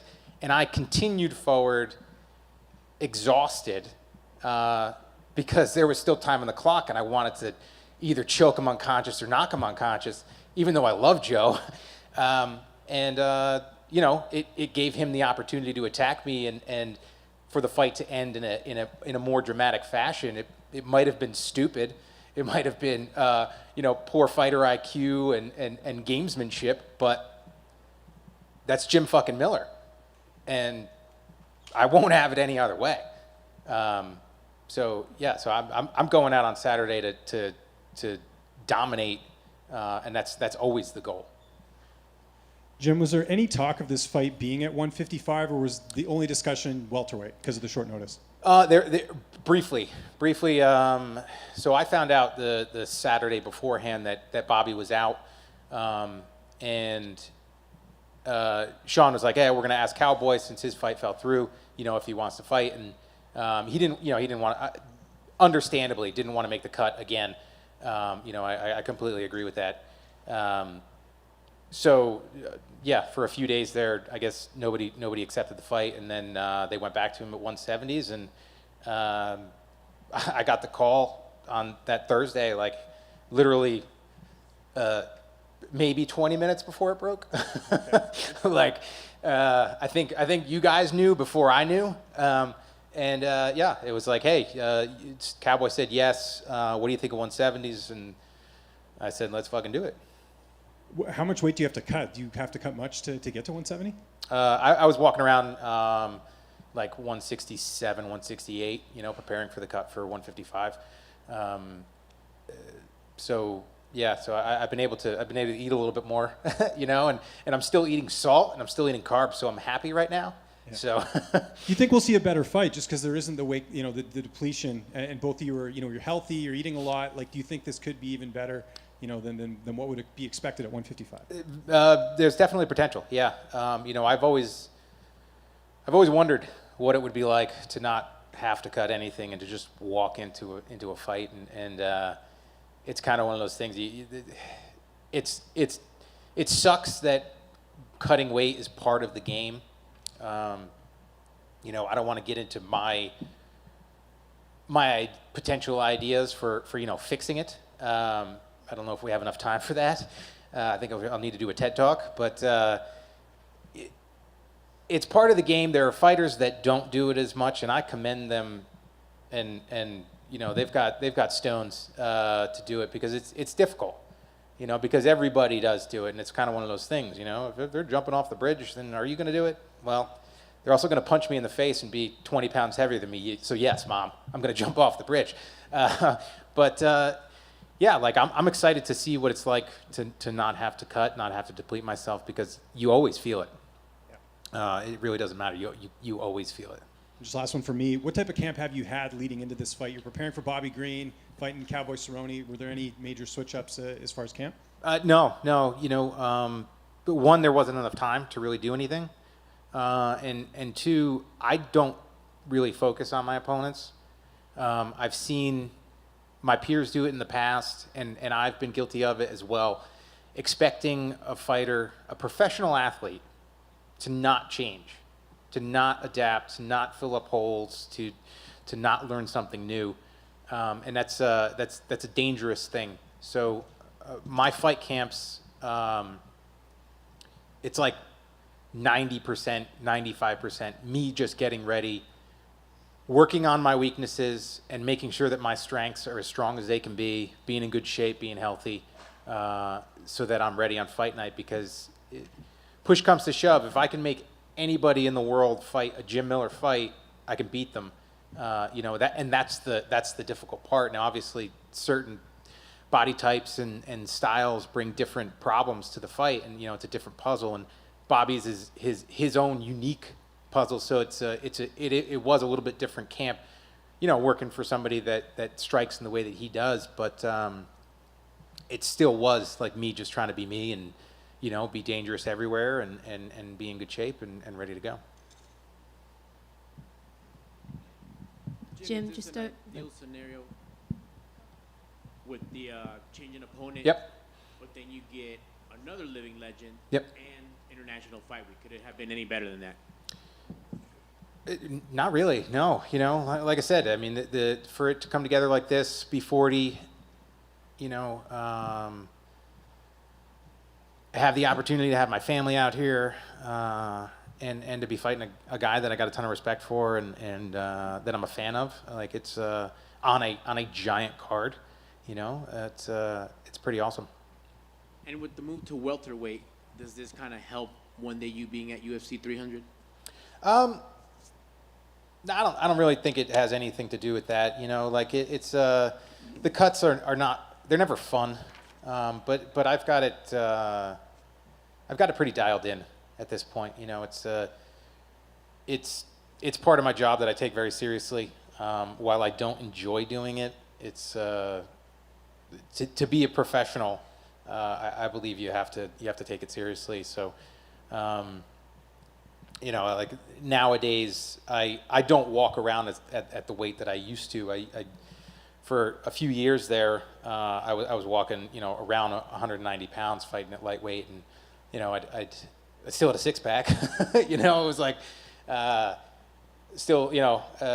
So there were actually I told my coaches, it's like, hey, you know, because I saw a significant increase in power when I'd be like over about 184, 185, and it's like, man, if I cut to 70s, I don't know if I'm still going to have that power. I'd almost rather walk into the octagon at 185s.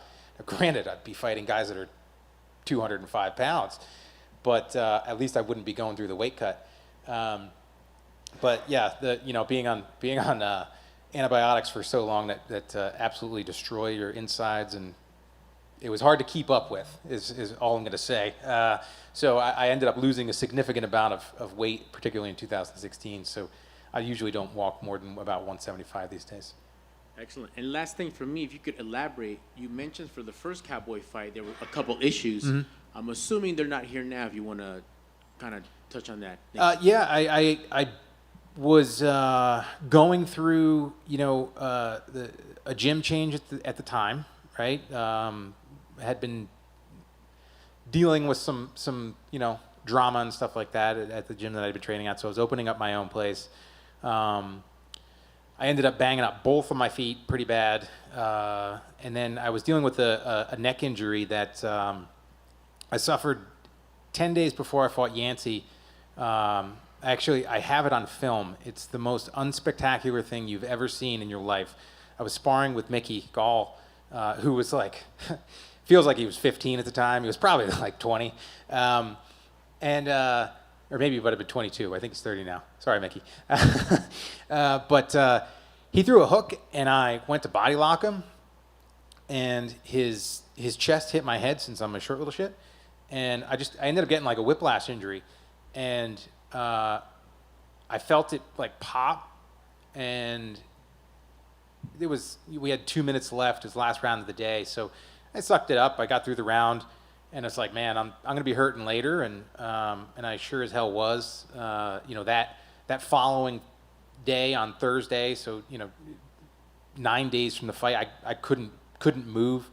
Ended up going and getting some work done on Friday and Saturday. Took Sunday off. Got work done on my neck on Monday. Headed down to Maryland on Tuesday. Was able to get through fight week. Barely warmed up, you know, for the fight. Luckily, had the fight. Nothing happened. Literally the first day that I was back training, I think I got the Cowboy fight a week later. So then it was like that Wednesday or something like that. I went to grapple, and I postured up, like tripoded up to pass one of my training partner's guards, and my neck popped again, and it was like, it was pretty bad.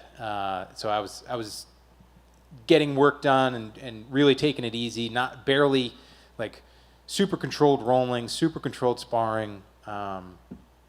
It was one of those injuries that kind of like had an effect on me for a while, because the most difficult thing that it did was it made it hard to wrestle with somebody like hanging on my head or something like that would cause me a lot of pain. So fortunately, you know, through stubbornness, I got over it, and you know, I've been able to kind of get past it. But it was not a fun time, you know. But it had nothing really to do with the fight, honestly. It's not like it hurt me in the fight. It probably affected my preparation, but because you are what you have done the last couple weeks leading up to a fight, habits matter. So I wasn't at my peak and my point at that point, but I really wanted the fight, so I took it. Thank you, sir. Good luck on Saturday. Thank you. Jim, just at the back here. Yep. Going into this Saturday, you and Cerrone have got a ton of experience behind you both.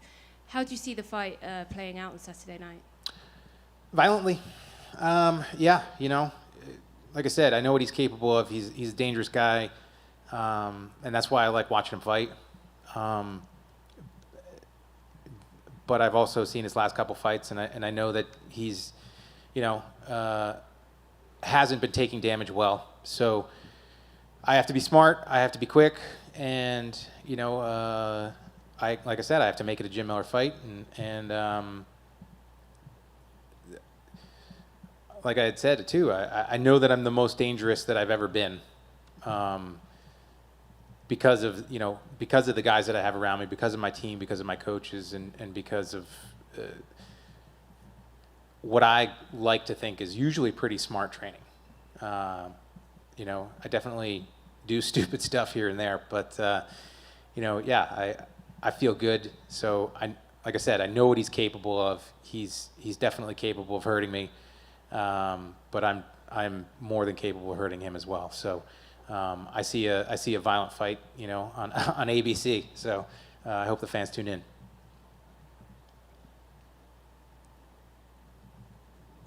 All right. Thank you, guys.